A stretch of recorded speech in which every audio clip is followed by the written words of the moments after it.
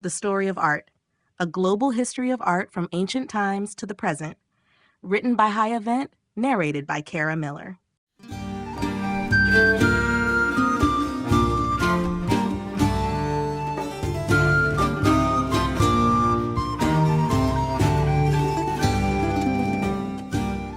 Chapter 1, The Dawn of Art. The origins of art trace back to the earliest days of human civilization, when prehistoric people first began expressing themselves through visual forms. Long before written language, art served as a means of communication, storytelling, and spiritual connection. Some of the earliest known examples of artistic expression include cave paintings, carvings, and small figurines, which offer insight into the beliefs, rituals, and daily lives of ancient peoples.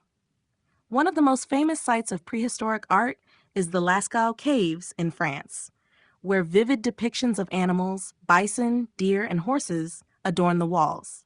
These paintings, dating back nearly 17,000 years, demonstrate a remarkable understanding of form, movement, and composition. While the exact purpose of these images remains unknown, many scholars believe they were tied to hunting rituals or early religious practices. Similarly, the Venus figurines, small carved statues of women found across Europe, suggest a deep reverence for fertility and life-giving forces. These early works highlight how art was intertwined with survival, spirituality, and social structure. As early civilizations emerged, art became more structured and symbolic. The ancient cultures of Mesopotamia, Egypt, and the Indus Valley developed artistic traditions that reflected their political, religious, and societal values. In Mesopotamia, cylinder seals and relief carvings depicted rulers and deities, reinforcing the divine authority of kings. Egyptian art, characterized by rigid, formulaic depictions of gods and pharaohs, served to maintain cosmic order and secure the afterlife. Monumental structures, such as the pyramids and the Sphinx, not only showcased architectural ingenuity, but also conveyed messages of power and eternity. Beyond these early civilizations, art flourished in diverse forms across the world. In China, intricate jade carvings and bronze vessels played significant roles in ancestral worship, while in the Americas, the Olmecs produced colossal stone heads, possibly representing rulers or deities. These early artworks reflected both local traditions and shared human concerns: identity, spirituality, and the need to leave a lasting mark on the world. Despite geographical and cultural differences, early art universally served as a bridge between the physical and the spiritual, the human and the divine. It provided a means of understanding the world and preserving history before the advent of written records. The dawn of art marked not just the beginning of human creativity, but also the foundation for all artistic movements that followed. It laid the groundwork for the ways in which art would continue to evolve, shaping civilizations, influencing ideologies, and capturing the essence of what it means to be human. The birth of art in prehistory. The origins of art stretch back tens of thousands of years, long before the rise of cities or written language. Prehistoric humans, driven by a need to communicate, express themselves, and make sense of the world around them, began creating visual representations of their experiences. The earliest known artworks, found in caves, on rock surfaces, and in small sculptures, reveal a deep connection between art and survival, spirituality, and community life. Among the most striking examples of prehistoric art are the cave paintings of Lascaux in France and Altamira in Spain. Dating back nearly 17,000 years, these detailed images of bison, deer, and horses showcase an impressive understanding of movement and anatomy. The artists used natural pigments like ochre, charcoal, and manganese, applying them with fingers, brushes made from animal hair, or even blowing pigment through hollow bones. While the precise purpose of these paintings remains uncertain, many scholars believe they were tied to hunting magic, shamanistic rituals, or early storytelling traditions. These images suggest that prehistoric humans viewed art as more than mere decoration. It had meaning, power, and a role in their survival. Beyond cave paintings, small sculptures and carvings from the Paleolithic era provide further evidence of early artistic expression. The Venus figurines, found across Europe and dating back as far as 30,000 years, are among the most famous. These small statues, often depicting exaggerated female forms with prominent hips and breasts, are thought to symbolize fertility, motherhood, or divine feminine power. Their widespread presence indicates that certain artistic symbols held significance across different groups, possibly reflecting shared beliefs or cultural exchanges. Rock engravings and petroglyphs, found on every continent, also offer insight into the early development of art. These carvings, etched into stone surfaces, often depict animals, human figures, and abstract symbols. In some cases, they may have served as early forms of communication or storytelling, recording important events, migrations, or spiritual experiences.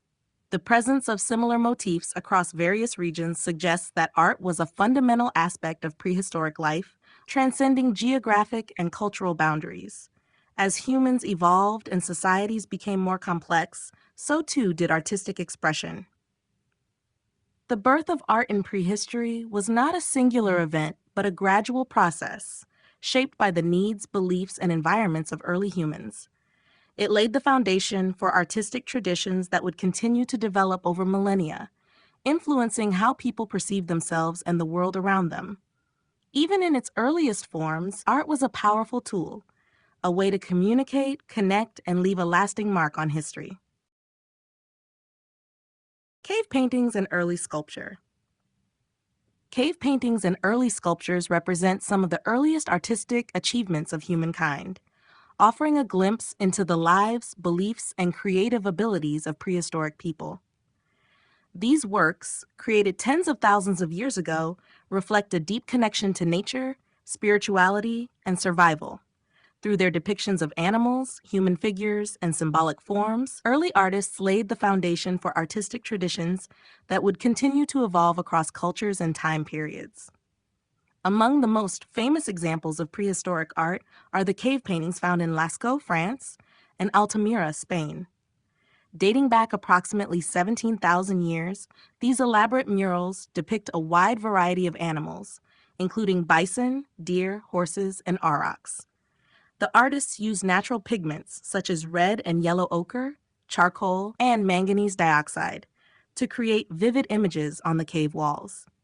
They employed various techniques, including finger painting, brushwork, and even blowing pigment through hollow bones to achieve shading and texture.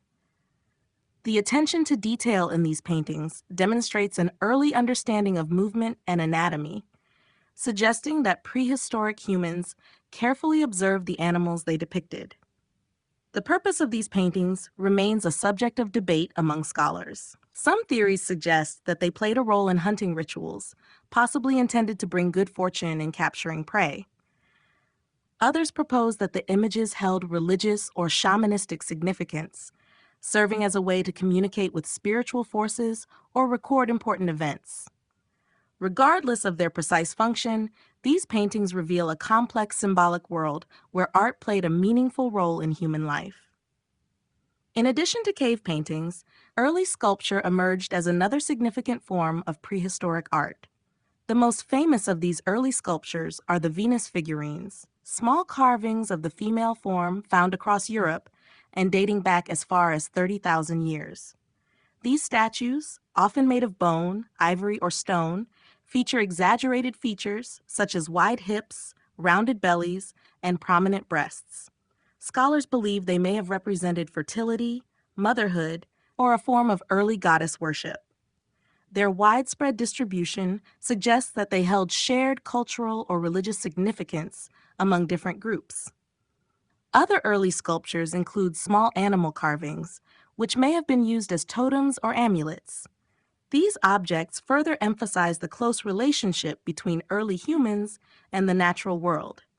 Whether painted on cave walls or carved into stone, these artistic creations provided a means of expression, communication, and connection to the forces that shaped prehistoric life. They mark the beginning of humanity's long artistic journey, demonstrating that even in the earliest stages of civilization, art was an essential part of human experience.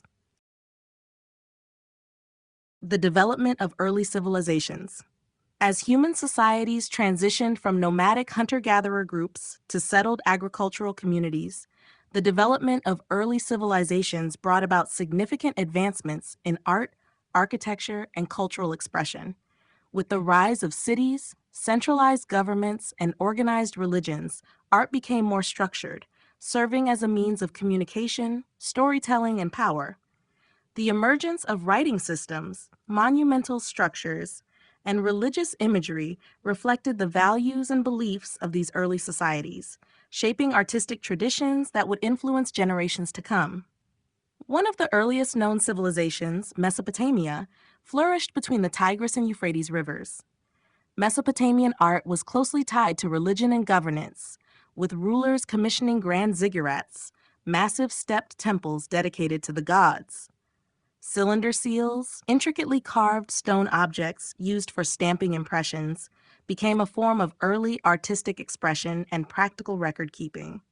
Relief sculptures depicting scenes of warfare, divine figures, and mythological stories adorned palace walls, reinforcing the authority of kings and their connection to the gods. In ancient Egypt, art played a central role in maintaining order and expressing religious beliefs. Pharaohs were depicted in rigid, idealized forms, emphasizing their divine status and eternal rule. Monumental architecture, such as the pyramids of Giza and the Great Sphinx, reflected both artistic and engineering mastery. Hieroglyphics, an early form of pictorial writing, combined images and symbols to document religious texts, royal decrees, and daily life. Egyptian art followed strict conventions, ensuring that visual representations remained consistent over centuries. The Indus Valley Civilization, centered around cities like Mohenjo-Daro and Harappa, also made significant artistic contributions. Their small yet sophisticated sculptures, including detailed terracotta figurines and intricate seals, suggest a society with a rich artistic culture. The seals, often depicting animals and mysterious script, may have had religious or commercial significance. Unlike Mesopotamia and Egypt, the art of the Indus Valley people lacked grand depictions of rulers or military conquests, hinting at a different social structure or set of values. Meanwhile, in ancient China, early dynasties such as the Shang and Zhou developed distinct artistic traditions. Bronze casting became a highly refined craft, producing ritual vessels adorned with intricate designs and inscriptions. Jade carvings, often associated with burial practices, reflected beliefs in the afterlife and the importance of ancestral worship. Calligraphy and early forms of painting began to emerge, laying the groundwork for China's enduring artistic heritage. As civilizations grew more complex, so too did their artistic expressions. Art became a means of legitimizing power, reinforcing religious beliefs, and preserving historical narratives. These early societies laid the foundation for artistic traditions that would continue to evolve, shaping the visual and cultural landscapes of the ancient world. Ancient Egypt and the role of art. Art played a fundamental role in ancient Egyptian civilization, serving as a means of communication, religious expression, and political propaganda. More than mere decoration, Egyptian art was deeply symbolic, governed by strict conventions that reinforced the divine order and the authority of rulers. From grand monuments to intricate tomb paintings, artistic expression in Egypt was closely tied to beliefs about the afterlife, the gods, and the eternal nature of the pharaoh's rule. One of the most striking aspects of Egyptian art is its consistency. For over 3,000 years, artists adhered to a formal style that emphasized order, symmetry, and clarity. Human figures were depicted in a standardized manner, heads and legs shown in profile, while torsos faced forward. This artistic convention, known as the composite view, ensured that all essential features were visible, reflecting the Egyptian desire for completeness and permanence. The size of a figure indicated its importance, with pharaohs and deities appearing significantly larger than ordinary people. Monumental architecture was one of the most enduring forms of Egyptian artistic achievement. The pyramids of Giza, built as grand tombs for the pharaohs, showcased both engineering mastery and religious devotion. These massive structures were designed to ensure the safe passage of rulers into the afterlife, reflecting the Egyptian belief in immortality. Temple complexes, such as Karnak and Luxor, were adorned with colossal statues, obelisks, and hieroglyphic inscriptions that celebrated the power of the gods and their earthly representatives, the pharaohs. Religious beliefs were central to Egyptian art, influencing everything from sculpture to painting and decorative objects. Tomb paintings and funerary art were designed to provide for the deceased in the afterlife, depicting scenes of daily life, offerings, and mythological journeys. The Book of the Dead, a collection of illustrated spells and prayers, guided the deceased through the challenges of the underworld. Statues of gods, often made of stone, gold, or wood, were placed in temples and tombs as sacred objects of devotion. Hieroglyphic writing, another artistic achievement, blended text and imagery to record religious texts, royal decrees, and historical events. These inscriptions, carved into temple walls, stelae, and sarcophagi, reinforced the divine authority of the pharaoh and preserved Egyptian culture for future generations. Even small objects, such as amulets and jewelry, carried symbolic meaning, offering protection and spiritual power. Egyptian art was not merely an aesthetic pursuit, but a crucial element of religious, political, and cultural life. It reinforced social hierarchies, immortalized rulers, and ensured the continuity of traditions. Through its carefully structured visual language, Egyptian art created a lasting legacy, influencing artistic traditions far beyond the borders of the ancient kingdom. Art and religion in early cultures. From the earliest human societies, art and religion have been deeply intertwined, serving as powerful tools for expressing spiritual beliefs, reinforcing social structures, and connecting individuals with the divine.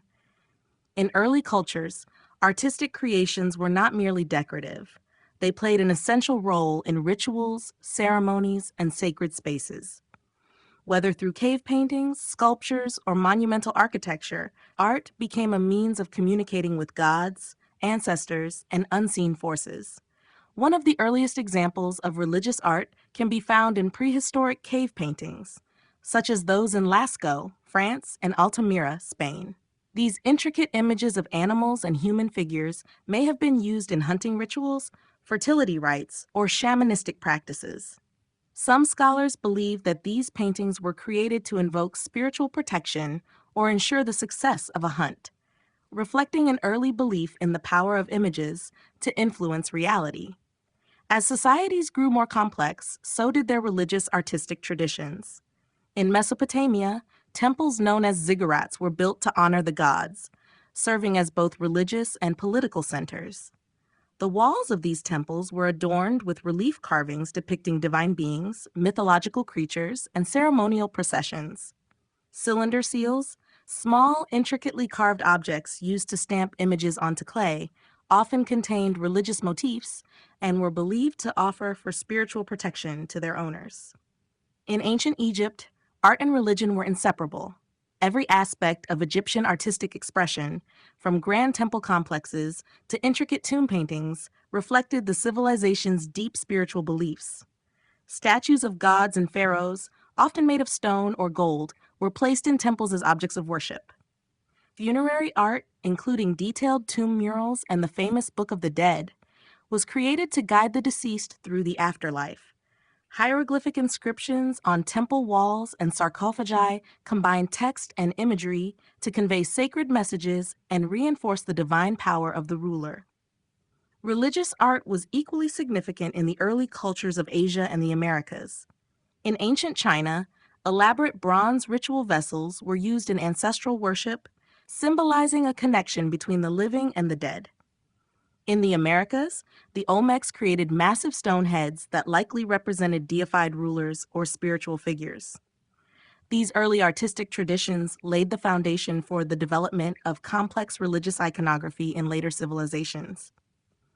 Art in early cultures was not just a means of storytelling, it was a bridge between the human and the divine. Through visual representation, people sought to understand their place in the universe, honor their deities, and ensure their spiritual well-being. This profound relationship between art and religion continues to shape artistic expression in societies around the world.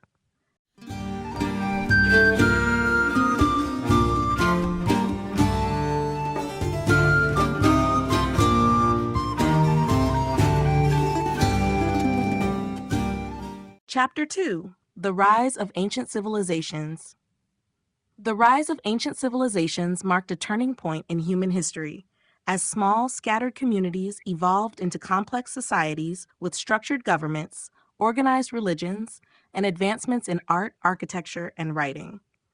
These early civilizations emerged in fertile river valleys, where access to water and resources allowed populations to grow and thrive. The development of agriculture and trade facilitated the expansion of cities, while religious and political institutions shaped cultural identity and artistic expression. Among the first great civilizations was Mesopotamia, located between the Tigris and Euphrates rivers. Often referred to as the cradle of civilization, Mesopotamia saw the rise of city-states such as Sumer, Akkad, Babylon, and Assyria.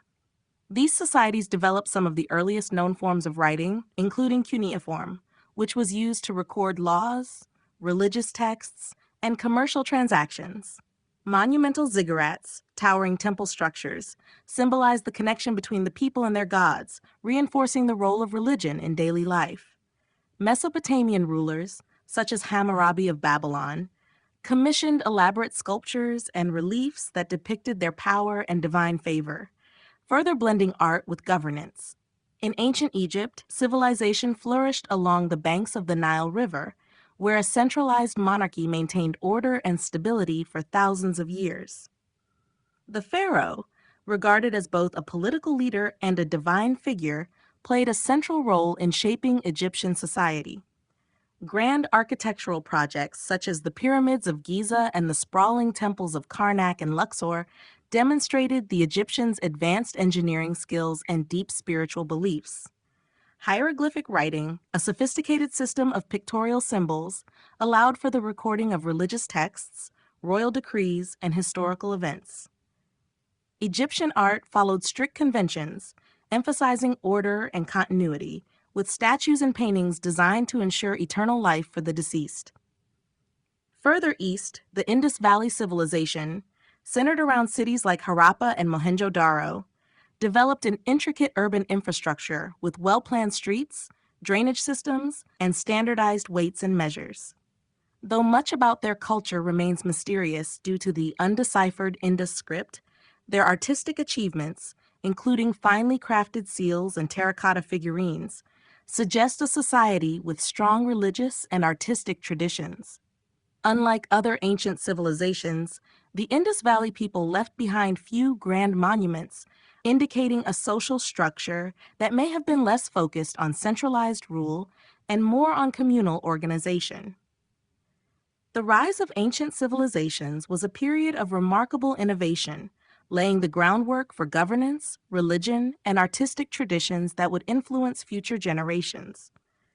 Through monumental architecture, intricate artwork, and early forms of writing, these societies established the foundations of human culture, leaving behind a legacy that continues to shape the modern world. Mesopotamian art and architecture.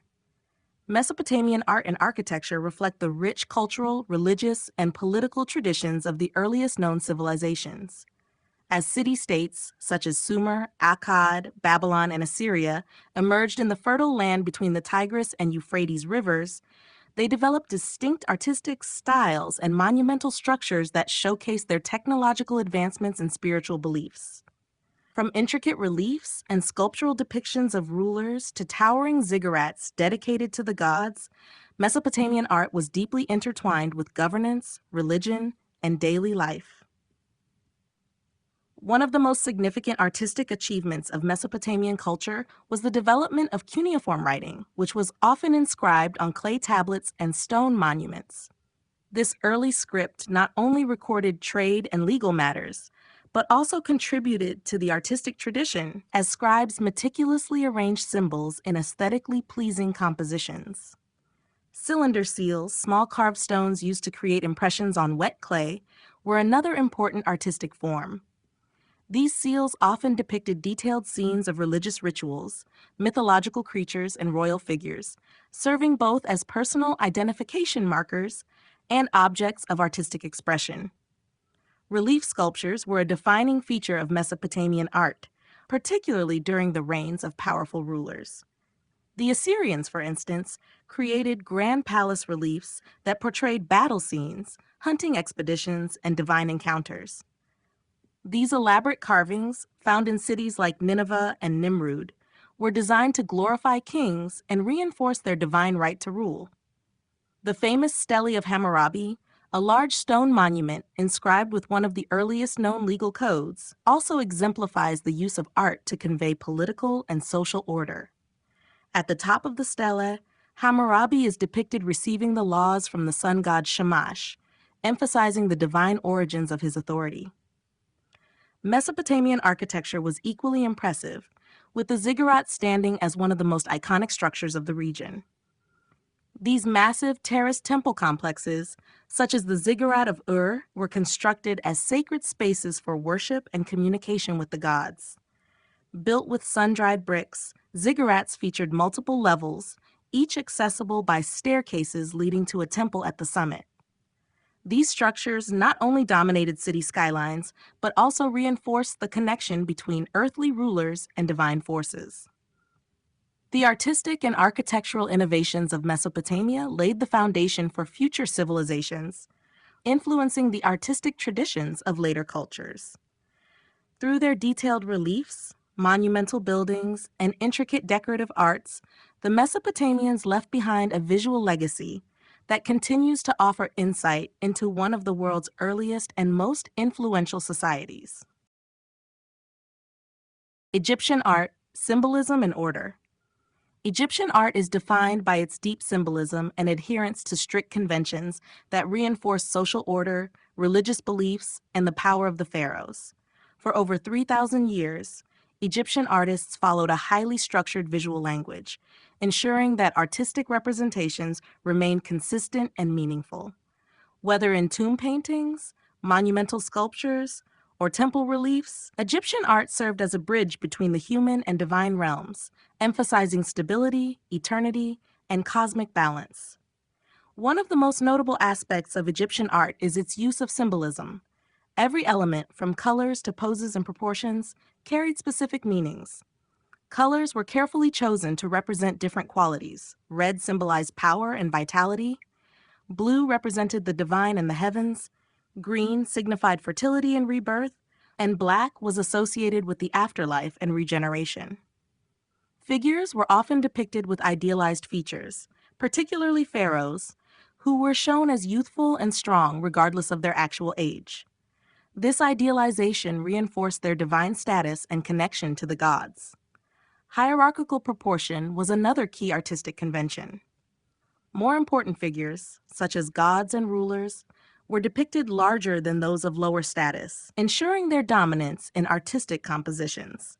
Servants, animals, and enemies were shown at much smaller scales, visually reinforcing social hierarchies.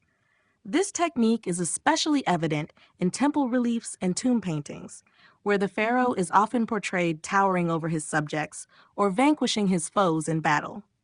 Egyptian art also maintained a highly formal and organized style, particularly in the depiction of the human figure. Artists followed a strict formula known as the composite view, where heads and legs were shown in profile while torsos faced forward. This approach ensured that all essential parts of the body were clearly visible and easily recognizable. The consistency of this style over millennia reflects the Egyptian emphasis on order and permanence, mirroring their religious belief in the unchanging nature of the universe.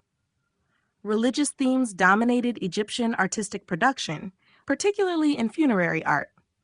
Tomb paintings and reliefs depicted scenes of daily life, ensuring that the deceased would continue to enjoy these activities in the afterlife. Statues of gods, often placed in temples and tombs, served as focal points of worship, while elaborate sarcophagi and death masks, such as the famous Golden Mask of Tutankhamun, were created to protect and honor the dead.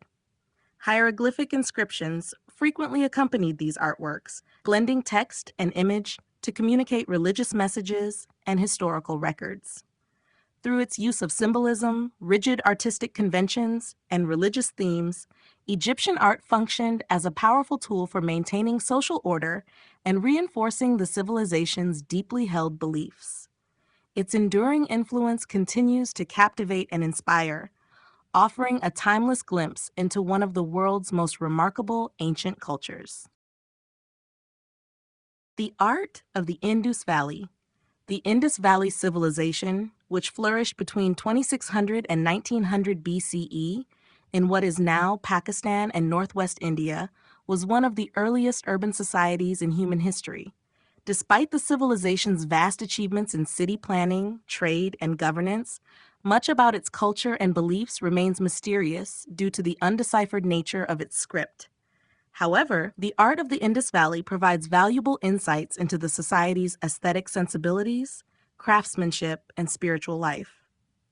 From intricately carved seals to finely crafted figurines, Indus Valley art reflects a highly developed artistic tradition that emphasized precision, symbolism, and sophistication.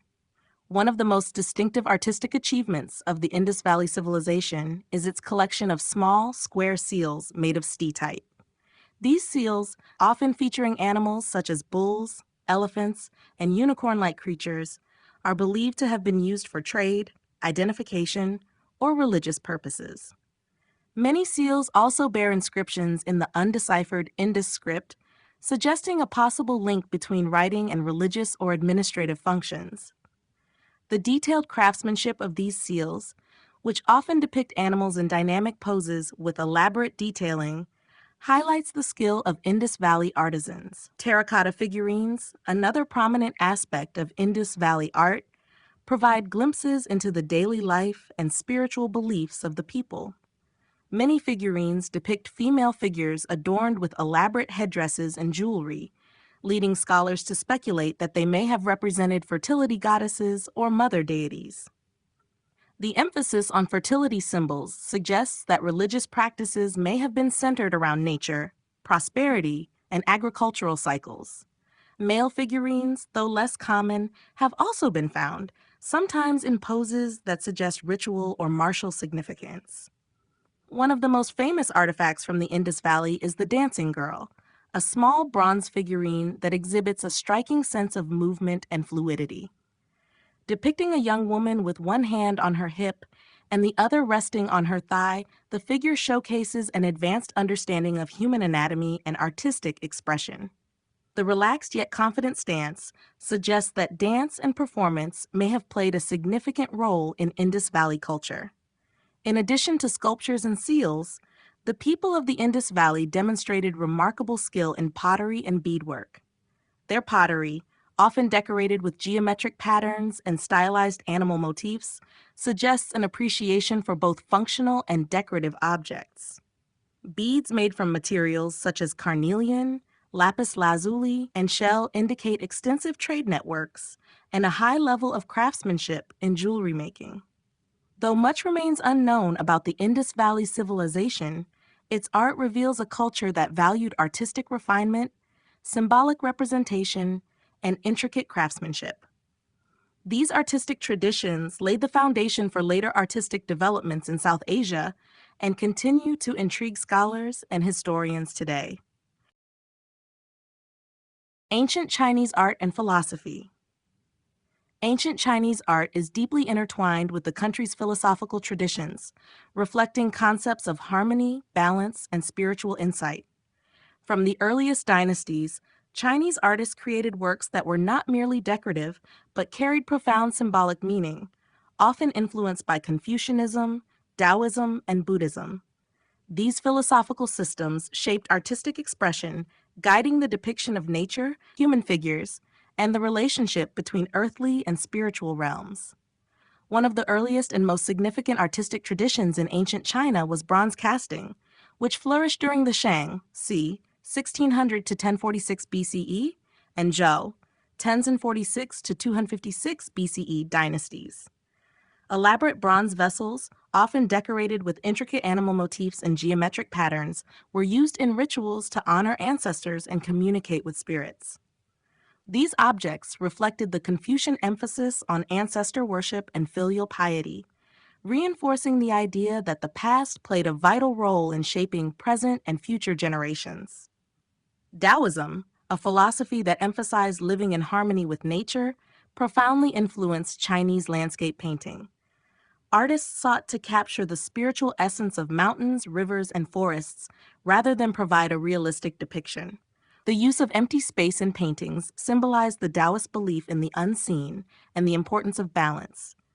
Calligraphy, another major artistic form, was considered a high art that embodied the writer's inner character. The fluid, expressive brushstrokes reflected Taoist ideals of spontaneity and natural flow. During the Han Dynasty, 206 BCE, 220 CE, Buddhist influences began to shape Chinese art, particularly in sculpture and painting. Buddhist cave temples, such as those at Dunhuang, were adorned with elaborate frescoes and statues that depicted celestial beings, bodhisattvas, and scenes from the life of Buddha. These works combined Indian artistic influences with traditional Chinese aesthetics, resulting in a distinctive style that emphasized serenity and enlightenment. The concept of balance, central to both Confucian and Buddhist teachings, was evident in the careful composition of these works. Porcelain and ceramics also became hallmarks of Chinese artistic achievement, with early examples dating back to the Tang Dynasty, 688 to 907 CE. The production of fine ceramics, particularly during the Song Dynasty, 960 to 1279 CE, reflected Confucian ideals of simplicity, refinement, and order. Elegant forms, muted glazes, and subtle decorations highlighted an appreciation for restraint and natural beauty. Ancient Chinese art was not just an expression of creativity, but a reflection of the civilization's deeply rooted philosophies. Through bronze work, calligraphy, landscape painting, and Buddhist sculpture, artists conveyed ideals of harmony, respect for tradition, and spiritual transcendence. These artistic and philosophical traditions continue to influence Chinese culture, leaving an enduring legacy that extends far beyond the ancient world. Pre-Columbian art in the Americas. Pre-Columbian art in the Americas encompasses the diverse artistic traditions of indigenous civilizations that flourished before the arrival of Europeans in the 15th and 16th centuries. Spanning regions from Mesoamerica to the Andes, these artistic expressions reflected complex societies, religious beliefs, and connections to nature and the cosmos. The art of the Maya, Aztec, Inca, and other pre-Columbian cultures was deeply symbolic, often serving as a means of communication with the divine, reinforcing social hierarchy, and commemorating historical events. One of the most remarkable aspects of pre-Columbian art is its emphasis on monumental architecture and sculpture. In Mesoamerica, civilizations such as the Olmec, Maya, and Aztec created massive stone structures, including pyramids, temples, and ball courts, which served both religious and political purposes. The Olmecs, often considered the mother culture of Mesoamerica, are best known for their colossal stone heads, which likely represented rulers or deities. These massive sculptures, carved from single basalt boulders, demonstrate the Olmecs' advanced artistic and engineering skills. The Maya civilization, c. 2000 BCE, 1500 CE, produced an extraordinary array of art, including intricate stone reliefs, painted ceramics, and elaborate codices filled with hieroglyphic writing. Their murals, such as those at Bonampak, depict scenes of royal ceremonies, warfare, and religious rituals in vibrant colors. The Maya also excelled in jade carving, creating exquisite figurines, masks, and jewelry that held spiritual significance. Jade, believed to possess life-giving properties, was often associated with the gods and the afterlife. The Aztecs, c. 1300-1521 CE, were prolific artists, creating massive stone sculptures, decorative codices, and elaborate featherwork. Their art was deeply intertwined with religion, featuring powerful deities such as Quetzalcoatl, the feathered serpent god, and Huitzilopochtli, the god of war. The famous sunstone, often mistakenly referred to as the Aztec calendar, is one of the most iconic works of pre-Columbian art. This intricately carved monolithic disc represents the Aztec cosmology, depicting their understanding of time, the gods, and the cycles of creation and destruction. In South America, the Inca civilization, c. 1400 to 1533 CE, demonstrated exceptional skill in architecture, metalwork, and textiles. Machu Picchu, the most famous Inca site, showcases their sophisticated stone-cutting techniques, with precisely fitted stones that required no mortar. Inca gold and silver objects, often crafted as religious offerings, reflected their reverence for the sun god Inti. Their textiles, woven from fine alpaca and vicuña wool, were among the most valued artistic expressions, used as symbols of status and tribute to the empire. Pre-Columbian art remains a testament to the ingenuity and spiritual depth of these ancient civilizations. Whether through monumental sculptures, intricate carvings, or masterfully crafted textiles, the artistic traditions of the Americas continue to inspire and inform the world's understanding of indigenous cultures.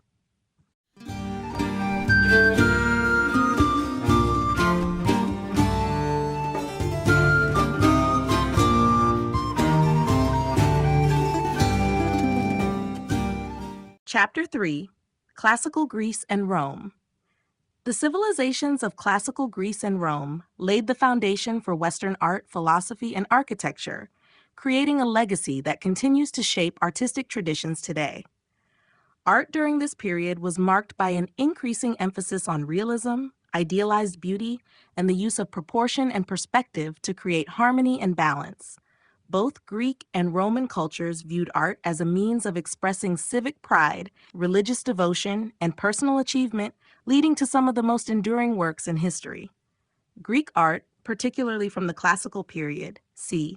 408 to 323 BCE, sought to represent the human form in its most perfected state. Sculptors such as Phidias, Polykleitos, and Praxiteles refined the depiction of anatomy, movement, and emotion in marble and bronze statues. Polykleitos developed a mathematical formula for ideal human proportions known as the canon, which influenced Greek sculpture for centuries.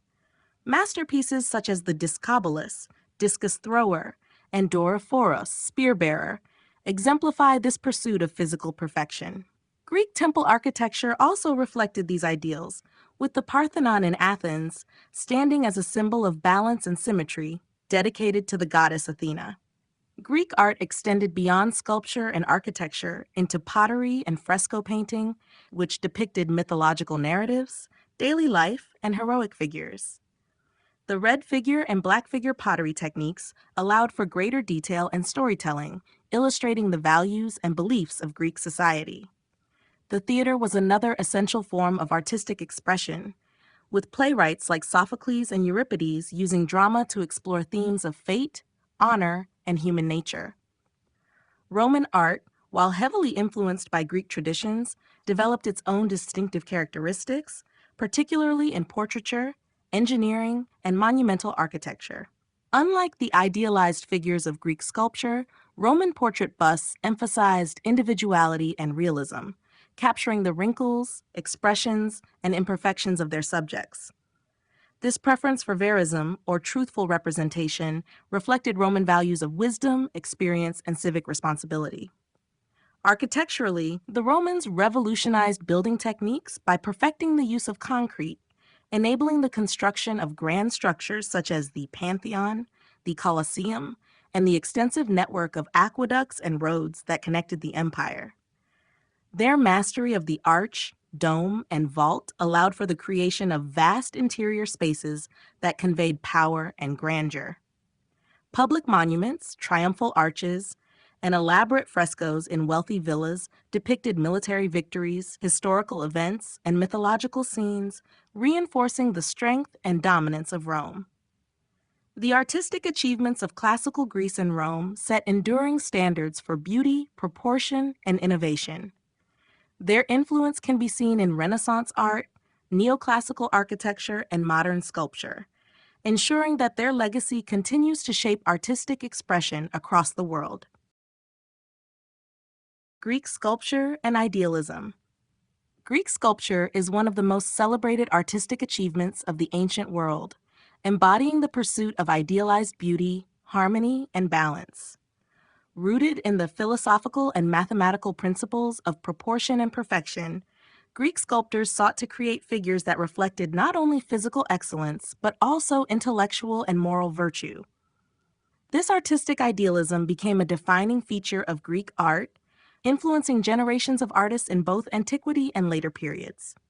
The development of Greek sculpture can be divided into three main periods: the Archaic, 700 to 480 BCE, Classical, c. 480 to 323 BCE, and Hellenistic, c. 323 to 31 BCE periods.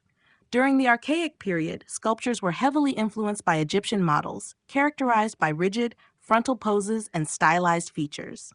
The Kouros, young male, and Kor, young female, statues of this time exhibited symmetrical proportions and a distinctive archaic smile, representing an early step toward naturalism.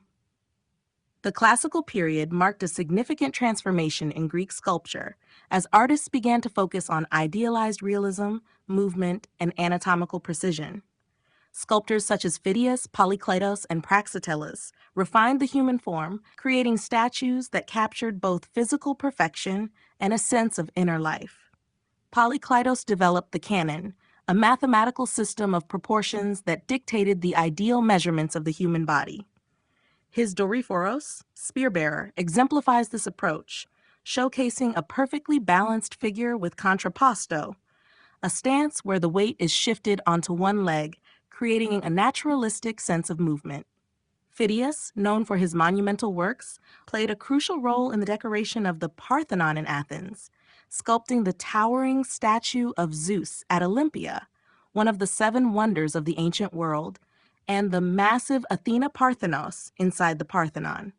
His sculptures emphasized grandeur and divine majesty, reinforcing the connection between art and religion in Greek culture. During the Hellenistic period, Greek sculpture became even more dynamic and expressive, moving beyond the restrained idealism of the classical era. Artists began depicting a wider range of emotions, dramatic movement, and intricate details, as seen in the Laocoon and His Sons, which captures the agony and struggle of its subjects with intense realism.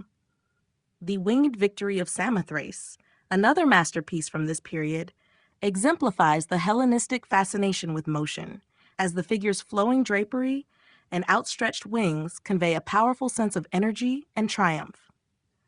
Greek sculpture's pursuit of idealism not only defined the artistic standards of its time, but also laid the foundation for future artistic movements, including the Renaissance and Neoclassicism.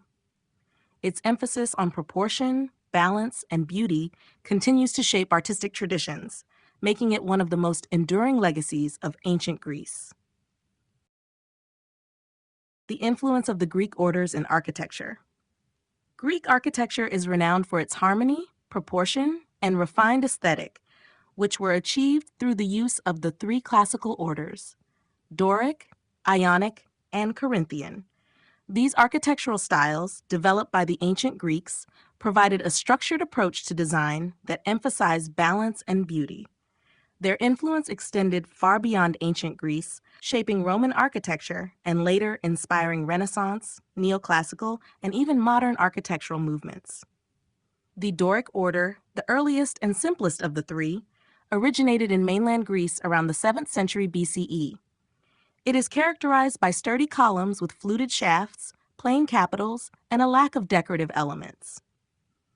The entablature above the columns featured a frieze with alternating triglyphs and metopes, often adorned with sculpted reliefs. The Parthenon in Athens, dedicated to Athena, is one of the most famous examples of Doric architecture. The solidity and simplicity of the Doric style conveyed strength and dignity, making it ideal for temples and public buildings. The Ionic order, which emerged in the eastern Greek islands in Asia Minor, introduced a more elegant and ornate style. Ionic columns are slender and feature fluted shafts, but their most distinguishing feature is the capital, which is adorned with volutes, graceful spiral scrolls. The entablature of the Ionic order is more elaborate than that of the Doric. often including decorative friezes with continuous sculptural reliefs. The Temple of Athena Nike on the Acropolis is a prime example of Ionic architecture. This order was often associated with learning and the arts, making it a preferred style for libraries, civic buildings, and smaller temples. The Corinthian order, the most decorative and intricate of the three, developed later and gained widespread popularity in the Hellenistic and Roman periods. Its columns feature slender proportions and capitals adorned with acanthus leaves and scrolls, creating a more elaborate and luxurious appearance. Though not widely used in Greek architecture, the Corinthian order was favored by the Romans, who incorporated it into grand structures such as the Pantheon in Rome. Its ornate design symbolized opulence and refinement, making it a frequent choice for monumental buildings and interiors. The legacy of the Greek architectural orders can be seen in countless structures worldwide. The principles of symmetry, proportion, and elegance established by the Greeks were adopted by Roman architects and later revived during the Renaissance and neoclassical movements. Today, elements of Doric, Ionic, and Corinthian styles continue to be incorporated into government buildings, museums, and memorials, demonstrating the enduring influence of Greek architectural ideals. Their legacy remains a testament to the ingenuity and artistic vision of ancient Greek civilization. Roman art, realism and innovation. Roman art is distinguished by its remarkable blend of realism and innovation, reflecting the empire's practical mindset, cultural diversity, and political ambitions. Unlike the idealized beauty of Greek art, Roman artists sought to capture reality with unflinching accuracy, emphasizing individual character, age, and experience. At the same time, their architectural and artistic advancements laid the foundation for many techniques that continue to influence modern art and design. One of the most defining aspects of Roman art was its commitment to realism, particularly in portrait sculpture. Unlike the Greeks, who often depicted idealized versions of the human form, Roman sculptors embraced verism, a style that emphasized the subject's true appearance, including wrinkles, scars, and other imperfections. This approach reflected Roman values of wisdom, experience, and civic duty, as seen in busts of elders and political figures. The famous bust of a Roman patrician exemplifies this stark realism, portraying a deeply wrinkled face that conveys authority and gravitas. In addition to portraiture, Roman art excelled in narrative relief sculpture, which was used to commemorate military victories and historical events. The Column of Trajan, for example, features a spiraling frieze depicting the emperor's military campaigns in intricate detail, showcasing Roman achievements in storytelling through art. These reliefs not only glorified Rome's power, but also served as historical records, illustrating battles, construction projects, and daily life. Roman innovation extended beyond sculpture into painting and mosaics, which adorned villas, temples, and public spaces. Frescoes from sites like Pompeii and Herculaneum reveal vibrant depictions of landscapes, mythology, and domestic life, often employing techniques such as linear perspective and chiaroscuro, the use of light and shadow to create depth. The Villa of the Mysteries in Pompeii contains some of the most striking examples of Roman wall paintings, depicting enigmatic religious rites with dramatic color and movement.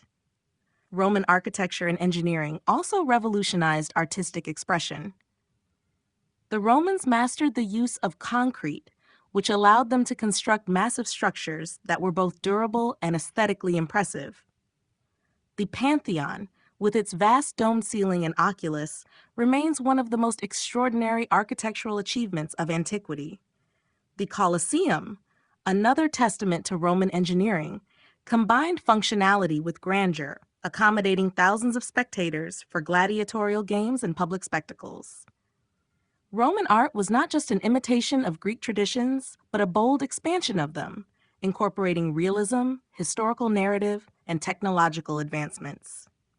Its influence persisted long after the fall of the empire, shaping Renaissance art, neoclassical architecture, and modern urban design.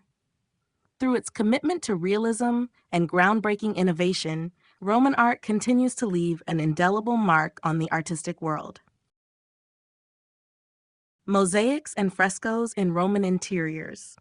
Mosaics and frescoes were essential elements of Roman interior design, transforming homes, public buildings, and religious spaces into vibrant and sophisticated environments.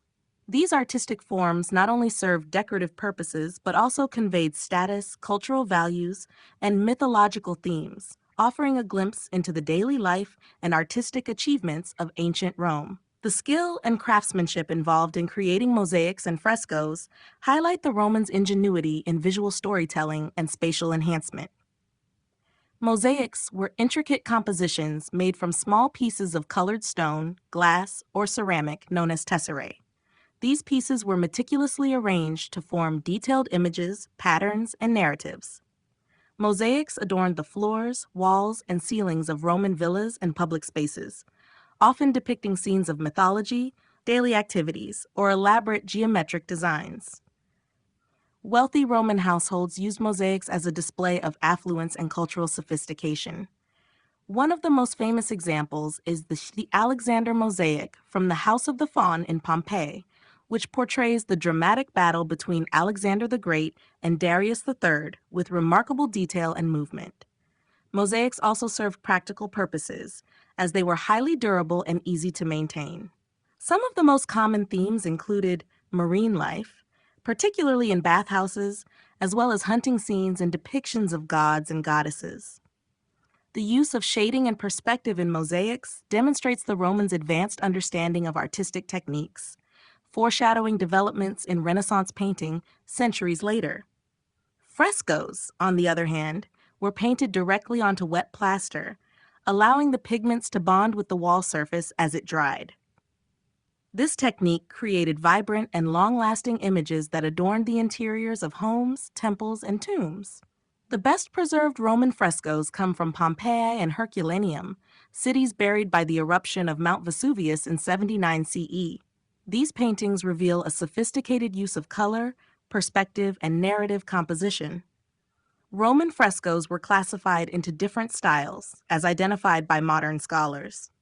The first style, incrustation style, imitated the appearance of expensive marble panels, while the second style, architectural style, created the illusion of three-dimensional spaces, often depicting columns, landscapes, and open vistas to make rooms appear larger.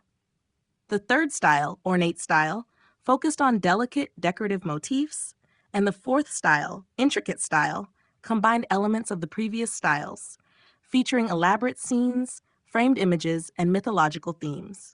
Both mosaics and frescoes played a crucial role in defining the aesthetics of Roman interiors. They provided not only decoration but also a reflection of Roman identity, beliefs, and daily life. These artistic techniques, refined and perfected by Roman artisans, influenced later periods, particularly during the Renaissance, and continue to inspire contemporary art and design. The legacy of Greek and Roman art. The artistic achievements of ancient Greece and Rome have left a lasting impact on the world, shaping the foundations of Western art, architecture, and aesthetics.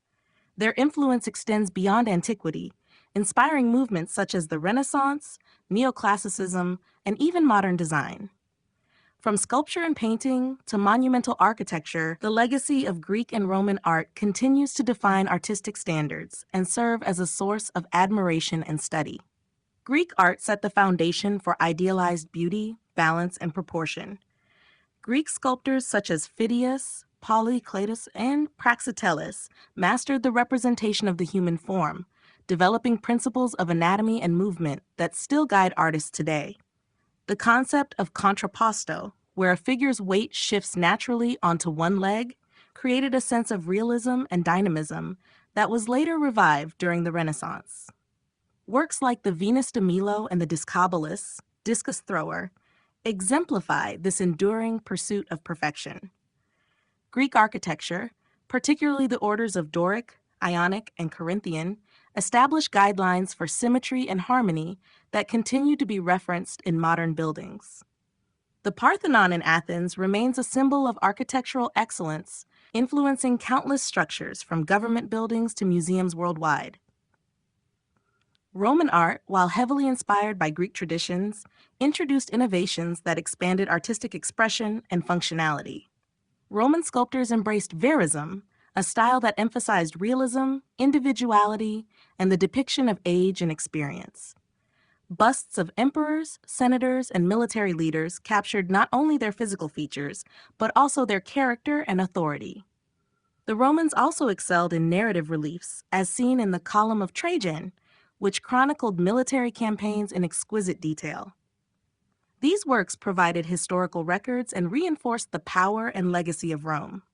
Architecturally, the Romans revolutionized construction with their use of concrete, arches, and domes, enabling the creation of vast, enduring structures.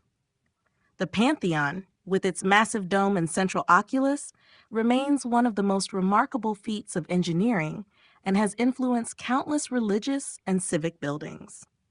The Colosseum, a marvel of design and efficiency, set the standard for large-scale public entertainment venues.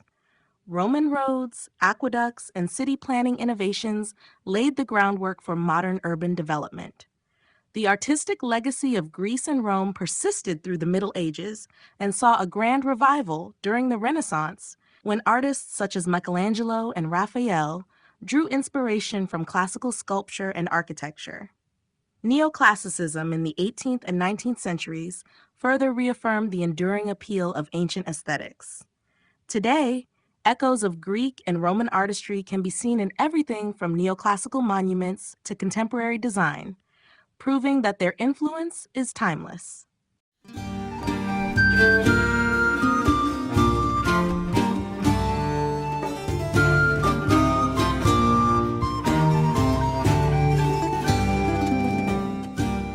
Chapter 4: The Middle Ages, Art and Faith.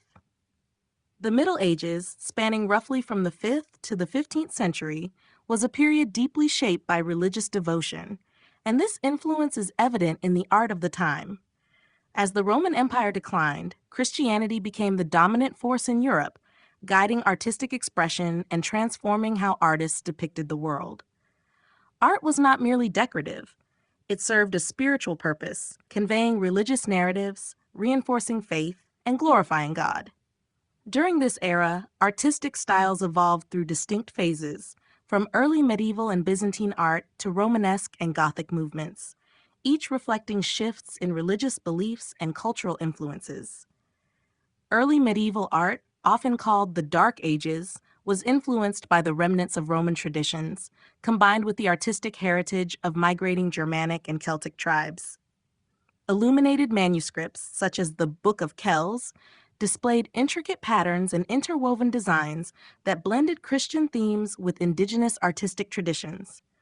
Metalwork and ivory carvings also flourished, often depicting biblical scenes in highly stylized forms.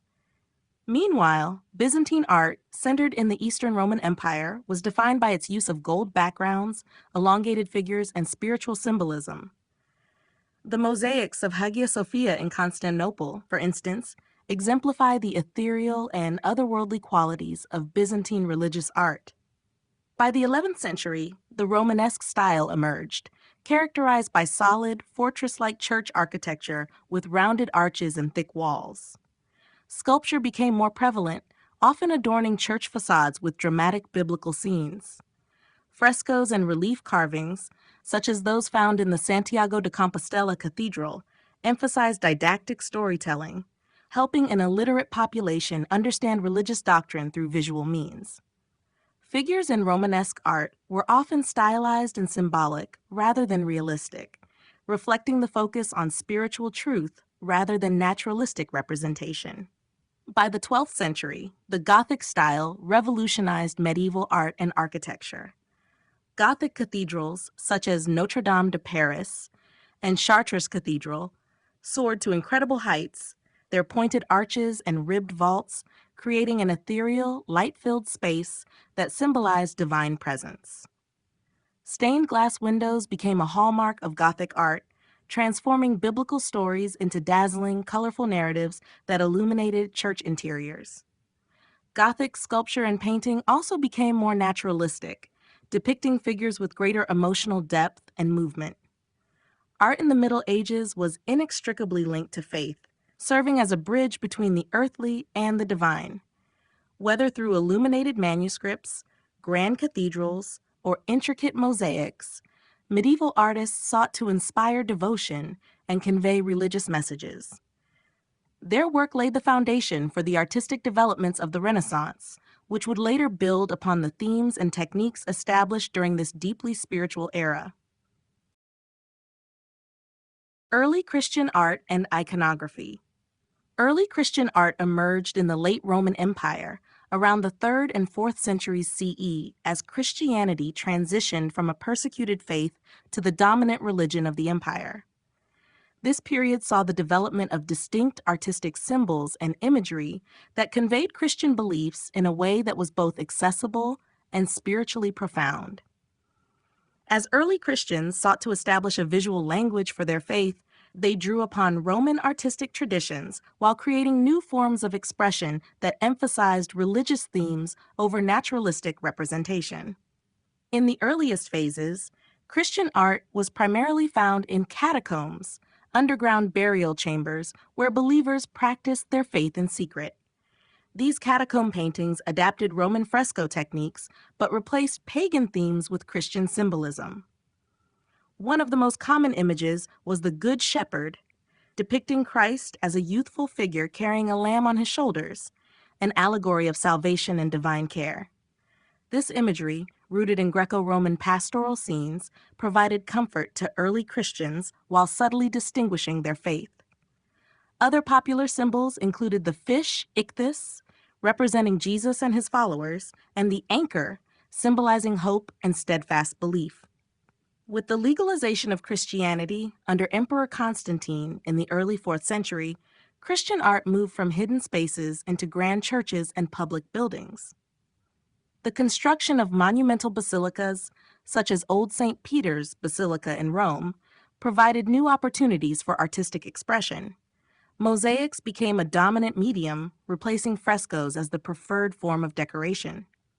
These mosaics often depicted Christ as a divine ruler, clad in imperial garments, seated on a throne, and surrounded by apostles or angels.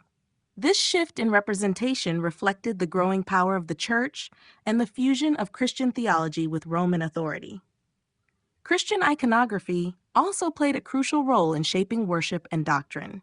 The chairo, an early Christogram formed by the Greek letters chi and ar, rho, became a powerful emblem of Christ's divinity. The cross, once a symbol of suffering, was gradually transformed into a sign of triumph and redemption. Depictions of the Virgin Mary, initially rare, became more prominent in later centuries, emphasizing her role as the mother of Christ and intercessor for believers. Early Christian art was not merely decorative, but served a didactic function, teaching the faithful about biblical stories and theological concepts through visual means. As Christianity spread, its art evolved, paving the way for the richly ornamented mosaics and icons of the Byzantine era. The legacy of early Christian iconography endures in churches, religious paintings, and devotional objects, preserving the artistic and spiritual heritage of the faith's formative years. Byzantine art and the Eastern Orthodox Church. Byzantine art, emerging from the Eastern Roman Empire, was deeply intertwined with the beliefs and traditions of the Eastern Orthodox Church. Spanning from the 4th century to the fall of Constantinople in 1453, this artistic tradition developed a distinct visual language that emphasized spirituality, divine majesty, and religious symbolism. Unlike the naturalism of Greco-Roman art, Byzantine art prioritized the representation of sacred figures in a stylized, otherworldly manner, reflecting the theological focus on the eternal rather than the earthly. One of the most significant aspects of Byzantine art was its extensive use of mosaics, which adorned the walls and domes of churches throughout the empire. These mosaics, made from small pieces of glass, stone, or gold, created luminous and ethereal compositions that symbolized divine presence. The interiors of Byzantine churches, such as the Hagia Sophia in Constantinople, featured breathtaking mosaics of Christ Pantocrator, the Virgin Mary, and saints, all rendered with solemn expressions and golden backgrounds. The use of gold symbolized the unearthly realm of heaven, reinforcing the spiritual atmosphere of Orthodox worship. Another defining feature of Byzantine art was iconography, the depiction of sacred figures in religious paintings known as icons. Icons played a central role in Eastern Orthodox devotion, serving as windows into the divine and as aids in personal and communal prayer. These images, often painted on wood panels, followed strict stylistic conventions, with elongated figures, frontal poses, and large, expressive eyes that emphasized spiritual presence over human realism. Some of the most famous Byzantine icons, such as the Virgin of Vladimir, conveyed deep emotion and theological meaning, illustrating the close connection between art and faith.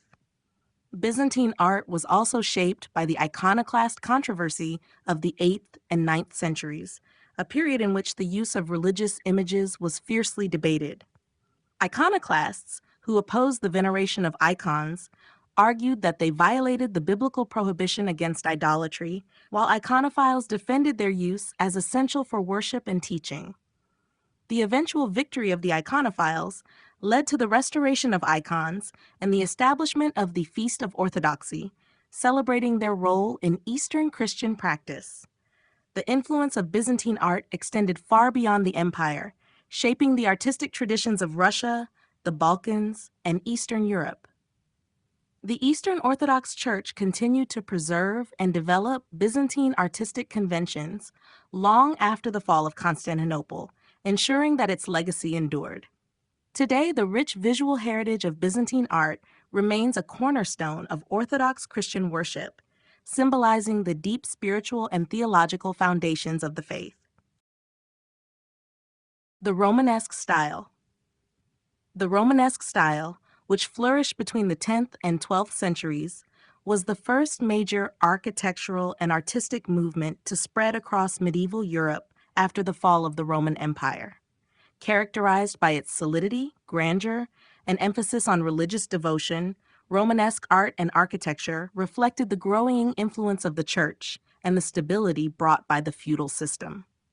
Inspired by the monumental structures of ancient Rome, this style combined elements of classical antiquity with new innovations suited to medieval religious and cultural needs.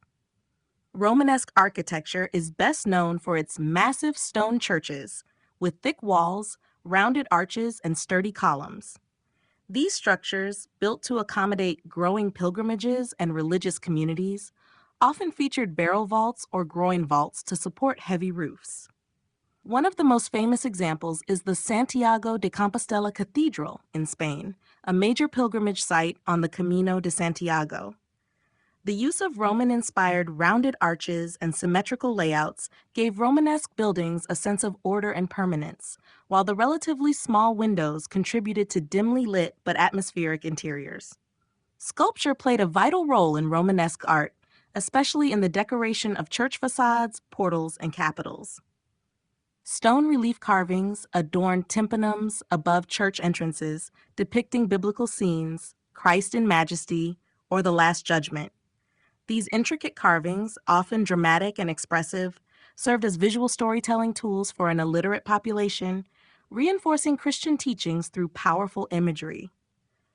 One of the most striking examples is the tympanum of the Autun Cathedral, sculpted by Gislibertus, which vividly portrays the weighing of souls and the torments of the damned with intense emotion and movement. Romanesque painting, though less well-preserved than its architectural and sculptural counterparts, was an important aspect of religious expression. Murals and frescoes covered the interiors of churches and monasteries, depicting biblical narratives in a bold, stylized manner.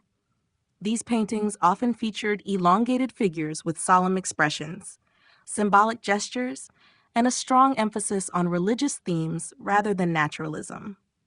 The use of bright colors and clear compositions made these works easily understandable to worshippers. Manuscript illumination also flourished during the Romanesque period, with monastic scribes creating elaborately decorated texts. The Winchester Bible and the St. Albans Psalter showcase the period's intricate detailing, rich colors, and religious symbolism. The Romanesque style laid the groundwork for the Gothic movement that followed, but its emphasis on grandeur, spirituality, and storytelling left a lasting impact on European art and architecture.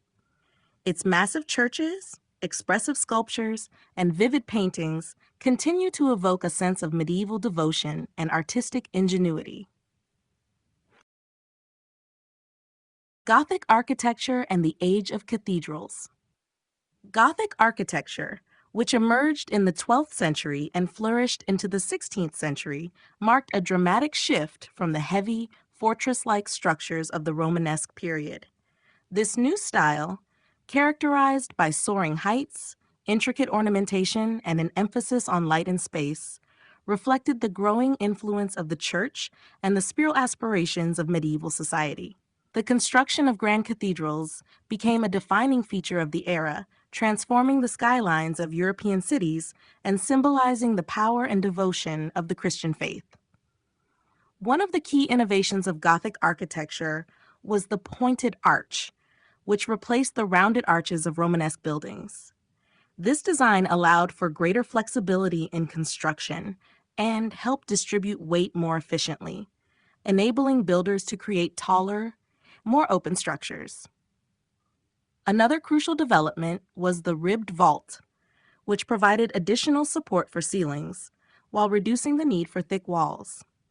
Combined with flying buttresses, external supports that counterbalance the weight of the roof, these elements allowed Gothic churches to reach unprecedented heights and incorporate large windows without compromising stability. The use of stained glass windows became one of the most distinctive and awe-inspiring features of Gothic cathedrals. These windows, often towering in size, depicted biblical scenes, saints, and intricate patterns in brilliant colors, transforming interiors into ethereal spaces filled with divine light. The rose window of Notre Dame de Paris and the stained glass of Chartres Cathedral are among the finest examples of this artistic achievement. The interplay of light and color within these sacred spaces was meant to evoke the presence of God and inspire religious devotion. Gothic cathedrals were also richly decorated with sculpture, serving both a decorative and didactic purpose. The facades, portals, and interiors were adorned with statues of saints, biblical figures, and intricate reliefs depicting scenes from the Bible. Gargoyles, often grotesque in appearance, functioned as both decorative elements and rainwater spouts, adding a unique and dramatic touch to these monumental buildings. Some of the most iconic Gothic cathedrals include Notre Dame de Paris, Amiens Cathedral, Chartres Cathedral, and Cologne Cathedral, each showcasing the grandeur and complexity of the style. These structures took decades, sometimes centuries, to complete, reflecting the immense dedication and resources invested in their construction. Gothic architecture not only transformed medieval cities, but also set the stage for future architectural advancements. Its emphasis on height, light, and intricate detail influenced later styles, including the Renaissance and Neo-Gothic revival of the 19th century. Today, Gothic cathedrals remain enduring symbols of faith, artistic achievement, and the ingenuity of medieval craftsmanship. Manuscripts and illuminations. During the Middle Ages, manuscripts and illuminations played a crucial role in preserving and transmitting knowledge, religious teachings, and artistic traditions. Before the invention of the printing press, books were painstakingly handcrafted by scribes and artists, primarily within monasteries.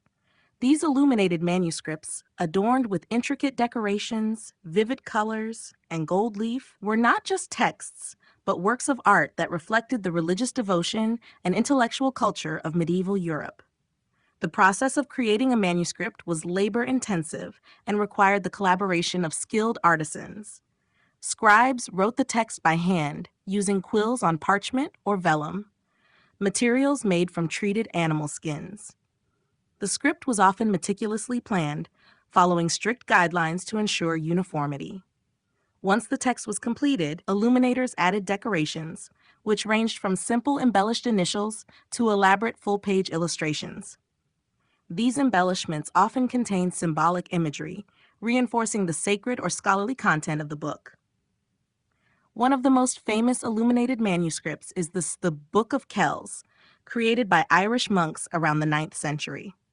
This masterpiece features highly detailed interwoven designs, biblical scenes, and vibrant depictions of animals and human figures. The meticulous craftsmanship and ornate lettering exemplify the artistic sophistication of medieval monastic communities. Another notable work, the Lindisfarne Gospels, produced in England during the early 8th century, combines Anglo-Saxon and Celtic artistic influences with intricate patterns and decorative borders framing the sacred text. Religious texts such as Bibles, psalters, collections of psalms, and prayer books were among the most common illuminated manuscripts. However, secular works, including scientific treatises, legal documents, and literary works, were also illuminated, particularly in later centuries as the demand for books grew beyond monastic circles. The rise of universities in the 12th and 13th centuries led to an increased production of scholarly manuscripts, often featuring detailed marginal illustrations that provided commentary or humor. Gold leaf was frequently used in illuminations to enhance their brilliance and create a sense of divine presence. The shimmering effect of gold, combined with deep blues, reds, and greens, made these manuscripts not only visually stunning, but also valuable treasures. Many were commissioned by wealthy patrons, royalty, and the church, showcasing the prestige and power associated with such works. With the advent of the printing press in the 15th century, illuminated manuscripts gradually declined in production, but their legacy endured. Today, these manuscripts provide insight into medieval artistry, religious devotion, and the intellectual life of the past, preserving the intricate craftsmanship and storytelling that defined an era.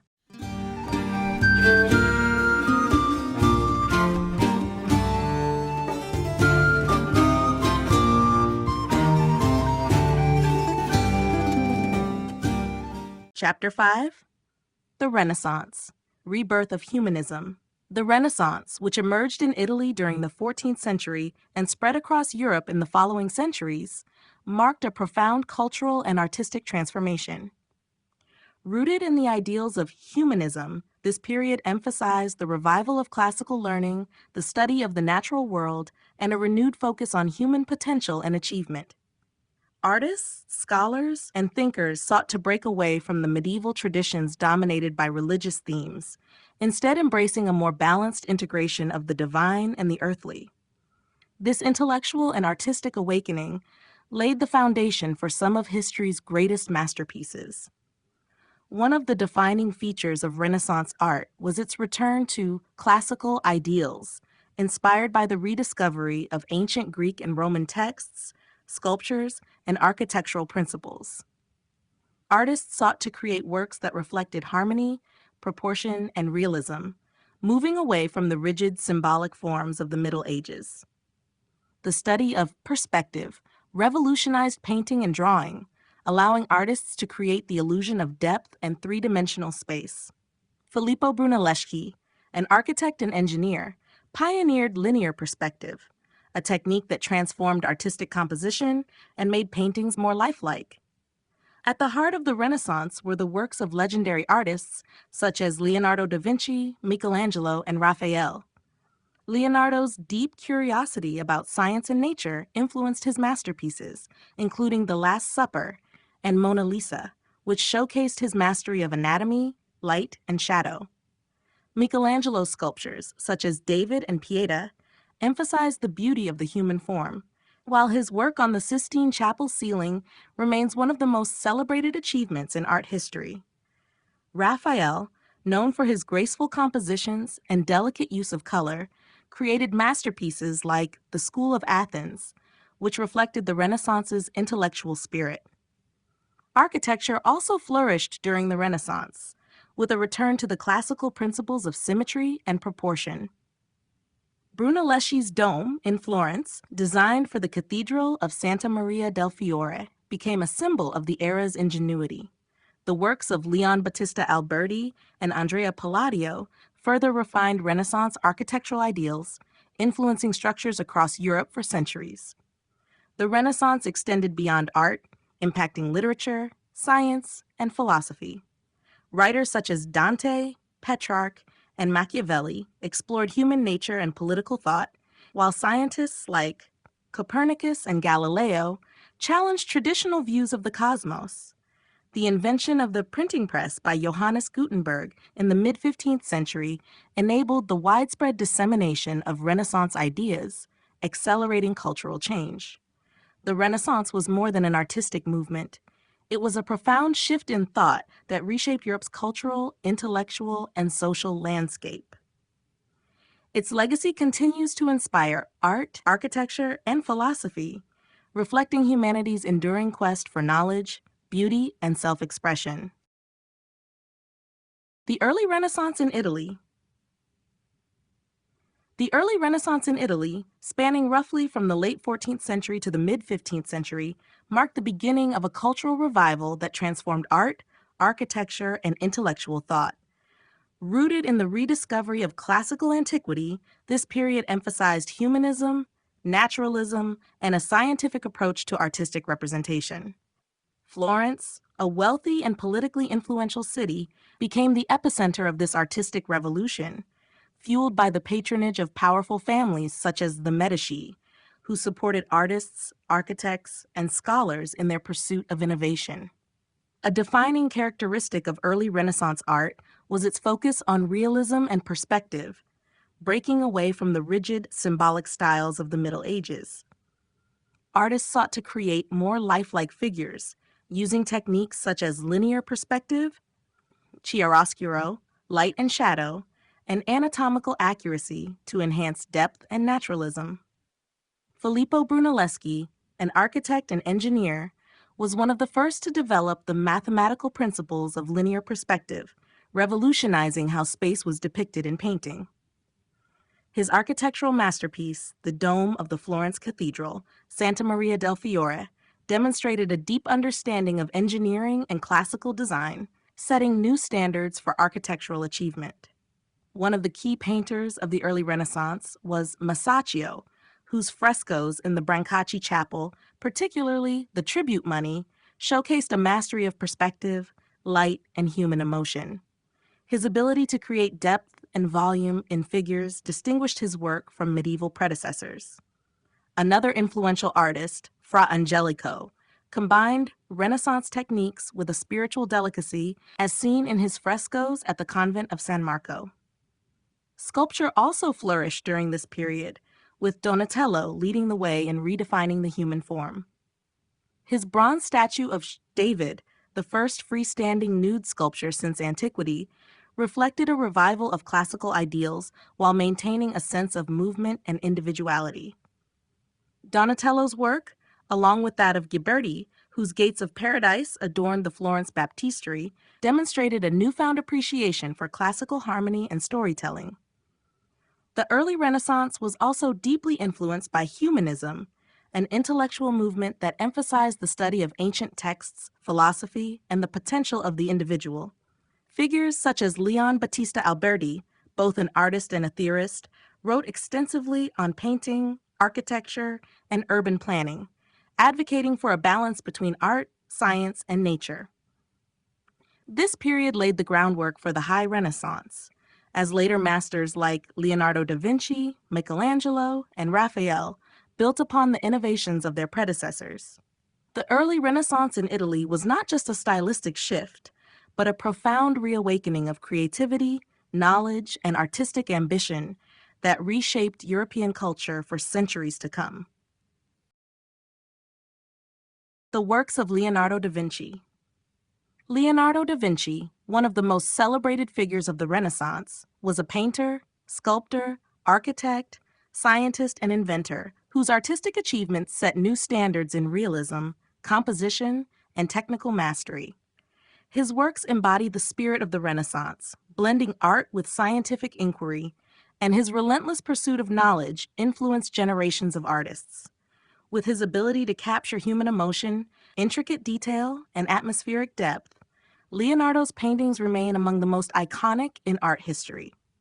One of his most famous works, The Last Supper, painted between 1495 and 1498 for the refectory of the convent of Santa Maria delle Grazie in Milan, is a masterpiece of composition and psychological depth.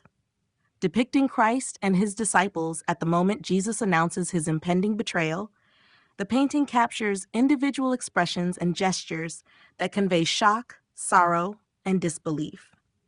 Leonardo's use of linear perspective draws the viewer's eye toward Christ at the center, reinforcing the narrative's spiritual and emotional weight. The innovative technique of painting on a dry wall rather than using traditional fresco methods, however, led to the painting's rapid deterioration, though restoration efforts have preserved its impact. Another of Leonardo's most renowned works is Mona Lisa, painted between 1503 and 1506 and now housed in the Louvre Museum. This portrait of a woman, widely believed to be Lisa Gherardini, exemplifies Leonardo's mastery of sfumato, a technique that creates soft transitions between tones and colors, lending the painting its lifelike quality. The enigmatic expression of the subject, combined with the subtle interplay of light and shadow, has made Mona Lisa one of the most analyzed and admired paintings in history. Leonardo's fascination with anatomy and movement is evident in Vitruvian Man, a drawing that explores human proportions based on the writings of the ancient Roman architect Vitruvius. This work illustrates his deep interest in the connection between science and art, emphasizing balance, harmony, and mathematical precision in the human form. In Virgin of the Rocks, painted around 1483 to 1486, Leonardo demonstrates his ability to create depth and naturalistic landscapes. The carefully arranged figures, delicate lighting, and rocky background contribute to the mystical and serene atmosphere of the painting. Beyond painting, Leonardo's extensive notebooks reveal groundbreaking studies in anatomy, engineering, and aerodynamics, demonstrating his insatiable curiosity and innovative thinking. His artistic and scientific pursuits were deeply intertwined, making him not just a master painter, but a visionary whose influence extends far beyond the realm of art. His works continue to captivate audiences, standing as timeless representations of the Renaissance ideal of merging art and intellect. Michelangelo and the Sistine Chapel. Michelangelo Buonarroti, one of the greatest artists of the Renaissance, left an indelible mark on art history with his awe-inspiring frescoes in the Sistine Chapel. Commissioned by Pope Julius II in 1508, the ceiling of the chapel in Vatican City stands as one of the most remarkable artistic achievements of all time. Though initially reluctant to take on the project, considering himself more of a sculptor than a painter, Michelangelo ultimately transformed the chapel into a masterpiece that continues to captivate audiences centuries later. The ceiling, completed between 1508 and 1512, is a monumental work depicting scenes from the Book of Genesis, including the creation of Adam, the separation of light from darkness, and the Great Flood. Spanning over 5,000 square feet, the frescoes showcase Michelangelo's masterful understanding of human anatomy, movement, and composition. His figures, imbued with dramatic energy and emotion, display the muscular sculptural quality characteristic of his style. The creation of Adam, one of the most iconic images in Western art, captures the moment God reaches out to give life to Adam, symbolizing divine connection and human potential. Painting the ceiling was a physically grueling process for Michelangelo. Working on scaffolding high above the chapel floor, he endured years of back-breaking labor, often lying on his back to apply the frescoes. His letters reveal his frustration and exhaustion, yet his commitment to the project never wavered. His ability to create a sense of grandeur and movement, combined with his meticulous attention to detail, resulted in a visual narrative of unparalleled power. Nearly 25 years after completing the ceiling, Michelangelo was called back to the Sistine Chapel to paint the Last Judgment on the altar wall. Unveiled in 1541, this dramatic and intensely expressive fresco depicts Christ's second coming and the final judgment of souls. The dynamic composition, with swirling figures of the saved and the damned, reflects Michelangelo's later style, which became more emotional and complex. The work sparked controversy due to its depiction of nude figures, leading to later modifications that covered certain details.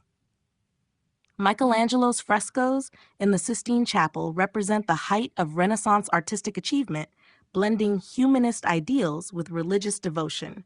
His unparalleled skill in rendering the human form, combined with his ability to convey profound spiritual themes, solidified his legacy as one of the greatest artists of all time. The Sistine Chapel remains a testament to his genius, attracting millions of visitors who continue to marvel at its breathtaking beauty and timeless significance. The High Renaissance and the Rise of Perspective.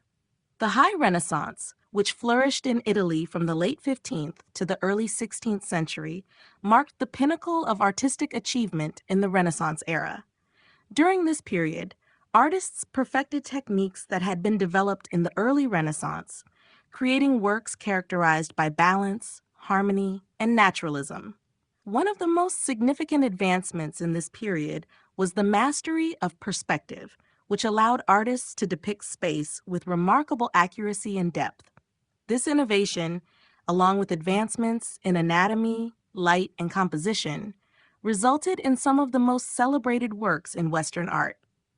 Perspective had first been explored in the early Renaissance, but it was in the High Renaissance that artists such as Leonardo da Vinci, Raphael, and Michelangelo refined its use to create a more immersive and realistic sense of space. Linear perspective, based on mathematical principles, enabled artists to construct images with a vanishing point that created the illusion of depth. Aerial perspective, another technique perfected in this period, involved the use of light, color, and atmospheric effects to suggest distance, making backgrounds appear more natural. Leonardo da Vinci, a pioneer in both science and art, demonstrated his mastery of perspective in works such as The Last Supper, where he used converging lines to direct the viewer's eye toward Christ at the center of the composition. His careful study of light and shadow, known as chiaroscuro, enhanced the three-dimensionality of figures, making them appear more lifelike. Raphael, another master of the High Renaissance, showcased perspective in his grand fresco, The School of Athens, painted for the Vatican. The composition, which depicts ancient philosophers such as Plato and Aristotle, is structured using linear perspective, with classical architecture framing the scene. The careful arrangement of figures and the illusion of deep space create a sense of order and intellectual grandeur, reflecting the ideals of the Renaissance. Michelangelo, though primarily known for his sculpture and fresco work, also demonstrated a deep understanding of perspective in his architectural designs. His work on St. Peter's Basilica in Rome incorporated principles of spatial depth, emphasizing grandeur and symmetry. The rise of perspective in the High Renaissance transformed art, allowing for more dynamic compositions and realistic depictions of the human figure and environment. This period set the standard for artistic excellence, influencing generations of artists and establishing a foundation for later movements such as Baroque and Neoclassicism.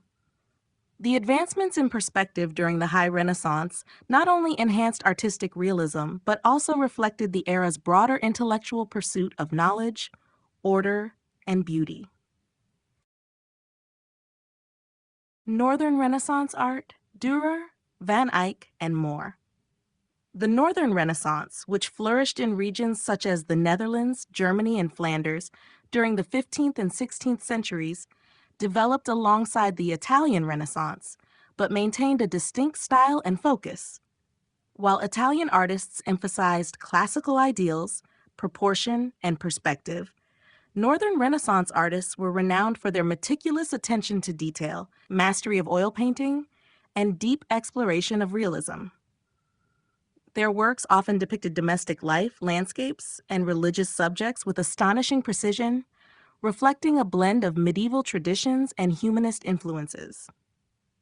One of the most important figures of the Northern Renaissance was Jan van Eyck, a Flemish painter credited with advancing the use of oil paint to achieve unprecedented depth and realism. His masterpiece, the Arnolfini portrait, demonstrates his extraordinary skill in rendering textures, light, and reflections. The intricate details of the bride's gown, the chandelier, and even the convex mirror in the background highlight Van Eyck's ability to capture the material world with stunning clarity. His religious paintings, such as the Gent altarpiece, reveal a similar dedication to lifelike detail and complex symbolism, making his work some of the most celebrated in Northern European art. In Germany, Albrecht Dürer became one of the most influential artists of the Northern Renaissance, blending Northern realism with Italian Renaissance ideals. A master printmaker, painter, and theorist, Dürer was fascinated by nature, mathematics, and human anatomy. His engravings, such as Melancholia Thun and Night, Death, and the Devil, showcase his technical mastery and intellectual depth.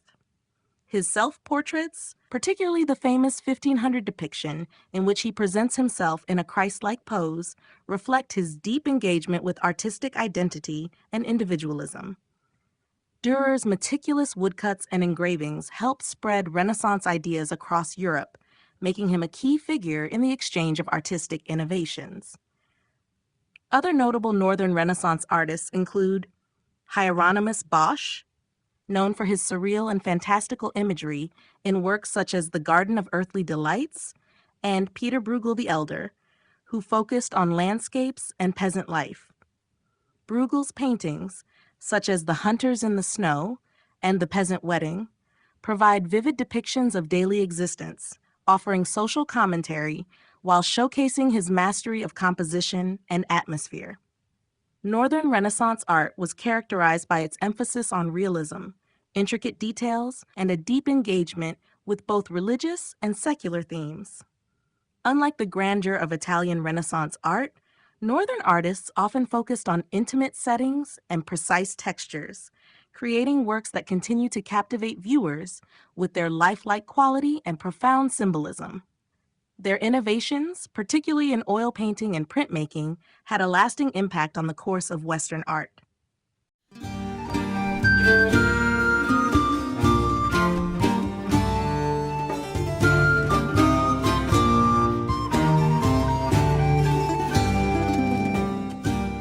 Chapter 6, the Baroque and Rococo periods. The Baroque and Rococo periods, spanning from the late 16th to the 18th century, marked a dramatic shift in artistic expression, emphasizing grandeur, movement, and ornate decoration.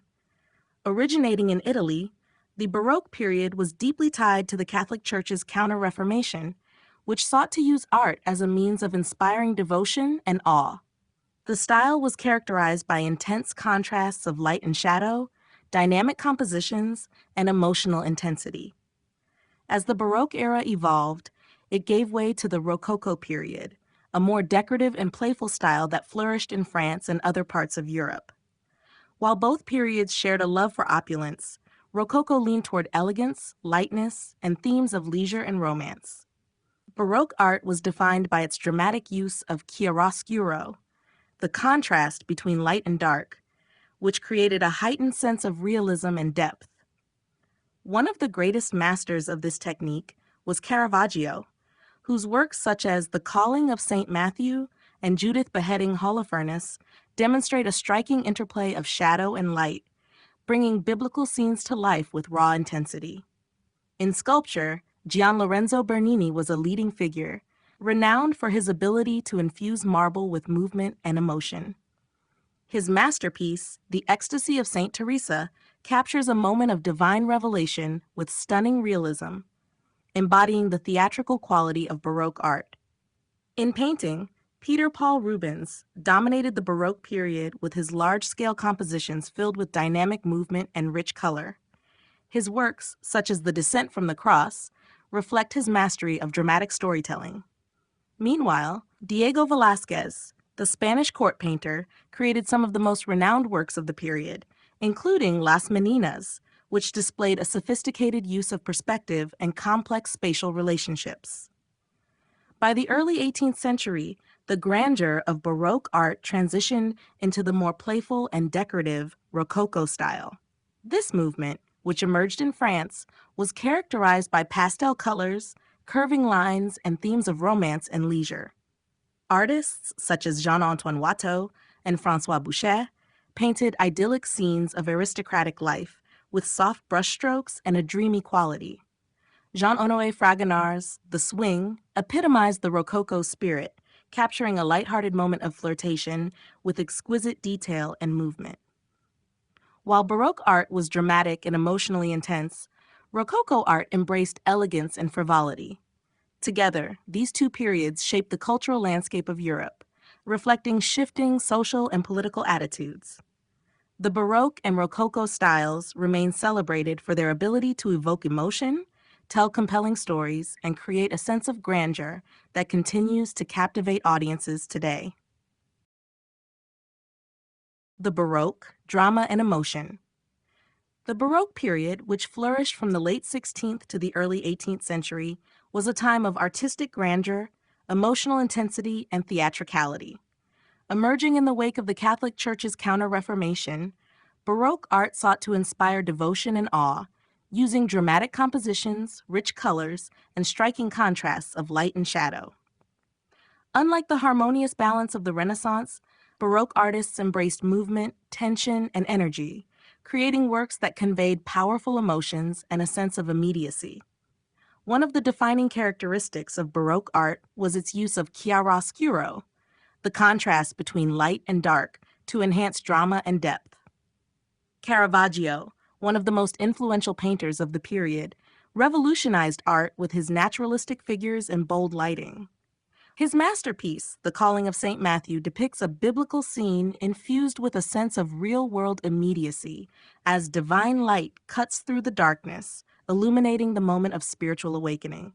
His unflinching realism and psychological depth made his works profoundly impactful. Sculpture during the Baroque era also reflected this dramatic intensity.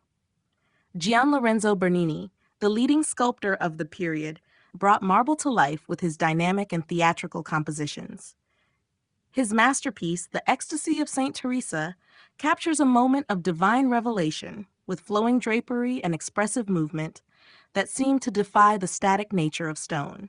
Bernini's ability to convey emotion and energy set the standard for Baroque sculpture, making his work some of the most revered of the era.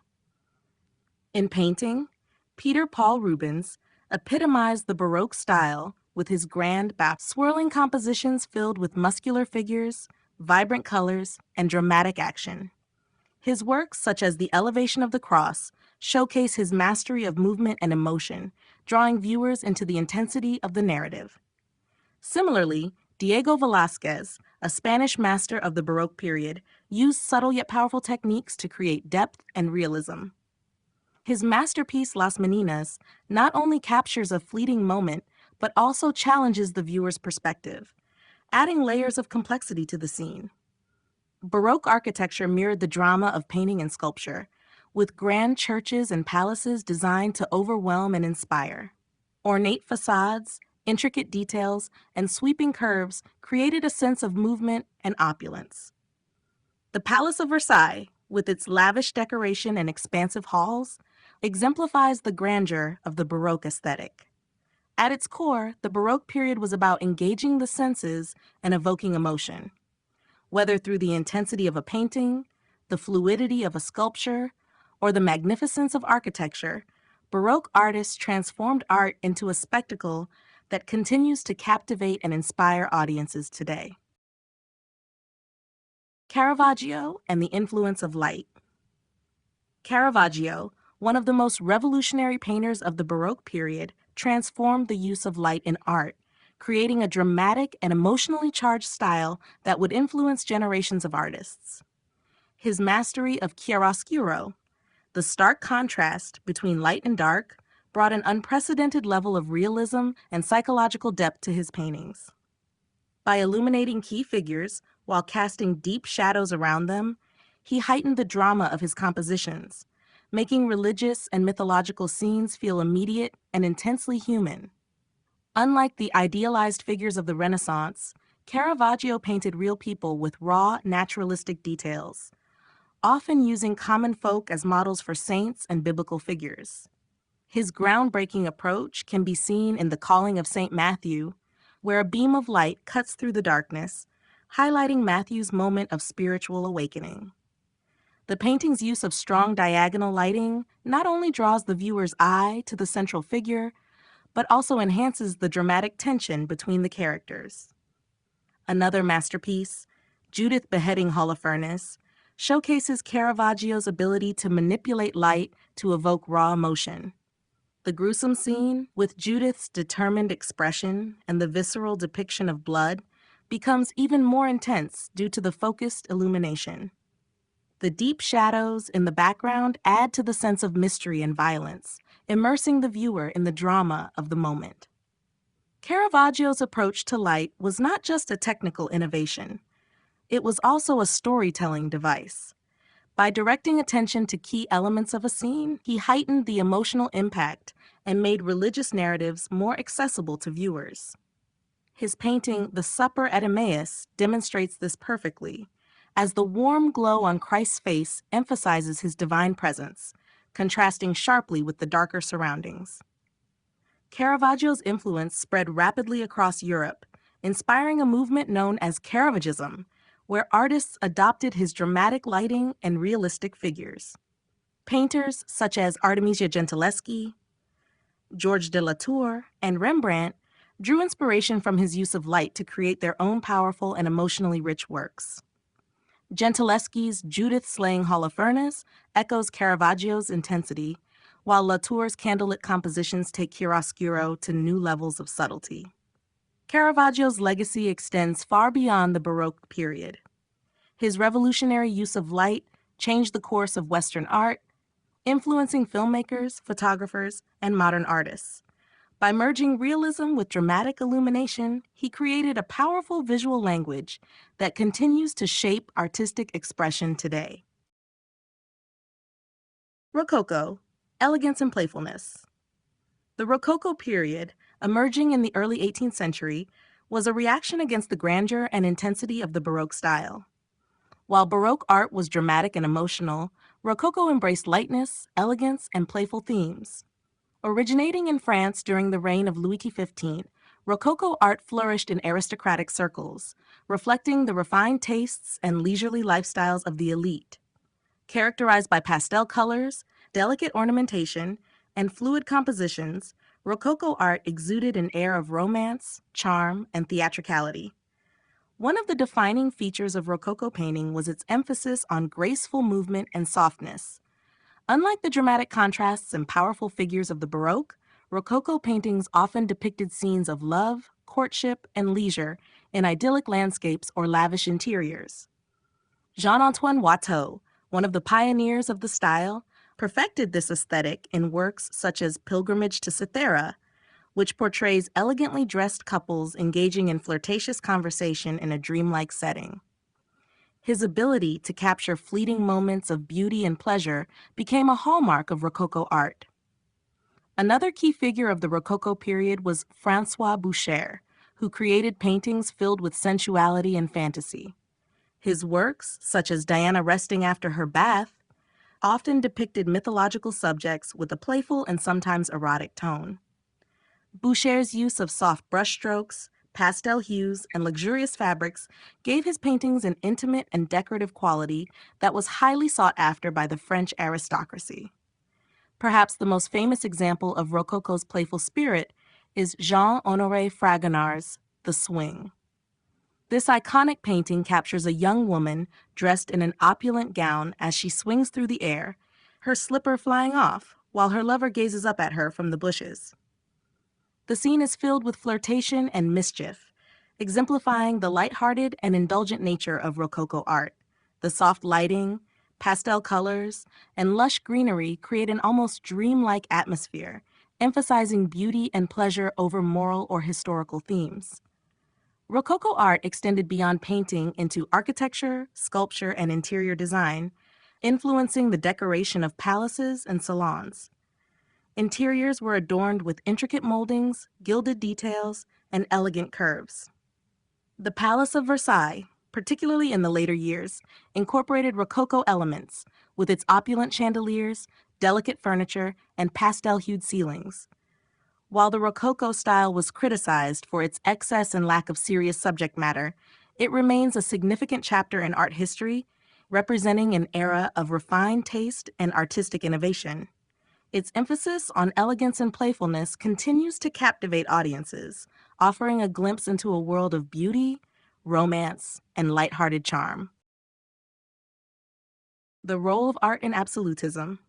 During the era of absolutism, which dominated Europe from the 16th to the 18th century, art became a powerful tool for monarchs to assert their authority, display their wealth, and reinforce their divine right to rule. Absolute rulers, such as Louis XIV of France and Peter the Great of Russia, understood the power of visual imagery in shaping public perception and solidifying their status. As a result, they commissioned grand architectural projects, elaborate portraits, and magnificent works of art that glorified their reigns and projected an image of control, stability, and divine favor. One of the most striking examples of art's role in absolutism is the Palace of Versailles, built under the rule of Louis XIV, also known as the Sun King. The palace, with its vast gardens, gilded interiors, and the breathtaking Hall of Mirrors, was a symbol of royal power and extravagance. Every element of its design was carefully orchestrated to reflect the king's absolute authority. The murals on the ceilings, painted by Charles Lebrun, depicted mythological scenes in which Louis XIV was equated with gods such as Apollo, reinforcing his image as a ruler chosen by divine will. Versailles was not just a residence, but a political tool, impressing foreign dignitaries and keeping the nobility under the king's watchful eye. Portraiture was another essential means by which absolute monarchs conveyed their power. Hyacinthe Rigaud's famous portrait of Louis XIV presents the king in full regal attire, adorned with an elaborate robe, a flowing wig, and a confident stance. The grandeur of his posture, along with the rich details of his clothing, emphasizes his status as the embodiment of the state. Similarly, Peter the Great of Russia used art to shape his image as a modernizing force. His portraits, inspired by Western styles, showed him dressed in military attire, symbolizing his leadership and reforms that aimed to transform Russia into a European power. Religious art also played a significant role in absolutist rule, reinforcing the connection between monarchy and divine authority. Churches and cathedrals built during this time, such as St. Ma, Peter's Basilica in Rome, featured grandiose designs meant to inspire awe and devotion. In Spain, Diego Velázquez, court painter to Philip IV, created masterpieces that blended realism with grandeur, further emphasizing the divine nature of the monarchy. Through architecture, painting, and sculpture, absolutist rulers used art as a means of propaganda, ensuring that their image remained one of strength, wealth, and divine right. These artistic legacies continue to shape historical perceptions of their reigns, demonstrating the enduring power of art in politics. Architecture and art in the age of Louis XIV. The reign of Louis XIV of France, often referred to as the Sun King, was one of the most artistically and architecturally significant periods in European history. Art and architecture became key instruments in projecting his absolute authority, reinforcing his image as the center of political and cultural life. Under his rule, France became the artistic capital of Europe, with a highly refined and structured aesthetic that emphasized grandeur, order, and opulence. The most defining architectural achievement of Louis XIV's reign was the Palace of Versailles. Originally a modest hunting lodge, Versailles was transformed into a sprawling palace that embodied the king's vision of absolute power. Designed by architects Louis Laveau and later Jules Hardouin-Mansart, the palace featured vast, symmetrical facades, ornate gardens, and luxurious interiors that showcased the wealth and sophistication of the French court. The Hall of Mirrors, with its dazzling reflections, gilded decorations, and frescoed ceilings, was a striking display of royal magnificence, serving both as a reception hall and a space for political ceremonies. Every detail of Versailles was intended to glorify the monarchy and all visitors, reinforcing the idea that all power emanated from the king. Painting and sculpture flourished under Louis XIV, largely due to his patronage and the establishment of the French Academy of Painting and Sculpture. The Academy dictated the artistic standards of the time, favoring a highly refined classical style inspired by antiquity. Charles Lebrun, the king's chief painter and artistic director, played a central role in defining the visual language of Louis XIV's court. His dramatic, grand-scale paintings adorned the ceilings of Versailles, depicting mythological and historical allegories that celebrated the king's wisdom and divine right to rule. His work in decorating the palace helped establish a visual narrative that linked the monarchy to classical gods and heroic figures. Sculpture also played a crucial role in reinforcing the king's image. Statues of Louis XIV, often depicting him as a Roman emperor, were placed throughout France to emphasize his authority. François Girardon, one of the leading sculptors of the time, created monumental works, including the famous equestrian statue of Louis XIV, which symbolized his strength and command. The artistic and architectural achievements of Louis XIV's reign set the standard for European courts, influencing styles from Russia to Spain. His legacy endures in the continued admiration of Versailles and the classical grandeur of French art, which remains a testament to the power of art in shaping political and cultural history.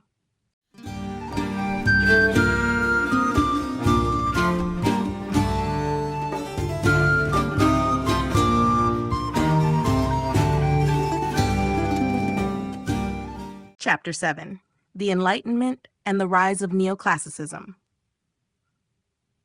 The 18th century ushered in the Age of Enlightenment, a period of intellectual transformation that emphasized reason, science, and individual rights. This philosophical movement had a profound impact on the arts, leading to the emergence of neoclassicism, a style that sought to revive the ideals of ancient Greece and Rome. As societies moved away from the excesses of the Rococo period, artists and architects embraced clarity, order, and moral seriousness, reflecting the Enlightenment's emphasis on rationality and civic virtue. Neoclassicism developed as a reaction against the frivolous, decorative nature of Rococo art. The discovery of Pompeii and Herculaneum in the mid-18th century fueled a fascination with classical antiquity, providing artists with direct inspiration from ancient sculptures, frescoes, and architectural ruins. Thinkers such as Johann Joachim Winckelmann, a key art historian of the time, promoted the idea that classical art embodied purity, simplicity, and ideal beauty, reinforcing the shift toward a more restrained aesthetic. Painting in the neoclassical era was characterized by sharp lines, balanced compositions, and heroic themes. Artists such as Jacques-Louis David became the leading figures of this movement, using their work to express the Enlightenment ideals of duty, sacrifice, and democracy. David's masterpiece, The Oath of the Horatii, exemplifies neoclassical principles through its dramatic yet disciplined composition, with 3 Roman brothers swearing loyalty to the state. The painting's rigid structure, strong lighting, and moral message aligned with the intellectual currents of the time, reinforcing ideas of civic responsibility and patriotism. Architecture also underwent a transformation during this period, moving away from the elaborate ornamentation of the Baroque and Rococo styles. Inspired by ancient Roman and Greek models, neoclassical buildings featured symmetry, geometric proportions, and grandeur without excessive decoration. Public buildings, such as the Pantheon in Paris, designed by Jacques-Germain Soufflot, reflected this renewed admiration for classical structures. In Britain and the newly founded United States, neoclassicism became a preferred style for government buildings, symbolizing democracy, stability, and progress. Sculpture followed a similar trajectory, with artists like Antonio Canova producing elegant, idealized figures that echoed the serene beauty of classical antiquity. His famous statue, Pauline Bonaparte as Venus Victrix, blends mythological themes with refined naturalism, capturing the grace and dignity of neoclassical art.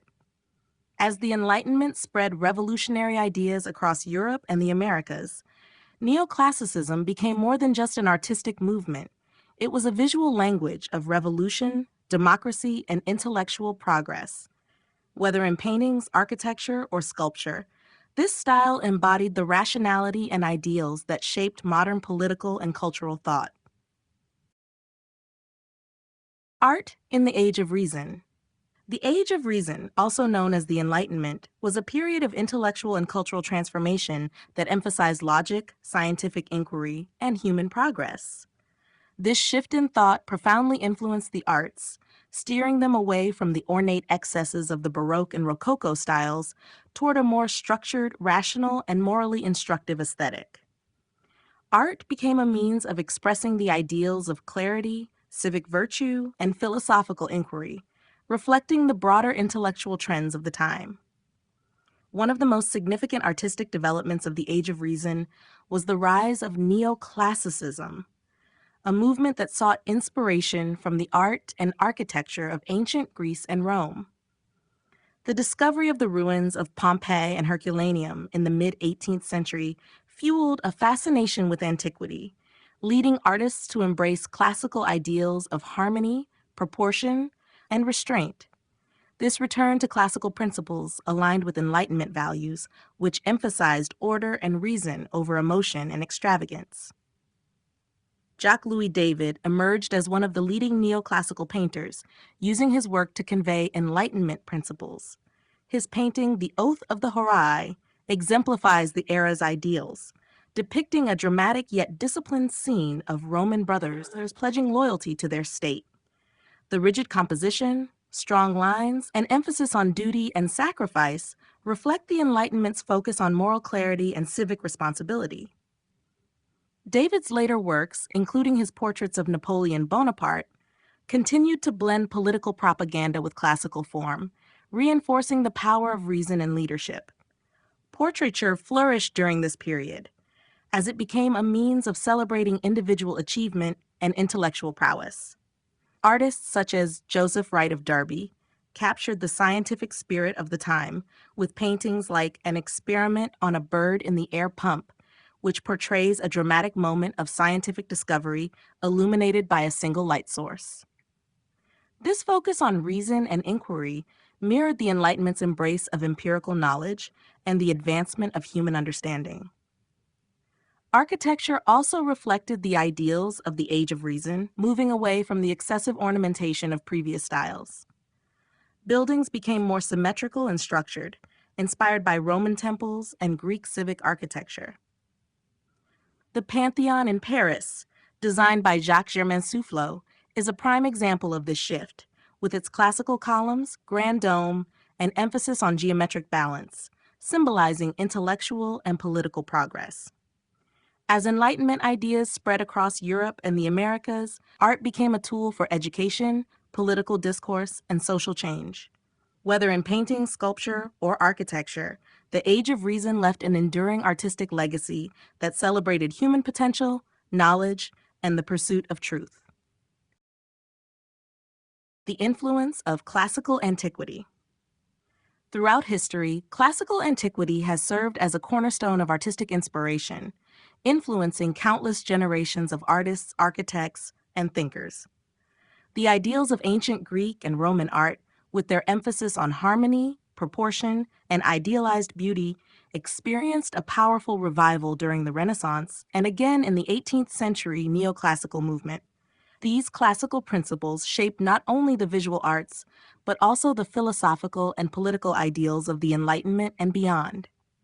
Ancient Greece established the foundations of Western artistic tradition, developing key concepts such as contrapposto in sculpture, the Doric, Ionic, and Corinthian orders in architecture, and a focus on human anatomy and idealized form.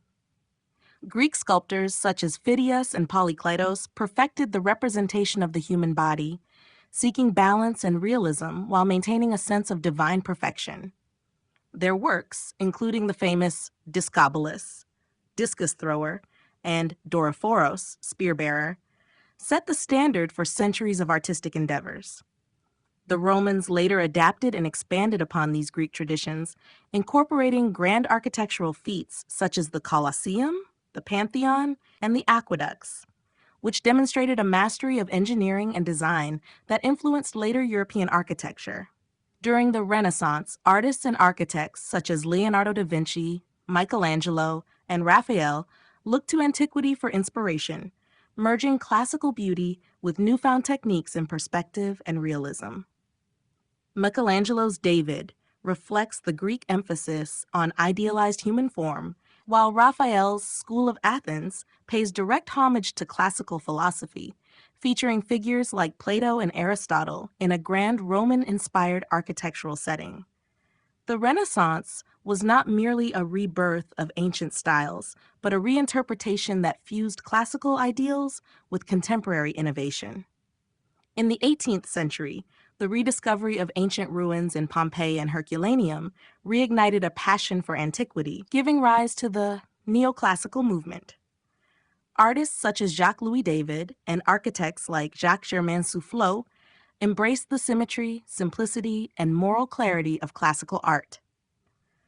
David's The Oath of the Horatii reflects Roman ideals of duty and sacrifice, while Soufflot's Pantheon in Paris mirrors the grandeur of ancient temples. In architecture, neoclassicism spread to the United States, where buildings such as the U.S. Capitol and Monticello were directly influenced by Roman civic structures. The legacy of classical antiquity endures in modern art, architecture, and design.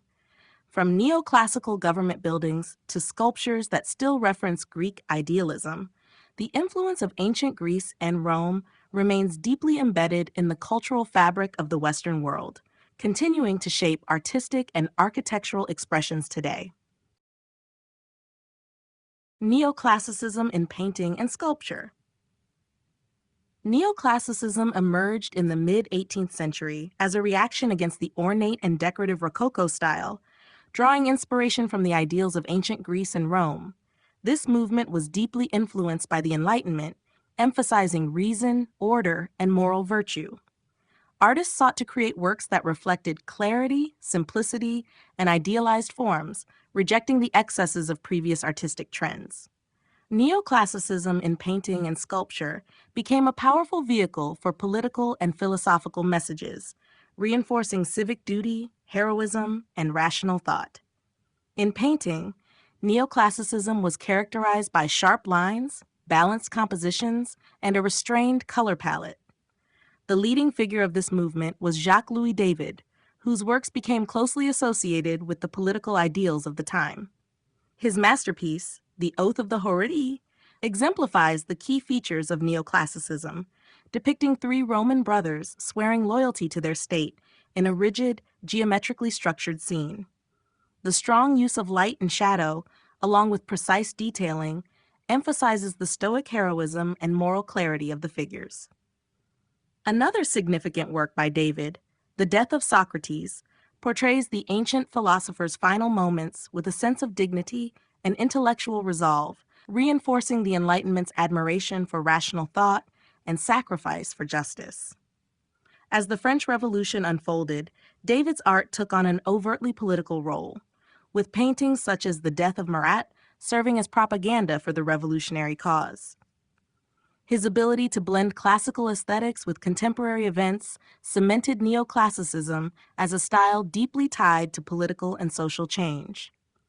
Other painters, such as Jean-Auguste Dominique Ingres, continued the neoclassical tradition, focusing on idealized figures, precise draftsmanship, and historical themes, as seen in The Apotheosis of Homer and Grand Odalisque. In sculpture, neoclassicism revived the purity and grandeur of ancient statuary, focusing on idealized human forms, smooth surfaces, and restrained emotional expression. Antonio Canova, one of the most celebrated neoclassical sculptors, mastered the balance between classical elegance and lifelike detail. His famous work, Pauline Bonaparte as Venus Victrix, depicts Napoleon's sister as a reclining Venus, combining mythological themes with a serene, polished aesthetic. Another renowned sculptor, Bertel Thorvaldsen, created statues such as Jason with the Golden Fleece, reflecting the harmony and composure of Greek antiquity. Neoclassicism in painting and sculpture was not merely a revival of the past, but a deliberate reinterpretation of ancient ideals to align with contemporary values. Whether in grand historical paintings or refined marble statues, the movement sought to elevate the principles of reason, virtue, and timeless beauty, leaving a lasting impact on the artistic traditions of Europe and beyond. The development of public art and architecture. The rise of public art and architecture has been a defining aspect of civilizations throughout history, reflecting cultural values, political ideologies, and technological advancements. From ancient times to the modern era, governments and institutions have used public art and architecture to inspire civic pride, commemorate historical events, and reinforce social unity. In the 18th and 19th centuries, the neoclassical movement played a pivotal role in shaping public spaces, drawing on the grandeur and harmony of ancient Greece and Rome to create monuments that symbolize democracy, reason, and national identity. Neoclassical architecture became the preferred style for government buildings, museums, and public monuments, emphasizing symmetry, proportion, and grandeur.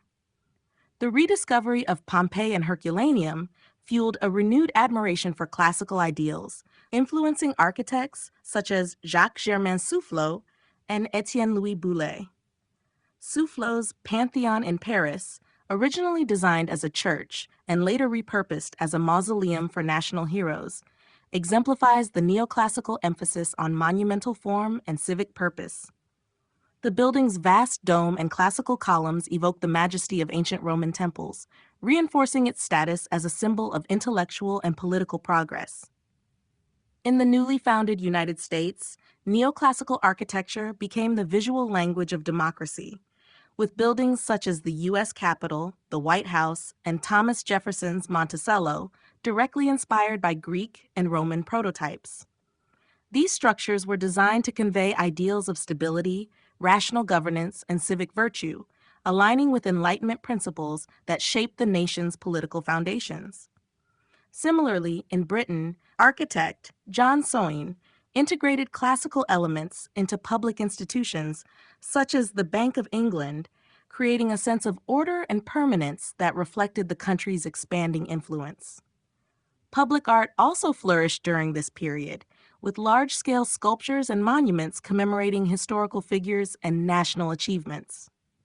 Antonio Canova and Bertel Thorvaldsen produced grand statues celebrating military leaders, intellectuals, and mythological themes, reinforcing neoclassical ideals of heroism and moral virtue. Public squares and civic centers were adorned with statues of philosophers, kings, and revolutionary leaders, reinforcing collective identity and historical memory. By the 19th century, urban planning incorporated grand boulevards, expansive plazas, and monumental buildings to create visually harmonious cityscapes. Cities such as Paris, Washington, D.C., and Berlin became showcases of neoclassical urban design, where public art and architecture worked together to shape national identity and social order. The development of public art and architecture not only provided aesthetic and functional spaces, but also served as a means of ideological expression. Whether in grand government buildings, public sculptures, or commemorative monuments, neoclassicism established a legacy of civic artistry that continues to influence modern urban landscapes. Art and revolutionary movements. Art has long been intertwined with revolutionary movements, serving as a powerful tool for political expression, propaganda, and social change. From the late 18th century through the 19th century, artists played a crucial role in shaping public perception and mobilizing support for revolutionary causes. The neoclassical style, with its emphasis on clarity, heroism, and moral virtue, became a dominant visual language for revolutionary art, particularly during the French Revolution and other uprisings across Europe and the Americas. One of the most influential artists of the Revolutionary era was Jacques-Louis David, whose paintings became synonymous with the ideals of the French Revolution. His masterpiece, The Oath of the Horatii, 1784, though created before the Revolution, embodied the themes of sacrifice, duty, and patriotism that would later define revolutionary rhetoric. As the revolution unfolded, David's work took on an explicitly political role. His painting, The Death of Marat, 1793, became a potent symbol of martyrdom, depicting the radical journalist Jean-Paul Marat lying lifeless in his bath, holding a letter from a supposed supporter. The stark composition and dramatic lighting heightened the emotional impact, turning Marat into a revolutionary icon. Beyond France, revolutionary movements across Europe and the Americas found artistic expression in paintings, prints, and public monuments. In Spain, Francisco Goya captured the brutality of war and social upheaval in his harrowing work, The 3rd of May 1808, 1814. This painting, depicting the execution of Spanish rebels by Napoleon's forces, broke from neoclassical restraint and introduced raw emotion and dramatic contrasts, influencing later political art. Goya's series, The Disasters of War, further exposed the horrors of conflict, marking a shift toward a more critical and unflinching depiction of revolution and its consequences. In the Americas, revolutionary art celebrated national identity and the struggle for independence. John Trumbull, an American painter, created iconic depictions of the American Revolution, such as the Declaration of Independence, which enshrined the ideals of democracy and self-governance. Similarly, in Latin America, portraits of leaders like Simón Bolívar reinforced the image of heroic revolutionaries, inspiring movements for liberation across the continent. As revolutionary ideals evolved, so did artistic styles. The Romantic movement, which followed neoclassicism, embraced themes of nationalism, individualism, and emotional intensity, fueling further revolutionary fervor. Art continued to serve as a means of resistance and inspiration, demonstrating the enduring power of visual culture in shaping political and social change.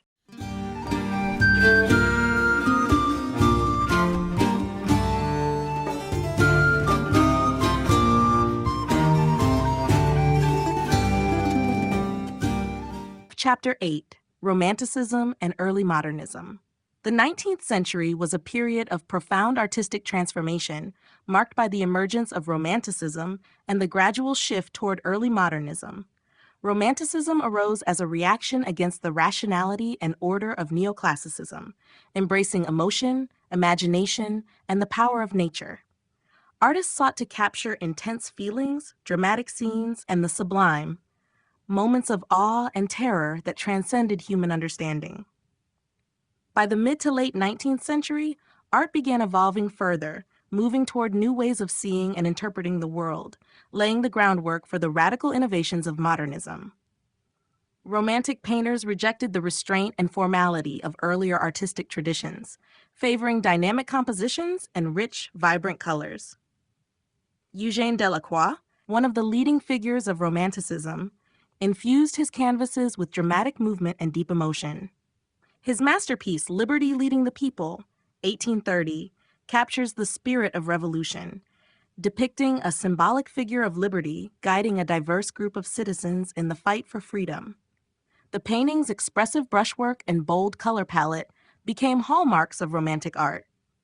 Similarly, Francisco Goya, though influenced by earlier artistic styles, turned toward deeply personal and haunting themes in works such as The 3rd of May 1808 and Saturn Devouring His Son, exposing the darkness of human nature and political oppression.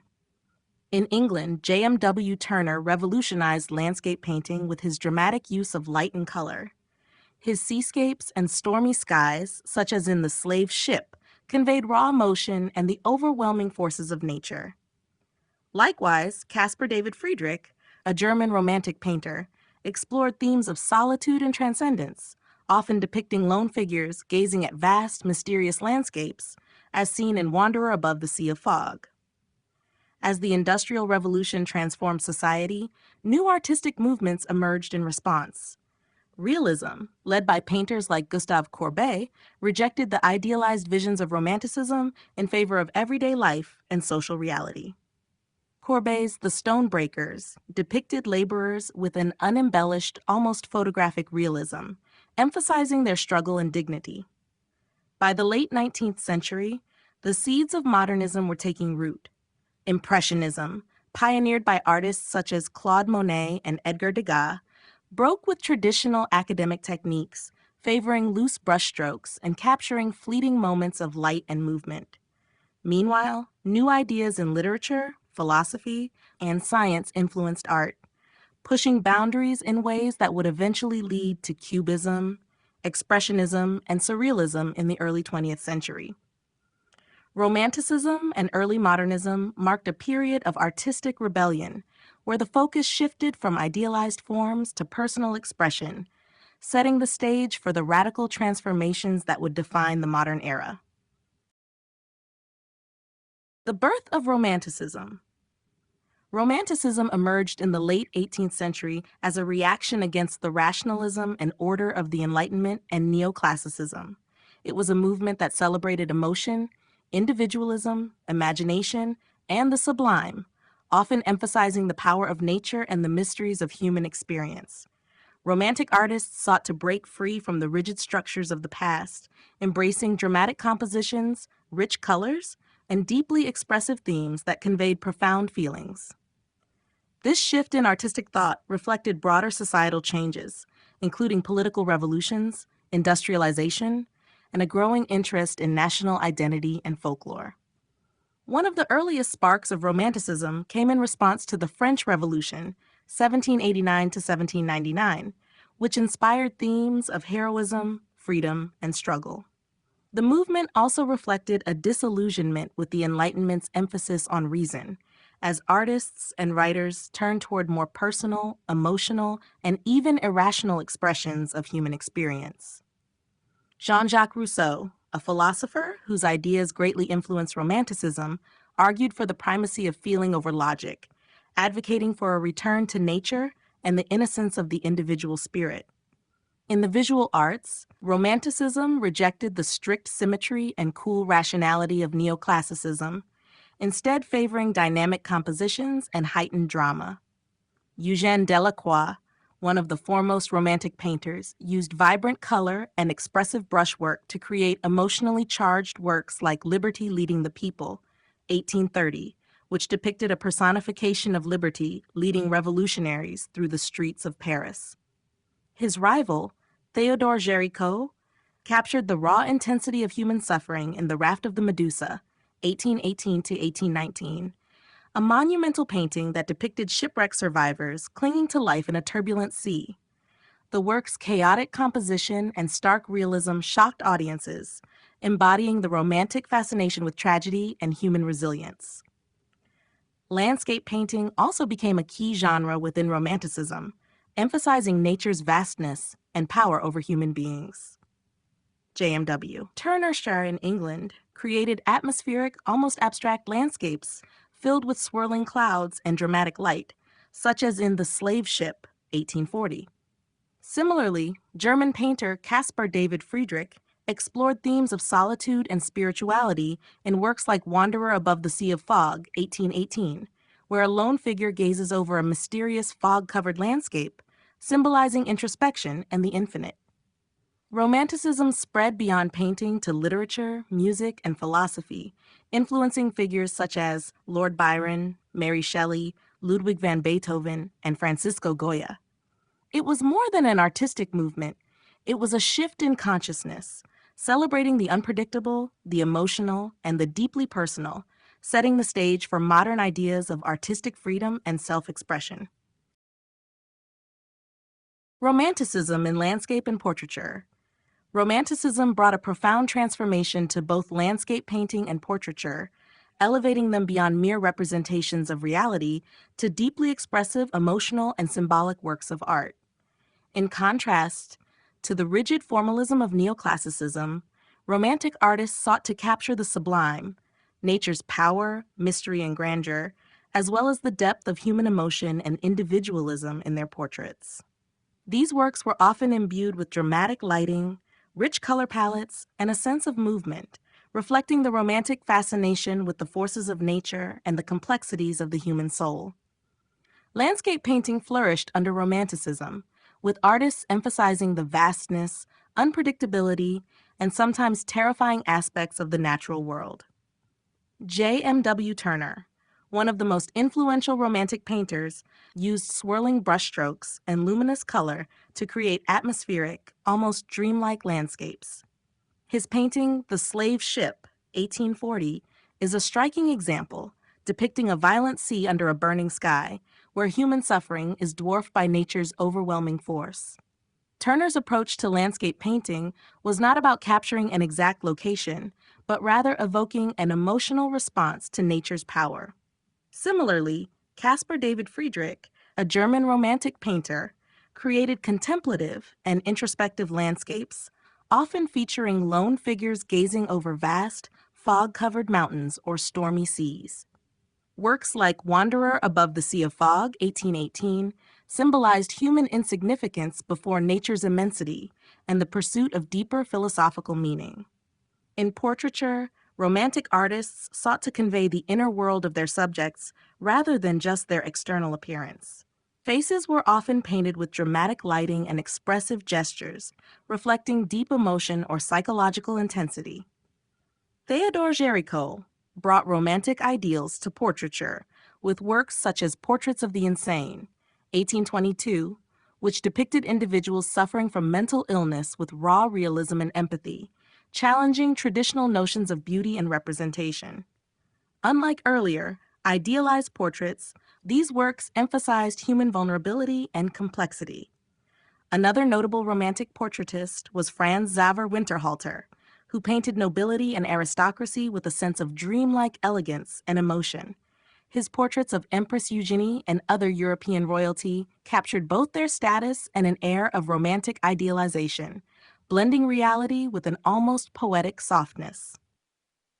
Eugène Delacroix, though better known for his historical and allegorical paintings, also created expressive portraits, often imbuing them with dramatic lighting and intense color contrasts. Romanticism's approach to landscape and portraiture reshaped these genres, moving away from rigid formalism toward an exploration of emotion, individuality, and the sublime. These works remain some of the most evocative and powerful representations of the Romantic spirit, emphasizing nature's grandeur and the depths of human emotion.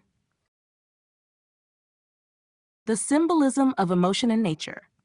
Romanticism was deeply rooted in the interplay between human emotion and the natural world, using symbolism to convey profound ideas about life, spirituality, and the human experience. Romantic artists sought to move beyond mere representation, using nature as a powerful metaphor for human emotions. Whether through the tumult of a stormy sea, the serenity of a moonlit landscape, or the vastness of a mountain range. This connection between emotion and nature became a defining characteristic of Romantic art, literature, and music, shaping the way artists express their deepest fears, hopes, and desires. The concept of the sublime, a central idea in Romanticism, referred to experiences that inspired awe and terror, often found in the vastness and power of nature. Painters such as J.M.W. Gott, Turner Caspar David Friedrich used natural landscapes as symbolic reflections of the human soul. Turner's dramatic, swirling skies and tempestuous seas, as seen in Snowstorm, Steamboat Off a Harbor's Mouth, 1842, represented chaos, uncertainty, and the overwhelming forces of nature. His use of light and movement made nature feel alive and unpredictable, mirroring the emotional turbulence of human existence. Similarly, Friedrich's Abbey in the Oakwood, 1809 to 1810, depicted a ruined church set in a barren landscape, using the imagery of decayed architecture and skeletal trees to symbolize the passage of time, mortality, and the search for meaning in the face of the unknown. Water, sky, and landscapes were often imbued with emotional weight in Romantic art. Storms, crashing waves, and fiery sunsets could symbolize rage, passion, or impending doom, while calm lakes and soft mists suggested introspection, nostalgia, or longing. John Constable, though often associated with more peaceful English landscapes, captured the emotional essence of nature by painting shifting weather patterns and the transient beauty of rural scenes. His clouds, painted with remarkable precision, reflected the changing moods of the sky, much like how human emotions fluctuate over time. Nature was also used symbolically in Romantic portraiture and allegorical paintings. Eugene Francisco Goya often used dramatic natural settings to heighten the psychological depth of their subjects. Goya's later works, particularly the Black paintings, incorporated dark, desolate landscapes to reflect inner turmoil and existential dread. Romanticism's symbolic use of nature and emotion created some of the most evocative and expressive works of art in history. By infusing landscapes with deep personal and philosophical meaning, Romantic artists transformed the natural world into a reflection of the human spirit, illustrating themes of awe, despair, passion, and transcendence. Their work continues to inspire, offering a timeless reminder of the profound connection between human emotion and the world around us. Early modernism, from Impressionism to Post-Impressionism. The late 19th century marked a transformative period in art as Impressionism and Post-Impressionism emerged in response to the rigid academic traditions of the past. These movements signaled the beginning of modernism, where artists sought to break free from classical rules and instead focused on capturing personal perceptions, fleeting moments, and the essence of their subjects rather than precise realism. Impressionism emphasized light, movement, and atmosphere, while Post-Impressionism built upon these innovations, introducing greater emotional depth, structure, and individual expression. Impressionism developed in France during the 1860s, with artists like Claude Monet, Pierre-Auguste Renoir, Edgar Degas, and Camille Pissarro pioneering a new approach to painting. Rejecting the highly detailed and polished style of academic art, they painted en plein air outdoors, using quick, visible brushstrokes to capture the transient effects of light and color. Monet's impression, Sunrise, 1872, which inspired the movement's name, depicted a hazy harbor scene with loose brushwork and shimmering light, emphasizing the sensory experience over rigid form. Renoir focused on lively social scenes, while Degas explored movement through his ballet dancers, using unexpected compositions influenced by photography and Japanese prints. Impressionists sought to depict modern life in an honest and immediate way, often painting bustling city streets, cafe scenes, or tranquil landscapes. Their technique involved layering colors side by side rather than blending them smoothly, allowing the viewer's eye to mix the hues. This optical effect made their paintings vibrant and dynamic, despite early criticism that they appeared unfinished or sketch-like. By the late 1880s, Post-Impressionism emerged as a response to Impressionism's focus on surface appearances. Artists like Vincent van Gogh, Paul Cézanne, Paul Gauguin, and Georges Seurat retained Impressionism's bold color palette, but introduced more structured compositions, symbolic meaning, and emotional intensity. Van Gogh's expressive brushwork and swirling colors in Starry Night, 1889, conveyed his inner turmoil and spiritual longing. Cézanne, on the other hand, sought to bring solidity and order to painting, using geometric forms and layered brushstrokes to create depth in works like Mont Sainte-Victoire, 1887.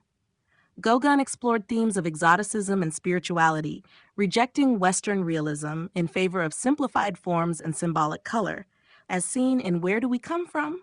What Are We? Where Are We Going? 1897. Seurat introduced pointillism, a technique using tiny dots of color, best exemplified in A Sunday Afternoon on the Island of La Grande Jette, 1884 to 1886, where meticulous color placement created an almost luminous effect. Together, Impressionism and Post-Impressionism paved the way for 20th century modernist movements, pushing art toward abstraction, personal expression, and new ways of seeing the world. These artists redefined the purpose of painting, focusing on perception, emotion, and the artist's unique vision rather than mere representation. The work of Van Gogh, Cézanne, and Gauguin. Vincent van Gogh, Paul Cézanne, and Paul Gauguin were three of the most influential artists of the post-impressionist movement, each pushing the boundaries of artistic expression in unique ways. Their work moved beyond Impressionism's focus on fleeting light and atmosphere, emphasizing structure, symbolism, and emotion. Though they were not fully appreciated in their time, Their innovative approaches laid the foundation for modern art in the 20th century. Van Gogh's paintings are characterized by their expressive brushwork, vivid colors, and emotional intensity. His art was deeply personal, often reflecting his inner turmoil and psychological struggles. His use of swirling, dynamic strokes created a sense of movement and energy, as seen in Starry Night, 1889, where the sky appears alive with pulsating light. His thick application of paint, known as impasto, added texture and depth, making his works feel almost sculptural. Van Gogh's Sunflowers series demonstrated his ability to infuse everyday subjects with intense emotional resonance through bold yellows and rich contrasts. Despite his struggles with mental illness and financial hardship, he produced over 2,000 works in a single decade, forever changing the course of modern art. Paul Cézanne sought to bring structure and solidity to painting, moving away from Impressionism's loose, fleeting brushstrokes. He believed that nature could be reduced to geometric forms, cylinders, spheres, and cones, laying the groundwork for Cubism. His series of Mont Sainte-Victoire paintings showcased his analytical approach, where he built up compositions with layered brushstrokes and subtle shifts in color. Unlike traditional perspective, Cézanne's work often displayed multiple viewpoints in a single composition, challenging the notion of fixed perspective. His still life paintings, such as The Basket of Apples, 1893, played with balance, space, and form, emphasizing structure over realism. His work profoundly influenced later artists like Pablo Picasso and Henri Matisse. Paul Gauguin rejected the realism of European painting in favor of bold colors, simplified forms, and spiritual symbolism. Seeking artistic inspiration outside the Western world, he traveled to Tahiti, where he painted idealized visions of island life. Works such as Spirit of the Dead Watching, 1892, and Where Do We Come From? What Are We? Where Are We Going? 1897, depicted Tahitian people and landscapes with a dreamlike, almost mystical quality. His use of flat color, outlined forms, and strong contrasts broke from naturalistic representation, influencing movements such as symbolism and primitivism. Gauguin's belief in art's ability to express deeper spiritual truths set him apart from his contemporaries. Together, Van Gogh, Cézanne, and Gauguin reshaped the trajectory of modern art, each contributing a distinct vision that would inspire generations of artists to come. Their legacy endures in the bold experimentation and emotional depth that define much of 20th century painting.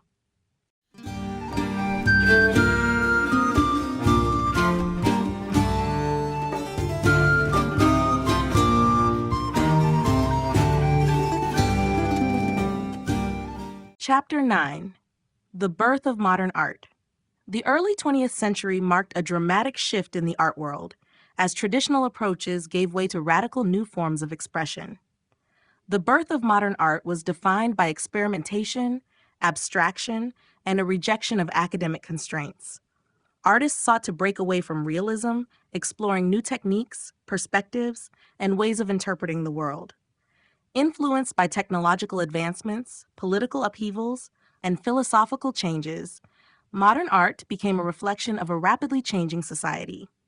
One of the most revolutionary movements in early modern art was Fauvism, led by Henri Matisse and André Derain. Characterized by bold, unnatural colors and expressive brushstrokes, Fauvist paintings sought to evoke emotion rather than accurately depict reality. Matisse's The Joy of Life, 1905 to 1906, used vibrant hues and simplified forms to create a sense of harmony and vitality, breaking away from the restrained color palettes of the past. The movement was short-lived, but had a lasting impact on modern art's embrace of color as a means of emotional expression. At the same time, Cubism, pioneered by Pablo Picasso and Georges Braque, revolutionized the way artists represented space and form. Instead of depicting objects from a single perspective, Cubist paintings fragmented and reassembled forms, presenting multiple viewpoints at once. Picasso's Les Demoiselles d'Avignon, 1907, shattered traditional artistic conventions, reducing the human figure to geometric shapes and sharp angles. Inspired by African and Iberian art, this approach laid the foundation for abstraction in the years to come. Another major influence on modern art was Expressionism, which emerged in Germany and Austria. Unlike the detached analysis of Cubism, Expressionist artists used distorted forms and intense colors to convey deep emotions. Painters such as Edvard Munch, Egon Schiele, and Ernst Ludwig Kirchner depicted psychological tension and social alienation. Munch's The Scream, 1893, became an iconic symbol of anxiety and existential dread, illustrating the growing sense of unease in the modern world. As modern art evolved, movements such as Futurism and Dada emerged in response to political and technological changes. Futurists like Umberto Boccioni and Giacomo Balla celebrated speed, movement, and industrial progress, while Dada artists such as Marcel Duchamp embraced absurdity and anti-art sentiments, challenging traditional ideas of artistic value. Duchamp's Fountain, 1917, a simple urinal displayed as a sculpture, questioned the very definition of art.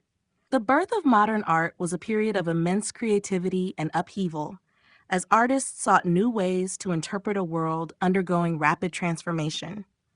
This era laid the groundwork for later avant-garde movements, shaping the trajectory of art throughout the 20th century and beyond. The rise of modernism in the 19th century.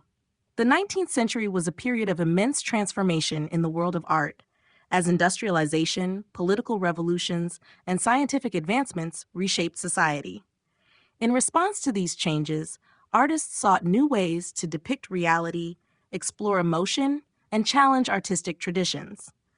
The rise of modernism marked a shift away from academic art, which emphasized historical and mythological subjects, toward a more experimental and personal approach. Movements such as Realism, Impressionism, and Post-Impressionism laid the foundation for the revolutionary artistic developments of the 20th century. Realism, which emerged in the mid-19th century, was one of the first movements to challenge the idealized representations of academic painting. Artists like Gustave Courbet, Jean-François Millet, and Édouard Manet rejected romanticized depictions of history and mythology, instead focusing on ordinary life and social realities. Courbet's The Stonebreakers, 1849, presented laborers engaged in physically demanding work, devoid of heroism or embellishment. This approach was radical at the time, as it shifted attention to the struggles of the working class, reflecting the social changes brought about by the Industrial Revolution. Impressionism, which developed in the 1870s, further pushed the boundaries of traditional art. Artists such as Claude Monet, Pierre-Auguste Renoir, Edgar Degas, and Camille Pissarro sought to capture fleeting moments, light, and movement. Rather than painting highly detailed compositions, they used loose brushstrokes, bright colors, and open compositions to convey a sense of spontaneity. Monet's impression, Sunrise, 1872, gave the movement its name and demonstrated its focus on atmosphere rather than precise form. Impressionism's emphasis on personal perception and modern life marked a departure from rigid artistic conventions. By the late 19th century, post-impressionist artists such as Vincent van Gogh, Paul Cézanne, and Paul Gauguin moved beyond Impressionism's focus on optical effects, incorporating deeper symbolism, structure, and personal expression. Van Gogh's expressive use of color and brushwork in The Starry Night, 1889, illustrated his inner emotions, while Cézanne's structured compositions in Mont Saint-Victoire, 1887, laid the groundwork for Cubism. Gauguin, on the other hand, sought a more spiritual and symbolic approach, as seen in his Tahitian-inspired works like Where Do We Come From? What Are We? Where Are We Going? 1897. The rise of modernism in the 19th century was fueled by a rejection of tradition and a desire to explore new artistic possibilities. These movements not only revolutionized the way artists represented the world, but also paved the way for the radical artistic experimentation of the 20th century, leading to the birth of abstraction, expressionism, and other avant-garde styles. The impact of industrialization on art. The Industrial Revolution of the 18th and 19th centuries brought sweeping changes to society, technology, and culture. As cities expanded, factories replaced traditional workshops, and new materials and techniques emerged, artists were profoundly affected by these transformations. Industrialization not only influenced the subject matter of art, but also changed how artists created and distributed their work. From the rise of realism to the innovations of Impressionism and beyond, industrialization played a crucial role in shaping modern art. One of the most immediate effects of industrialization was the rise of urbanization. As millions of people moved to cities in search of work, artists began to depict modern life in their paintings. The crowded streets, bustling train stations, and growing middle class became central themes in the works of painters like Edouard Manet, Gustave Caillebotte, and Edgar Degas. Manet's A Bar at the Folies Bergère, 1882, captured the lively nightlife of Paris, while Caillebotte's Paris Street Rainy Day, 1877, depicted the wide boulevards and new architectural developments made possible by industrial expansion. Industrialization also revolutionized artistic materials and techniques. The invention of synthetic pigments allowed for a broader range of colors, giving artists more creative freedom. The development of metal paint tubes made it easier for painters to work outdoors, a major factor in the rise of Impressionism. Artists like Claude Monet and Pierre-Auguste Renoir took advantage of these innovations, painting en plein air, in the open air, to capture the changing light and atmosphere of industrial age landscapes. Monet's Gare Saint-Lazare series, 1877, focused on steam trains and railway stations, symbolizing the era's technological advancements. Photography, another product of industrialization, had a profound impact on art. The ability to capture images with a camera forced painters to rethink their role. Rather than simply recording reality, artists began experimenting with composition, color, and perspective in new ways. Some, like the Impressionists and Post-Impressionists, embraced the idea that painting could go beyond realistic representation to convey emotion and movement. Others, like Edgar Degas, used photography as a reference for dynamic compositions, seen in his ballet paintings and horse racing scenes. Beyond visual art, industrialization influenced architecture and design. The use of steel and glass allowed for the construction of skyscrapers, railway stations, and exhibition halls, as seen in Joseph Paxton's Crystal Palace, 1851. The arts and crafts movement, led by William Morris, emerged as a response to mass production, advocating for handmade, high-quality craftsmanship. Industrialization fundamentally reshaped art, inspiring new movements, techniques, and themes. While some artists embraced modernity and technology, others resisted its dehumanizing effects.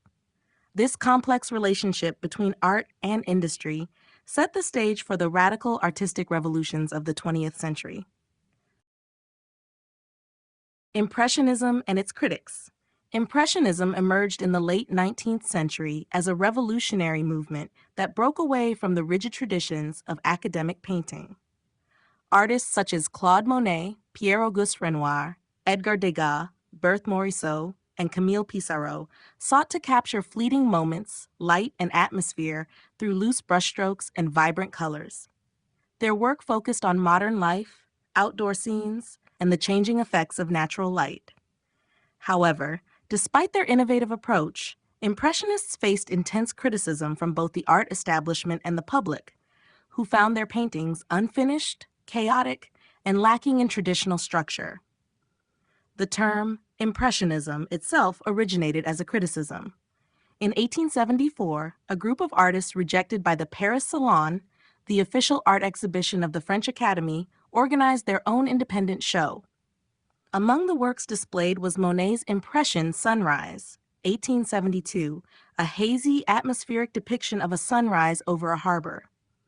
The critic, Louis Leroy, writing for Le Charivari, mockingly called the group Impressionists, suggesting their paintings were mere impressions, rather than fully realized artworks.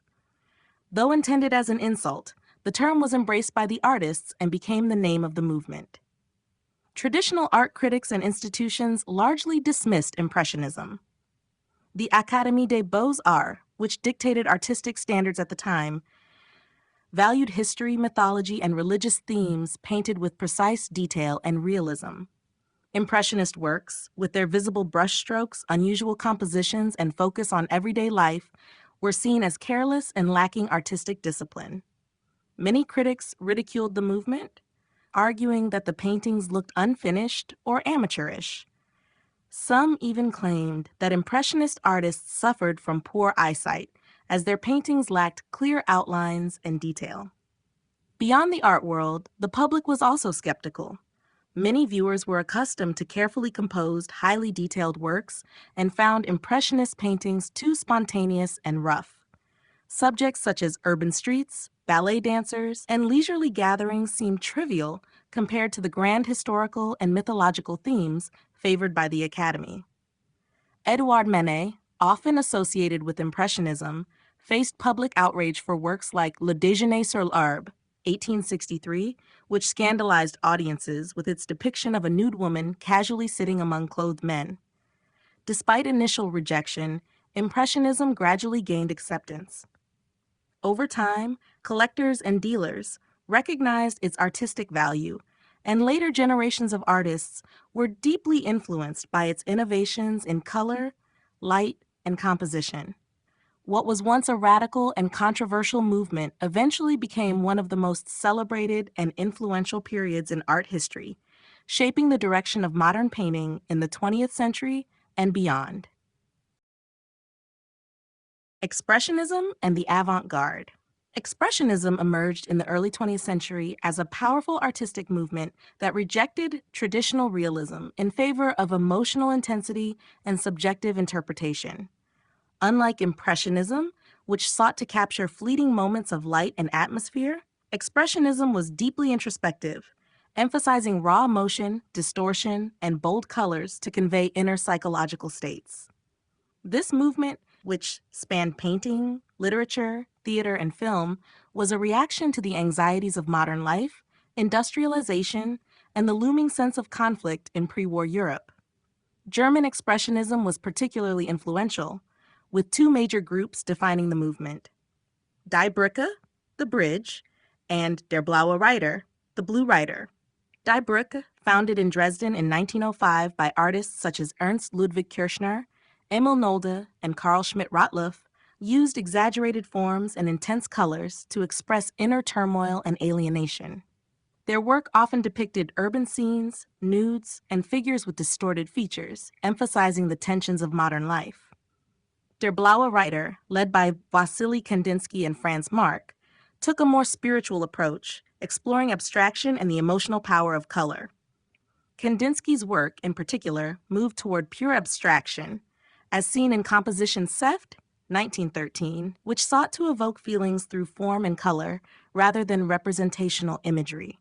At the same time, the broader avant-garde movement was reshaping the artistic landscape across Europe. Avant-garde artists sought to break free from convention and challenge established artistic norms. Movements such as Fauvism, Cubism, Futurism, and Dadaism emerged as radical rejections of traditional art, each with its own unique approach. Henri Matisse and the Fauve used intense, non-naturalistic colors to express emotion, while Pablo Picasso and Georges Braque's Cubism deconstructed forms into geometric shapes, offering multiple perspectives within a single composition.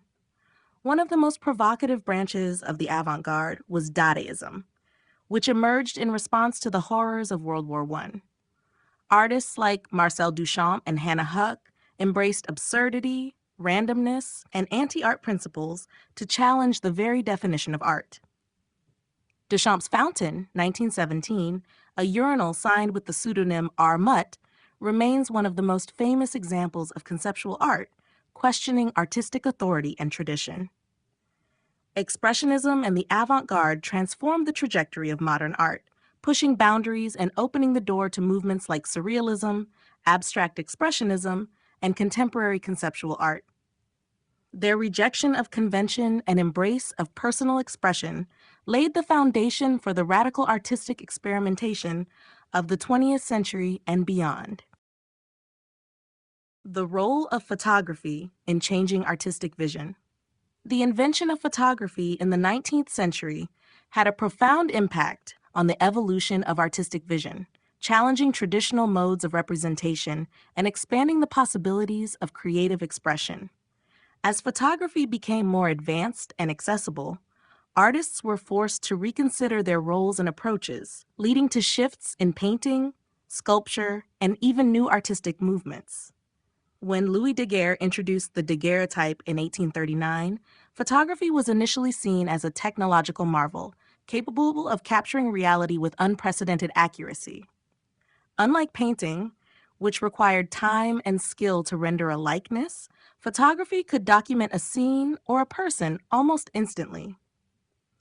This development disrupted the traditional role of portrait painters, who had long been commissioned to create realistic depictions of individuals. As a result, artists began to move away from pure realism and toward new forms of expression that photography could not replicate. The emergence of Impressionism in the late 19th century was partly a response to photography's ability to capture detail. Painters like Claude Monet, Edgar Degas, and Pierre-Auguste Renoir abandoned strict realism in favor of fleeting impressions of light, movement, and atmosphere. They realized that painting could do something photography could not. It could convey emotion, the sensation of a moment, and the interplay of colors in a way that went beyond photographic precision. Degas, in particular, was influenced by photographic framing techniques, cropping figures in unusual ways and capturing moments in motion, as seen in his ballet scenes. Photography also played a crucial role in the rise of modernism and cubism. Pablo Picasso and Georges Braque, influenced by the fragmented perspectives of photographic imagery, began deconstructing form in their cubist compositions. By showing multiple angles of an object at once, they created a new way of seeing that transcended the fixed viewpoint of both traditional painting and photography. In the early 20th century, avant-garde photographers such as Man Ray, Laszlo Moholy-Nagy, and Alexander Rodchenko embraced photography as an art form in its own right. Techniques such as photomontage, multiple exposures, and experimental lighting effects pushed the boundaries of visual representation.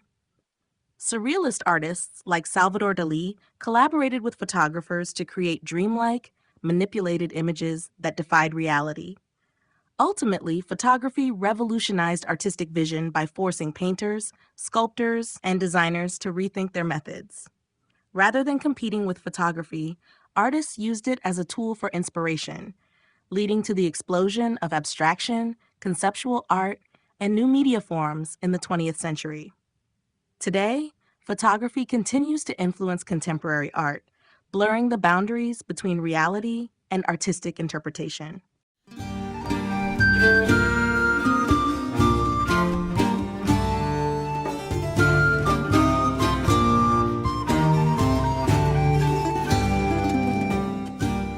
Chapter 10: The Early 20th Century, a Century of Revolution.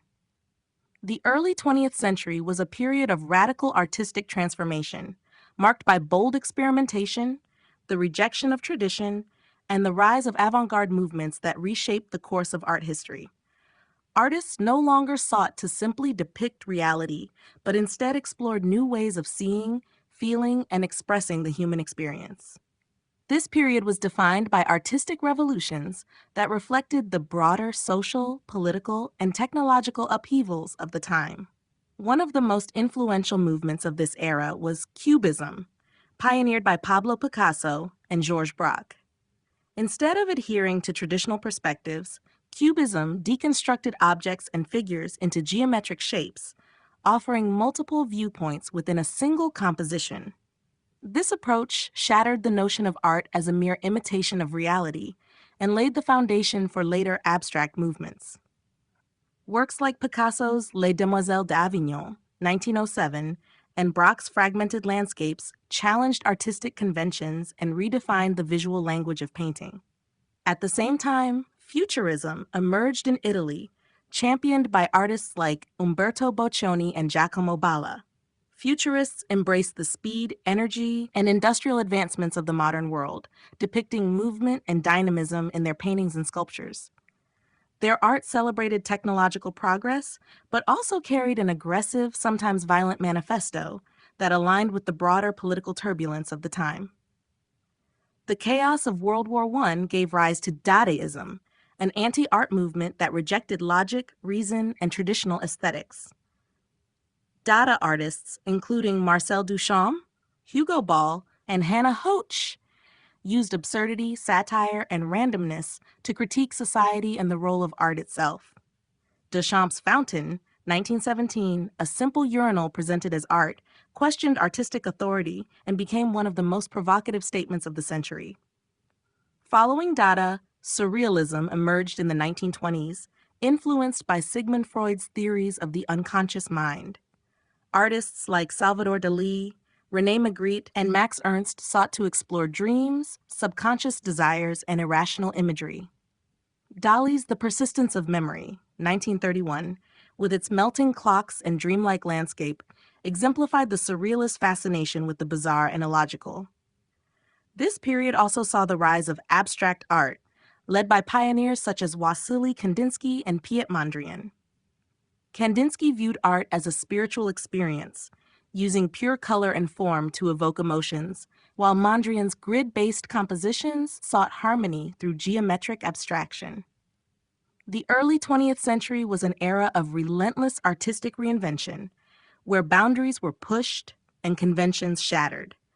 These movements laid the foundation for modern and contemporary art, forever altering how artists and audiences engage with visual expression. Cubism and the fragmentation of form. Cubism, one of the most revolutionary movements of the early 20th century, redefined artistic representation by fragmenting forms and presenting multiple perspectives within a single composition. Developed by Pablo Picasso and Georges Braque between 1907 and 1914, Cubism rejected traditional perspective and sought to depict objects in a way that reflected the complexity of human perception. Rather than presenting a single, fixed viewpoint, Cubist artists broke down subjects into geometric shapes, allowing multiple angles to be seen simultaneously. The roots of Cubism can be traced to Paul Cézanne, whose late works simplified natural forms into geometric structures.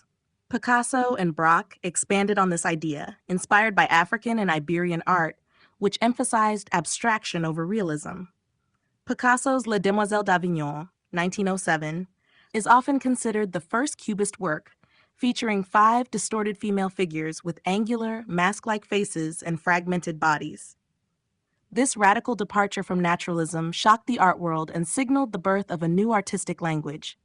Cubism evolved in 2 phases, analytical cubism and synthetic cubism.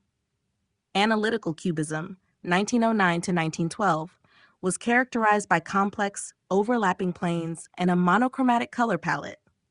Works from this period, such as Braque's Violin and Palette, 1909, and Picasso's Majoli, 1911, deconstructed objects into a web of interlocking shapes, making them nearly unrecognizable. The goal was not to represent reality as it appeared, but to analyze its structure and present a more dynamic, intellectual interpretation of form. By 1912, synthetic cubism introduced brighter colors, simpler shapes, and the incorporation of real-world materials. This phase saw the birth of collage, as artists began newspaper clippings, patterned paper, and even sand to add texture and depth to their compositions. Picasso's still life with chair caning, 1912, and Braque's Fruit Dish and Glass, 1912, exemplified this shift, blending painted elements with actual materials to challenge the boundaries between art and reality. Cubism had a profound impact on the trajectory of modern art, influencing movements such as Futurism, Constructivism, and Abstract Expressionism. Its radical approach to form and space redefined artistic expression, paving the way for further experimentation in the 20th century. By breaking objects apart and reconstructing them in a new visual language, Cubism expanded the possibilities of artistic representation and forever altered the way people perceive and interpret art. Dadaism, and the challenge to tradition. Dadaism emerged in the early 20th century as a radical response to the horrors of World War I, rejecting traditional artistic values and embracing absurdity, chaos, and anti-establishment ideals. Founded in Zurich, Switzerland in 1916, Dada was not just an art movement, but a cultural rebellion that sought to challenge the very definition of art itself. The movement's founders, including Hugo Ball, Tristan Tzara, and Hans Arp, believed that the rationalism and nationalism that had led to war had also corrupted artistic expression. In response, they embraced randomness, irrationality, and nonsense as a way to defy conventional thinking. Dada artists used unconventional materials and methods, often incorporating found objects, performance, and satire into their works. One of the most famous and controversial Dada pieces was Marcel Duchamp's Fountain, 1917, a simple porcelain urinal signed with the pseudonym R. Mutt. By presenting an everyday object as art, Duchamp questioned the role of the artist and the institutions that defined artistic value. This concept, known as the ready-made, became a hallmark of Dada and later influenced conceptual art movements. Dadaism was also characterized by its experimental approach to poetry, performance, and visual art. The Cabaret Voltaire in Zurich became a center for Dada activity, where artists staged provocative performances involving nonsense poetry, sound experiments, and theatrical disruptions. Hugo Ball, one of Dada's founders, performed poetry composed of meaningless syllables, rejecting language as a structured system. This emphasis on the absurd reflected the movement's belief that traditional forms of communication had failed to prevent war and destruction. The movement quickly spread beyond Zurich to Berlin, Paris, and New York, adapting to different cultural and political climates. In Berlin, Dada took on a more politically charged tone, with artists like Hannah Hoke and George Gross using photomontage and collage to critique the Weimar Republic and the rise of fascism. In Paris, Dada blended with surrealism, leading to new explorations of the subconscious and dream imagery. In New York, Duchamp, along with Man Ray and Francis Picabia, brought Dada's experimental spirit into photography and film. Though Dadaism was short-lived, dissolving by the mid-1920s, its impact on modern art was profound. It paved the way for surrealism, abstract expressionism, and conceptual art, influencing later artists who sought to challenge societal norms and artistic conventions. By rejecting logic and embracing chaos, Dada reshaped the art world, proving that creativity could exist outside of tradition and that art could be as much about ideas as it was about aesthetics. Surrealism and the exploration of the unconscious. Surrealism emerged in the 1920s as a movement that sought to unlock the creative potential of the unconscious mind. Influenced by the ideas of Sigmund Freud, Surrealist artists believed that dreams, automatic thought, and the irrational could serve as powerful tools for artistic expression. Founded by André Breton, who published the Surrealist Manifesto in 1924, the movement rejected rationalism and conventional aesthetics in favor of spontaneity, symbolism, and the unexpected. One of the defining characteristics of Surrealism was its emphasis on dreamlike imagery and illogical juxtapositions. Artists aimed to create a visual language that transcended reality, often merging elements in strange and unsettling ways. Salvador Dalí, one of the most famous surrealists, captured this in works such as The Persistence of Memory, 1931, which features melting clocks in a barren landscape, evoking a distorted perception of time. Similarly, René Magritte used paradoxical compositions, such as The Son of Man, 1964, where a man's face is obscured by a floating apple, inviting viewers to question perception and identity. Surrealists employed a variety of techniques to bypass conscious control, allowing subconscious thoughts to guide their creative process. One of these techniques was automatism, a method of free drawing or writing without premeditation. Joan Miro used automatism extensively, producing fluid abstract compositions filled with whimsical shapes and organic forms. Similarly, artists experimented with exquisite corpse, a collaborative drawing game where multiple participants contributed to a single artwork without seeing the previous editions, resulting in bizarre and unexpected combinations. The influence of Freud's psychoanalytic theories on surrealism cannot be overstated. Freud's ideas about dreams, repressed desires, and the subconscious provided a foundation for surrealist thought. Many artists explored psychological themes, hidden fears, and surreal transformations to reveal deeper emotional truths. Max Ernst, for example, created unsettling collages that blended fantasy and reality, while Leonora Carrington and Remedios Varo infused their work with mystical and fantastical elements inspired by their own subconscious visions. Surrealism extended beyond painting into literature, film, and photography. Writers such as Paul Eluard and Louis Aragon experimented with automatic writing, while filmmakers like Luis Buñuel and Jean Cocteau created surreal cinematic experiences, such as Un Chien Andalou, 1929, which featured shocking and irrational imagery. Man-raised surrealist photography transformed everyday objects into uncanny and dreamlike compositions. Though surrealism declined as a formal movement after World War II, its influence persisted in contemporary art, psychology, and pop culture. By challenging reality and exploring the depths of the unconscious, surrealism forever changed the boundaries of artistic expression, proving that the imagination holds limitless possibilities. Futurism and the relationship between art and technology.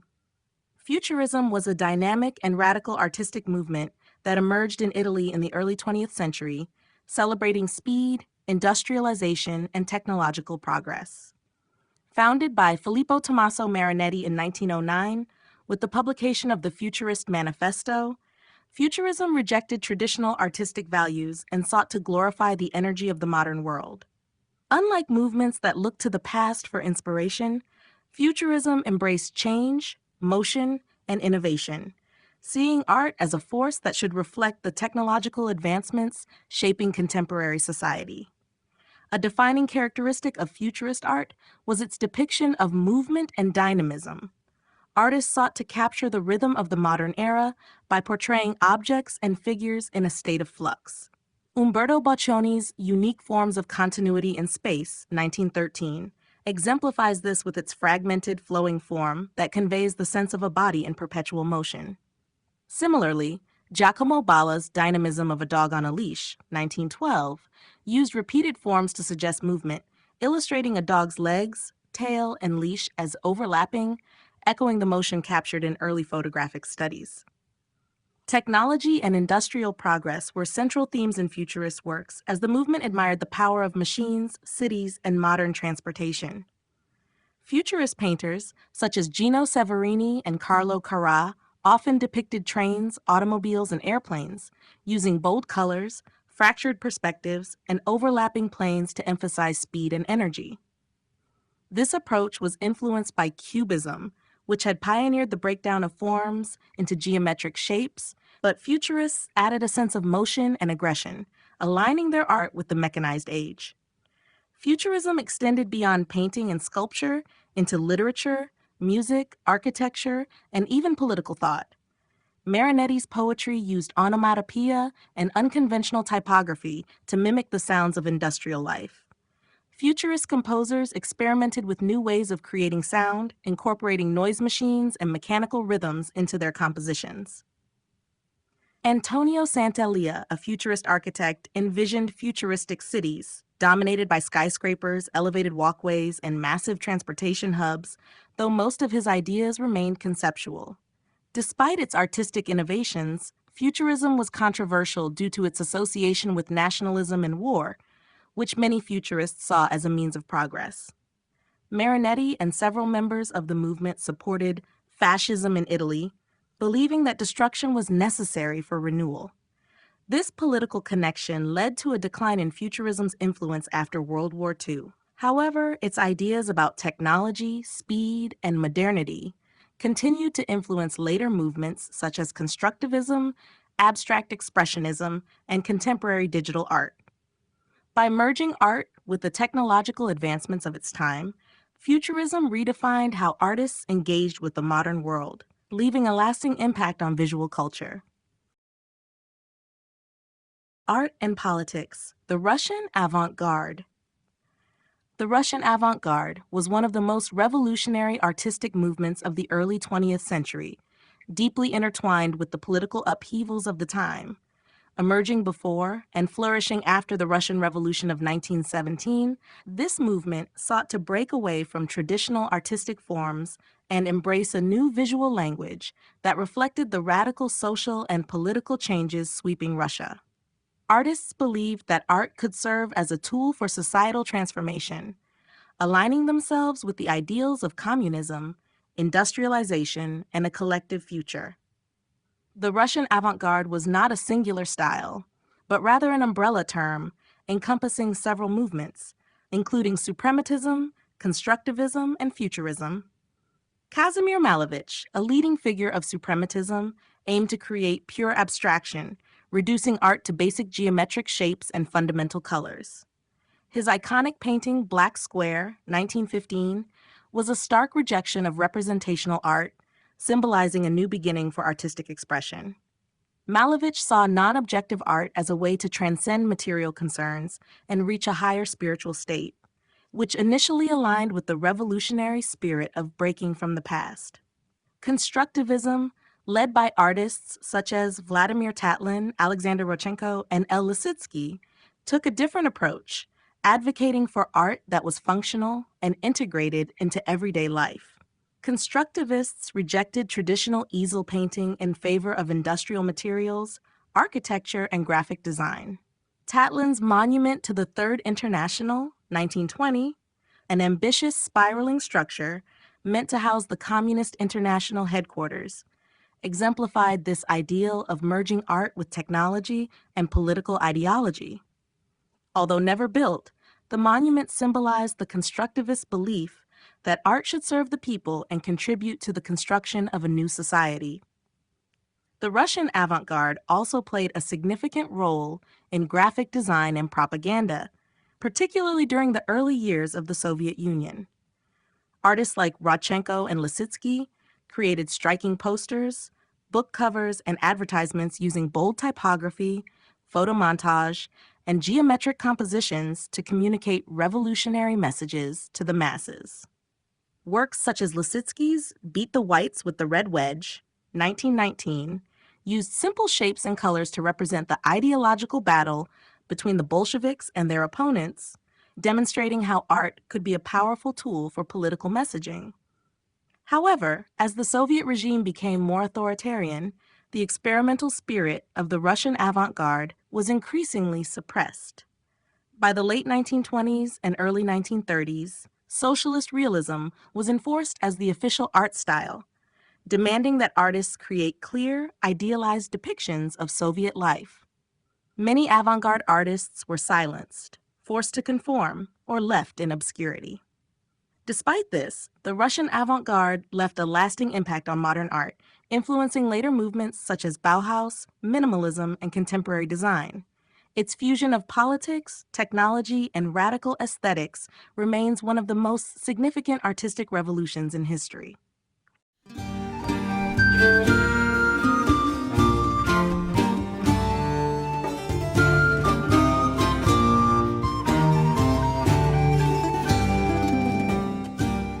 Chapter 11: Art Between the Wars. The period between World War I and World War II was a time of artistic experimentation, reflection, and response to the political and social upheavals of the era. The devastation of the First World War left many artists disillusioned, leading to a rejection of traditional artistic values and the birth of radical new movements. At the same time, the rise of totalitarian regimes in Europe and the global economic depression influenced the direction of art, as it became both a form of protest and a means of state propaganda.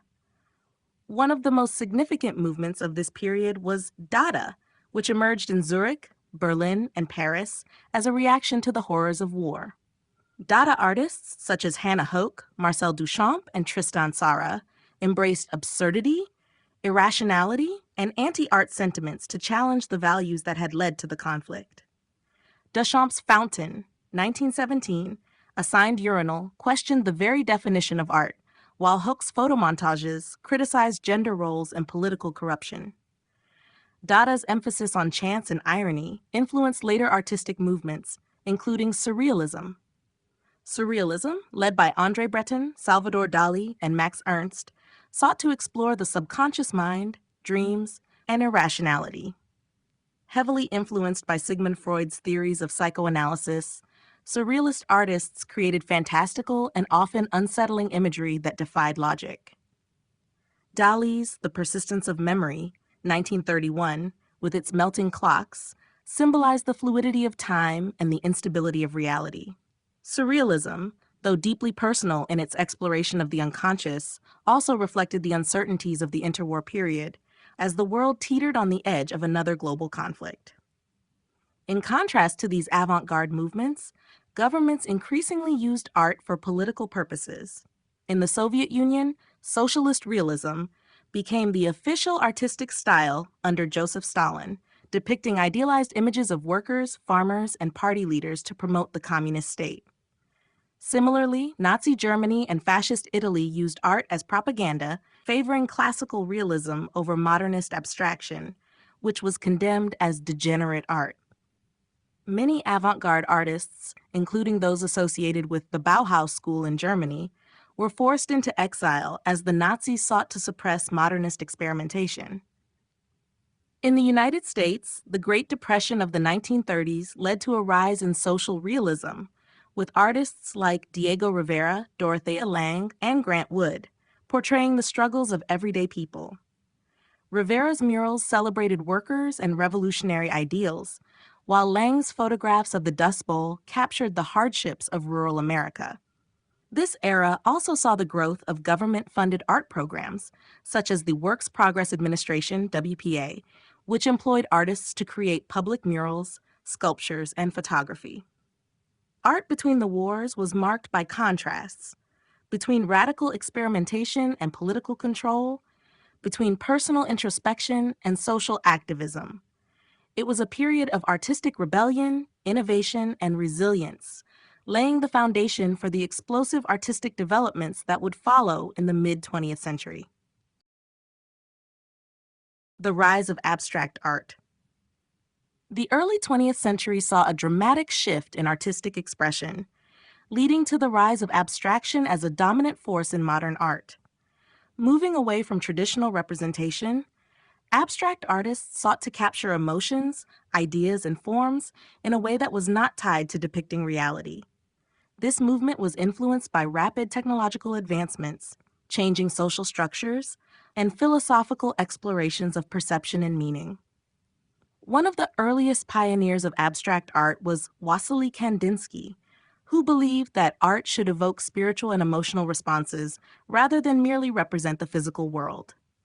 His paintings, such as Composition 7, 1913, abandoned recognizable forms in favor of expressive colors and dynamic shapes, which he compared to musical compositions. Kandinsky's theories on the psychological effects of color and form laid the foundation for later abstract movements. Another major figure in the rise of abstraction was Piet Mondrian, who developed a style known as de style. Seeking universal harmony and balance, Mondrian reduced painting to its most basic elements: primary colors, straight lines, and geometric shapes. His works, such as Composition with Red, Blue, and Yellow, 1930, embodied a utopian vision where art reflected pure order and simplicity, free from the chaos of the modern world. The Russian avant-garde also played a crucial role in abstract art's development, particularly through the movements of suprematism and constructivism. Kazimir Malevich, a leader of suprematism, sought to strip art down to its fundamental essence. His painting Black Square, 1915, was revolutionary, presenting a simple black square on a white background as a symbol of pure artistic expression. Constructivist artists like El Lissitzky and Alexander Rodchenko, on the other hand, embraced abstraction for practical and political purposes, integrating geometric design into architecture, graphic design, and industrial production. In the United States, Abstract art gained momentum with the arrival of European modernists fleeing World War II. This influence helped lay the groundwork for abstract expressionism, which emerged in the 1940s and 1950s. Artists such as Jackson Pollock and Mark Rothko pushed abstraction further, focusing on spontaneous gestures and emotional depth rather than rigid structure.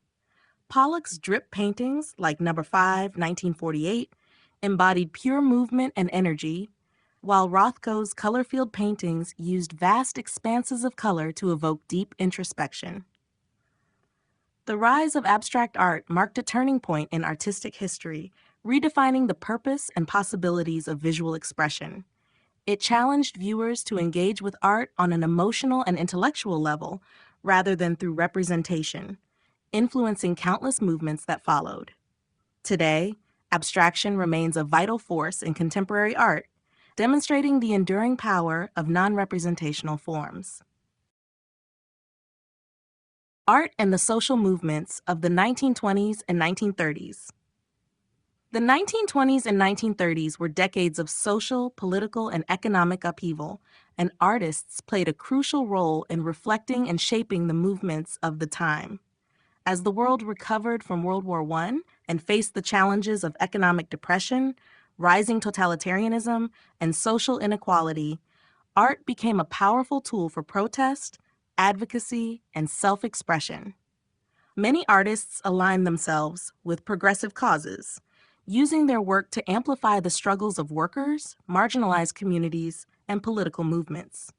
One of the most influential movements of this period was social realism, which emerged as a response to industrialization, class struggle, and the Great Depression. Social realist artists sought to depict the everyday struggles of the working class, often highlighting economic disparity and labor exploitation.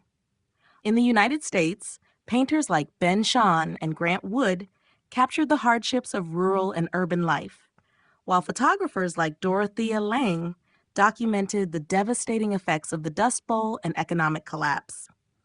Lange's famous photograph, Migrant Mother, 1936, became an enduring symbol of the Depression, portraying the suffering and resilience of displaced agricultural workers. In Mexico, the Muralist movement, led by artists such as Diego Rivera, José Clemente Orozco, and David Alfaro Siqueiros, sought to bring art to the people. Inspired by socialist ideals, these murals depicted revolutionary struggles, indigenous heritage, and the exploitation of laborers. Rivera's grand frescoes, often featuring powerful imagery of workers and farmers, were commissioned for public spaces, making political art accessible to the masses. His work had a profound influence on later activist artists around the world. The Harlem Renaissance in the United States also marked a significant intersection of art and social movements.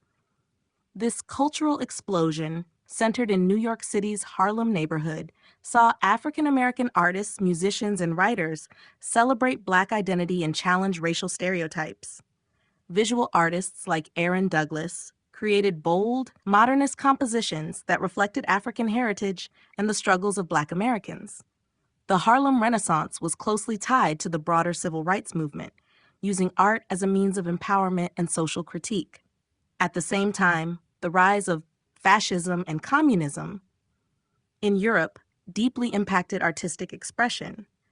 While the Soviet Union promoted socialist realism as a state-sponsored art form meant to glorify the working class and communist ideology, Nazi Germany rejected modernist art as degenerate and sought to control artistic production. Many avant-garde artists, including those from the Bauhaus school, were forced into exile, spreading modernist ideas to new parts of the world. Art in the 1920s and 1930s was deeply intertwined with the struggles of the time. Whether through murals, photography, painting, or graphic design, artists used their work to document injustice, inspire change, and give voice to those often unheard. Their legacy continues to influence political and activist art today. The Harlem Renaissance and African American art. The Harlem Renaissance was a defining cultural movement of the 1920s and 1930s, marking a period of extraordinary artistic, literary, and musical achievement by African Americans. Centered in Harlem, New York, this movement was fueled by the Great Migration as thousands of Black Americans moved from the rural South to northern cities in search of economic opportunity and freedom from racial oppression.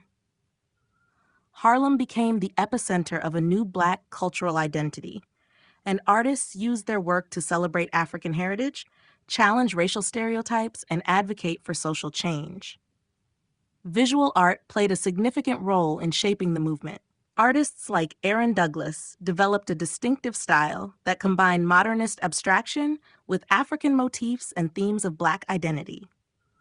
His work often depicted silhouettes and dynamic geometric patterns, drawing inspiration from both traditional African art and contemporary movements like Cubism.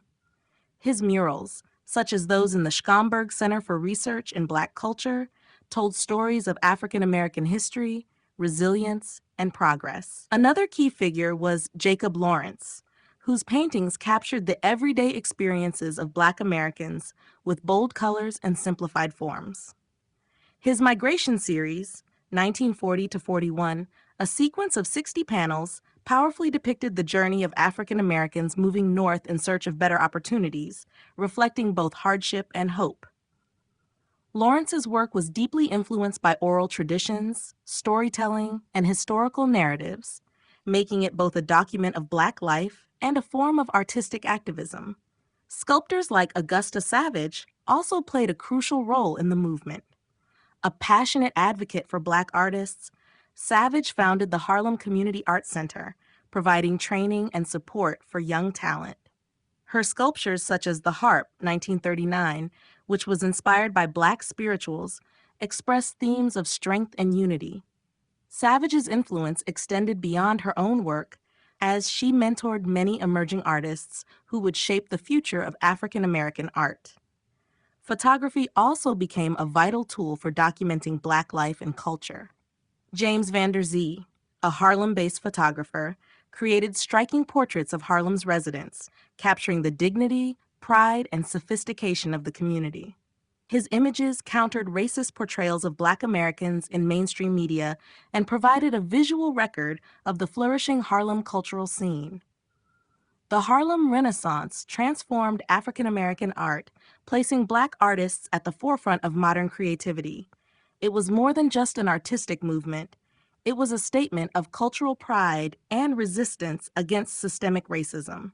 The legacy of Harlem Renaissance artists continues to inspire contemporary African American art, reinforcing the power of artistic expression as a means of shaping history and identity. The influence of fascism on art and architecture. The rise of fascism in the early 20th century had a profound impact on art and architecture, as authoritarian regimes sought to use artistic expression as a tool for propaganda and ideological control.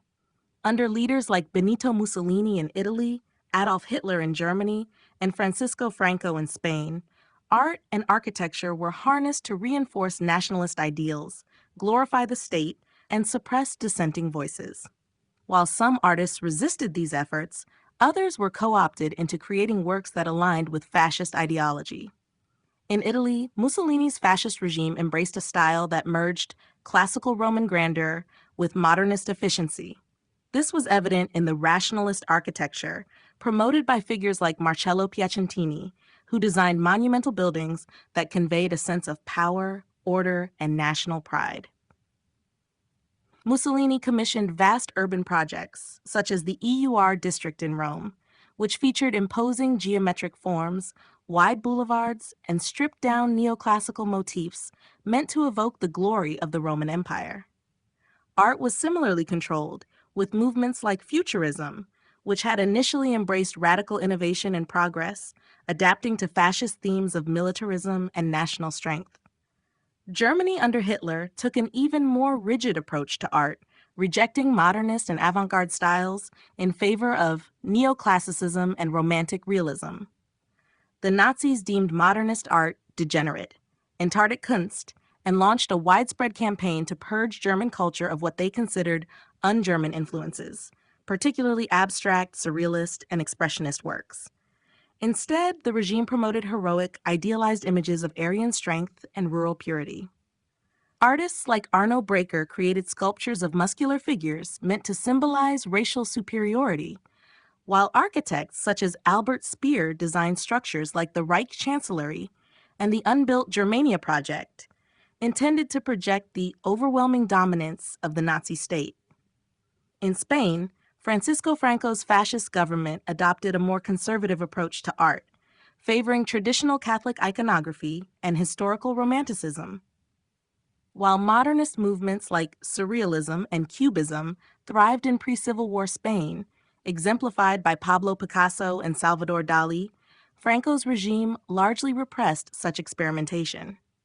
Picasso's Guernica, 1937, a searing anti-war painting created in response to the bombing of a Basque town by Franco's allies, remains one of the most famous artistic denunciations of fascist violence.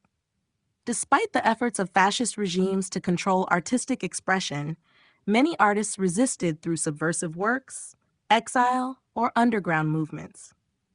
The legacy of fascist art and architecture serves as a stark reminder of how authoritarianism can shape and manipulate culture, but also how artists can challenge oppression through their creative voices.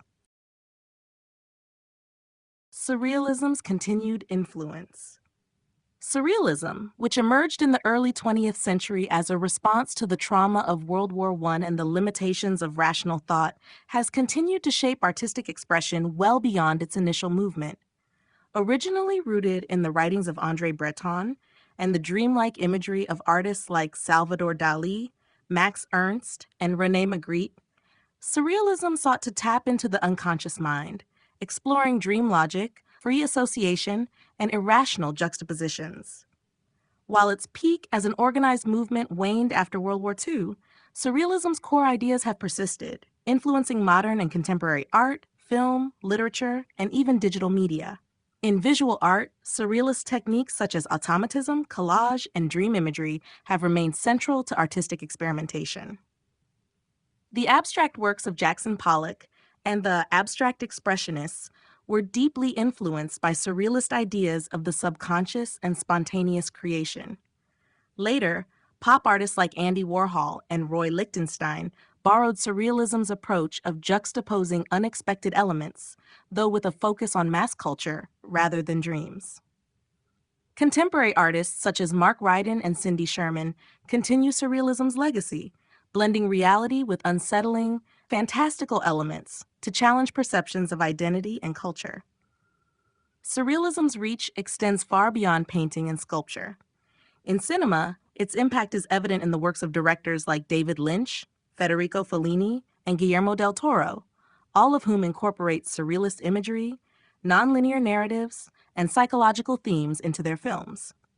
Lynch's Eraserhead and Mulholland Drive, for example, evoke dreamlike atmospheres and eerie juxtapositions that mirror the unsettling visions of early surrealist filmmakers like Luis Buñuel. The movement has also influenced contemporary literature, particularly in magical realism, a genre that blends the real and the fantastical. Writers like Gabriel Garcia Marquez, Haruki Murakami, and Salman Rushdie incorporate surrealist elements into their storytelling, creating narratives where time, space, and logic bend in unexpected ways. The psychological exploration of dreams and subconscious fears, a hallmark of surrealism, continues to inform modern poetry and fiction. Surrealism has even found new life in the digital age. The rise of AI-generated art, digital collage, and virtual reality experiences has allowed contemporary artists to push surrealist aesthetics into new dimensions. Social media platforms have become spaces for digital surrealism, where altered images and uncanny animations blur the lines between reality and illusion. Even though the original surrealist movement has long since dissolved, its influence is undeniable.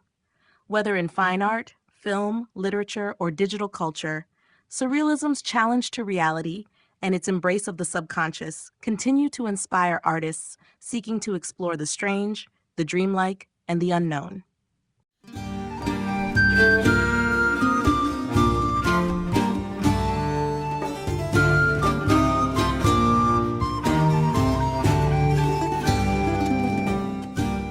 Chapter 12, Post-World War II Art, From Abstract Expressionism to Pop Art.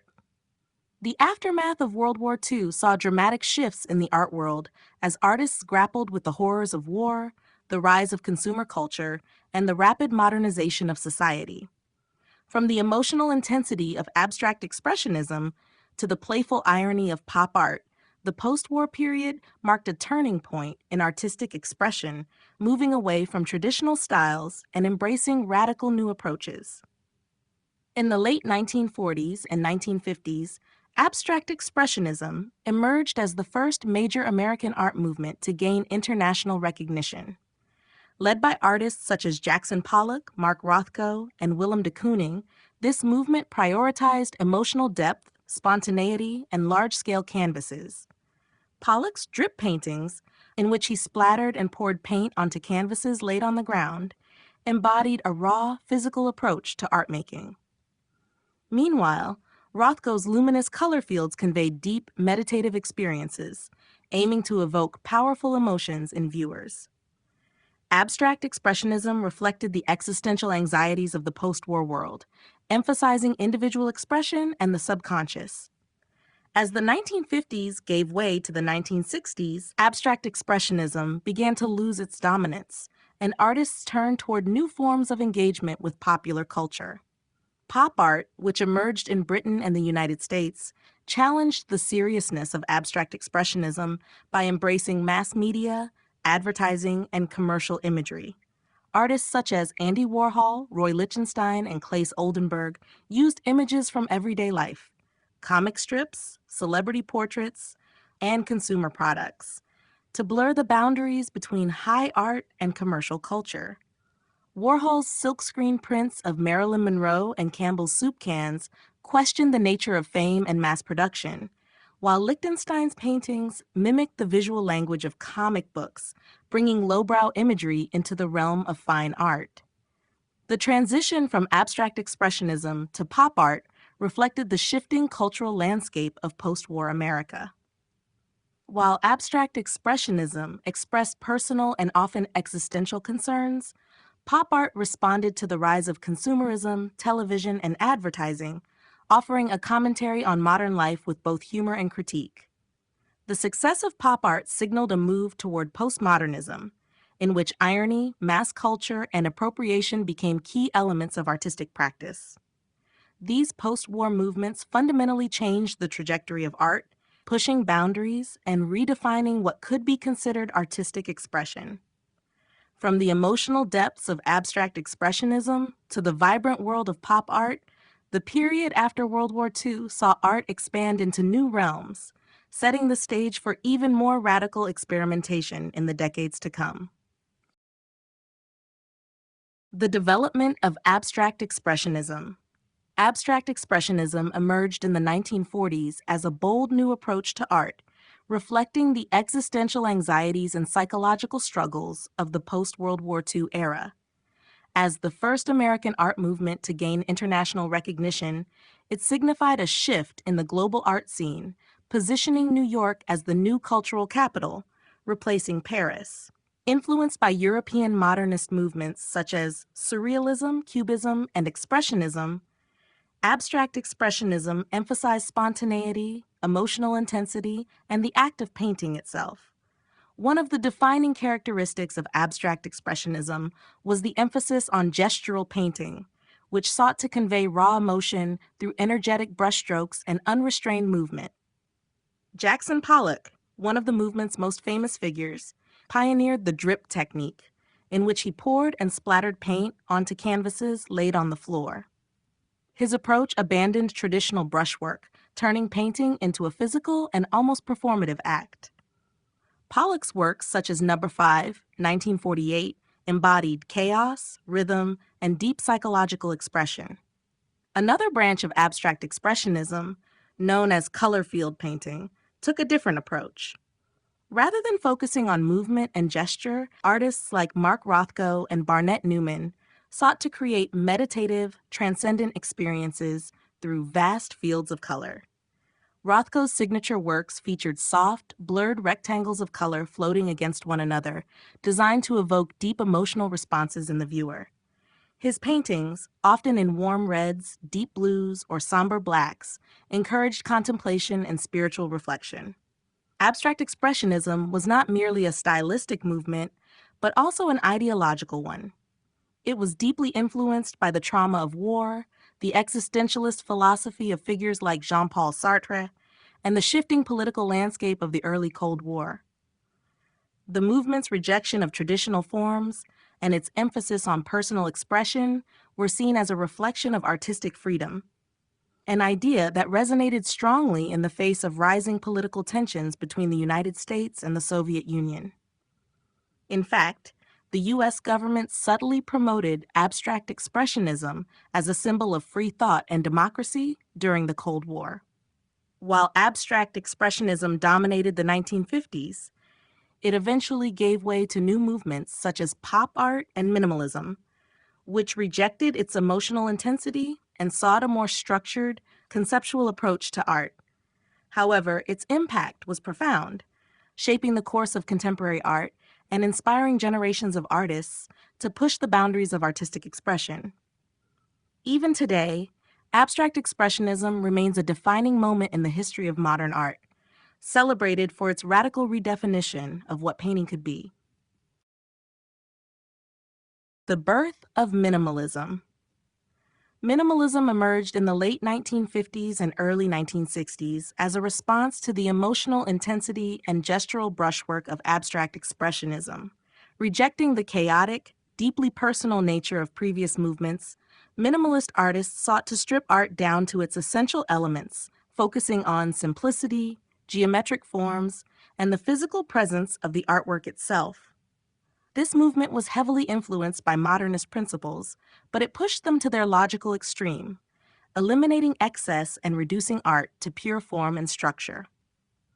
Minimalism found its roots in European constructivism, De Stijl, and the Bauhaus, but it took on a distinctly American character, particularly in the work of artists like Donald Judd, Frank Stella, Dan Flavin, and Agnes Martin. Judd, one of the movement's most well-known figures, rejected traditional painting and sculpture, instead creating industrially fabricated objects that existed in real space. His simple, box-like structures, often arranged in repeated patterns, emphasized materiality and physical presence rather than illusion or symbolism. One of the defining characteristics of minimalist art was its use of repetition, uniformity, and industrial materials. Artists favored simple geometric shapes, squares, rectangles, and grids, often painted in solid, monochromatic colors or left in their raw, unembellished state. Frank Stella famously declared, "What you see is what you see," emphasizing that minimalist art had no deeper meaning beyond its visual presence. His early works, such as the Black Painting series, featured precisely spaced parallel stripes, creating a sense of order and rhythm without relying on narrative or representation.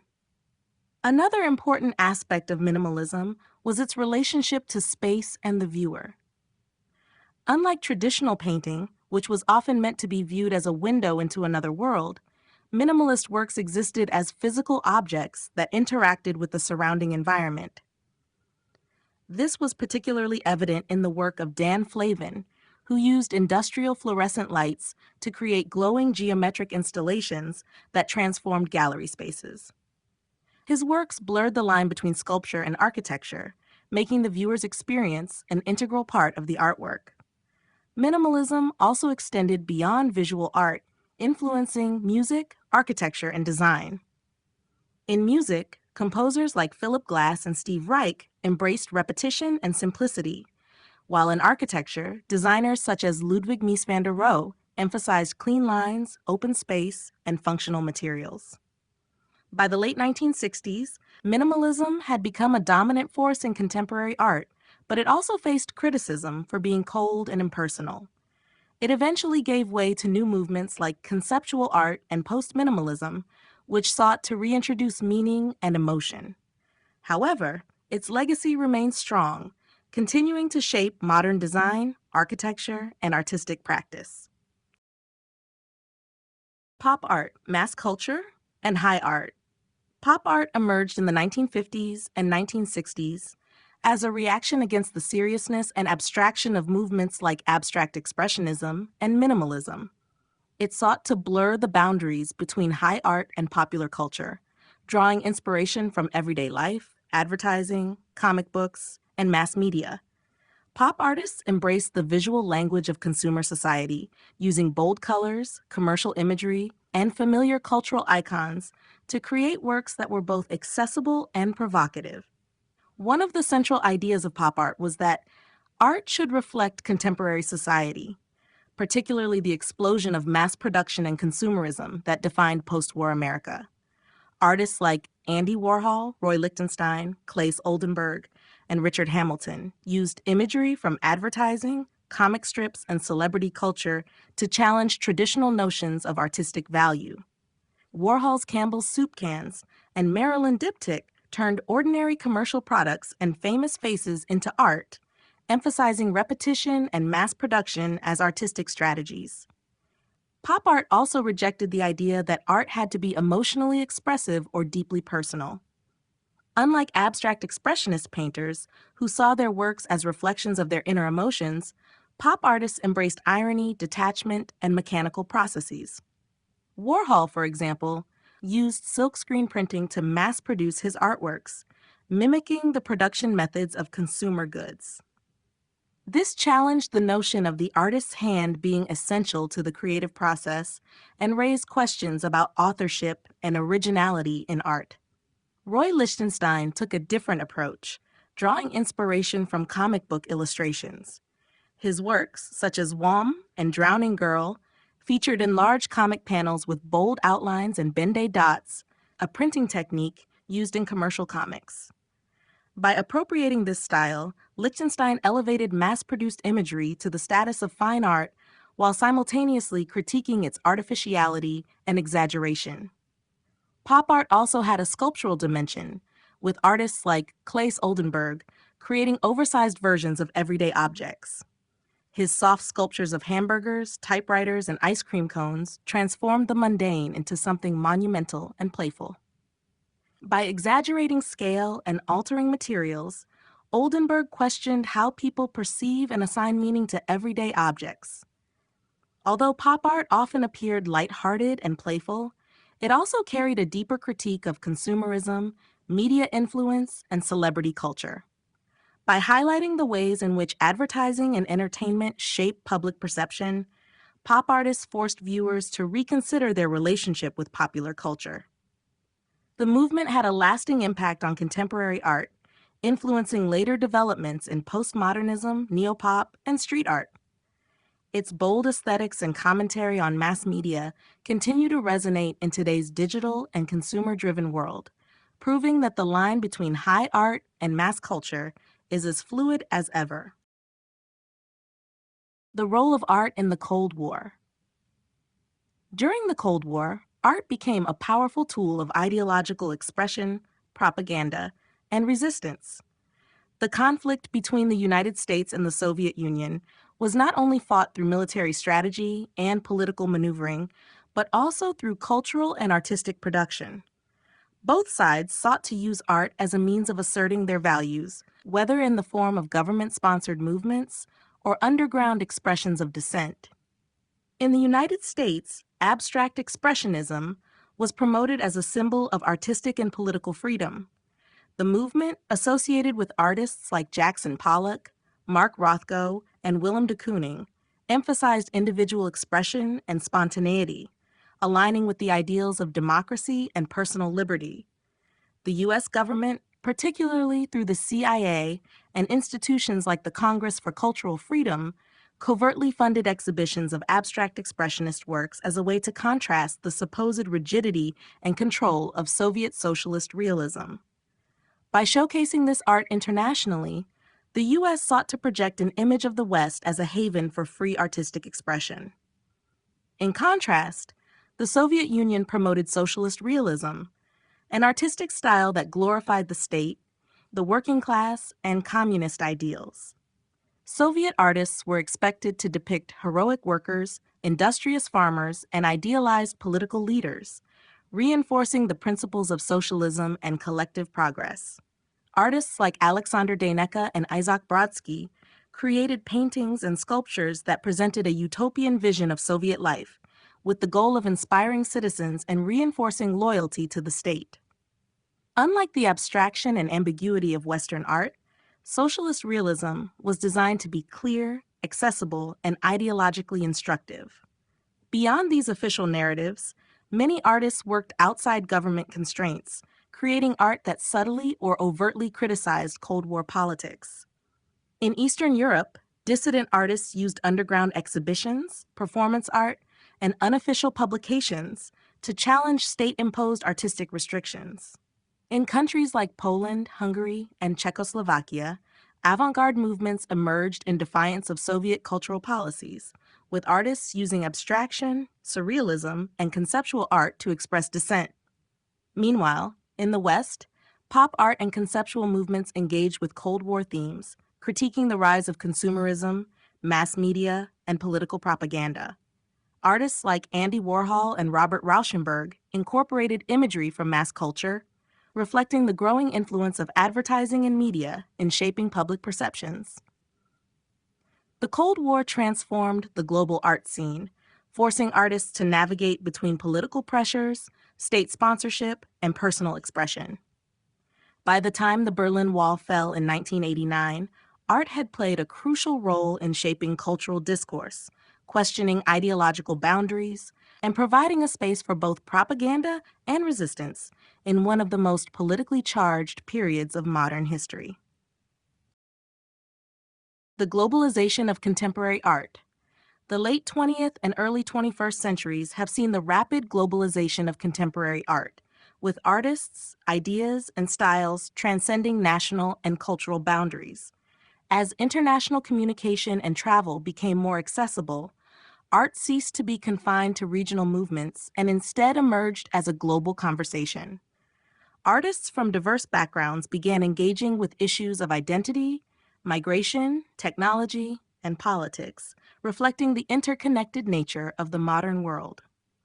One of the key factors driving the globalization of art has been the proliferation of international art biennales and fairs, such as the Venice Biennale, Art Basel, and Documenta. These major exhibitions provide platforms for artists from different countries to showcase their work, fostering dialogue between cultures and exposing audiences to new artistic perspectives. Such events have also contributed to the increasing visibility of artists from regions that were historically marginalized in the Western-centric art world, including Latin America, Africa, and Southeast Asia. Another major shift in contemporary art has been the rise of digital technology and social media, which have dramatically altered the way art is produced, shared, and consumed. The internet has allowed artists to reach global audiences instantly, bypassing traditional gatekeepers such as galleries and museums.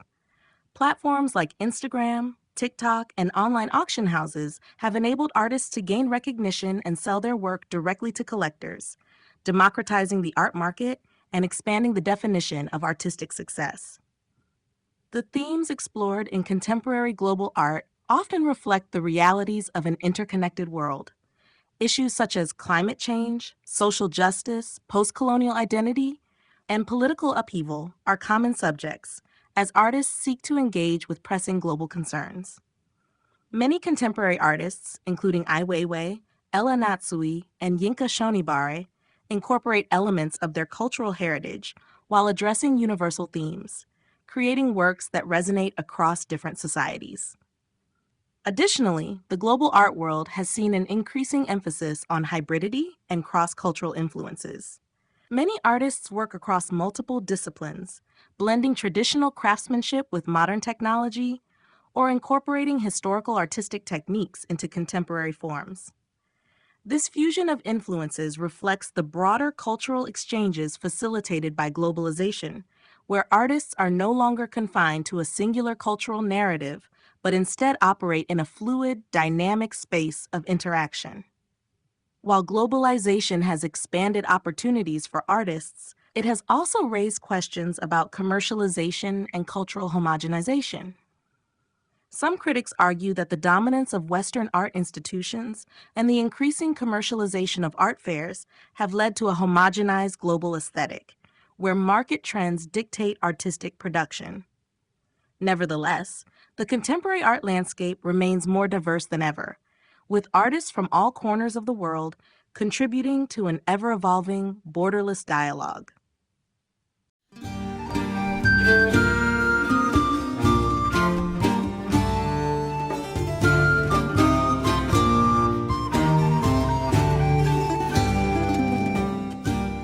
Chapter 13, Conclusion. The history of art is a reflection of humanity's journey, its triumphs, struggles, and evolving ways of seeing the world. From the earliest cave paintings to the digital works of today, art has served as a means of expression, communication, and transformation. Each era, from ancient civilizations to the modern age, has contributed to the rich and diverse tapestry of artistic innovation, shaping the way we understand culture, identity, and society. One of the most striking aspects of art history is its ability to capture the spirit of its time. Ancient Egyptian and Mesopotamian art emphasized order and divine authority, reflecting societies structured around religion and centralized power. Greek and Roman art introduced naturalism and idealism, focusing on human achievement and philosophical inquiry. The Middle Ages saw art become deeply intertwined with faith, while the Renaissance revived classical ideals, placing humanism at the forefront. The Baroque, Rococo, and Neoclassical periods further demonstrated how art could reflect both grandeur and reason, while Romanticism and Realism turned toward emotion and the everyday experience. The 20th and 21st centuries ushered in an era of unprecedented change, marked by rapid technological advancements, political upheavals, and cultural shifts. Modernism shattered traditional artistic conventions, leading to movements like Cubism, Dadaism, and Surrealism, which challenged established norms and expanded the possibilities of artistic expression.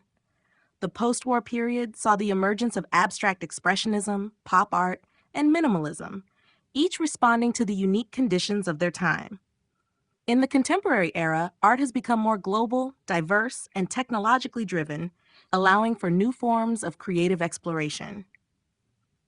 Throughout history, art has been both a reflection of society and a force for change. It has documented revolutions, challenged oppressive systems, and provided a voice for the marginalized. Today, as the world becomes increasingly interconnected, artists continue to push boundaries, using their work to address pressing social issues, explore new media, and redefine what art can be. With the rise of digital platforms and globalization, artistic expression is more accessible than ever, ensuring that voices from all backgrounds can contribute to the evolving narrative of art. While the forms and functions of art have changed over time, its core purpose remains the same: to inspire, provoke thought, and connect people across generations and cultures. As we look to the future, art will undoubtedly continue to evolve, reflecting new challenges, ideas, and innovations. The story of art is far from over. It is an ongoing dialogue shaped by those who create, interpret, and experience it.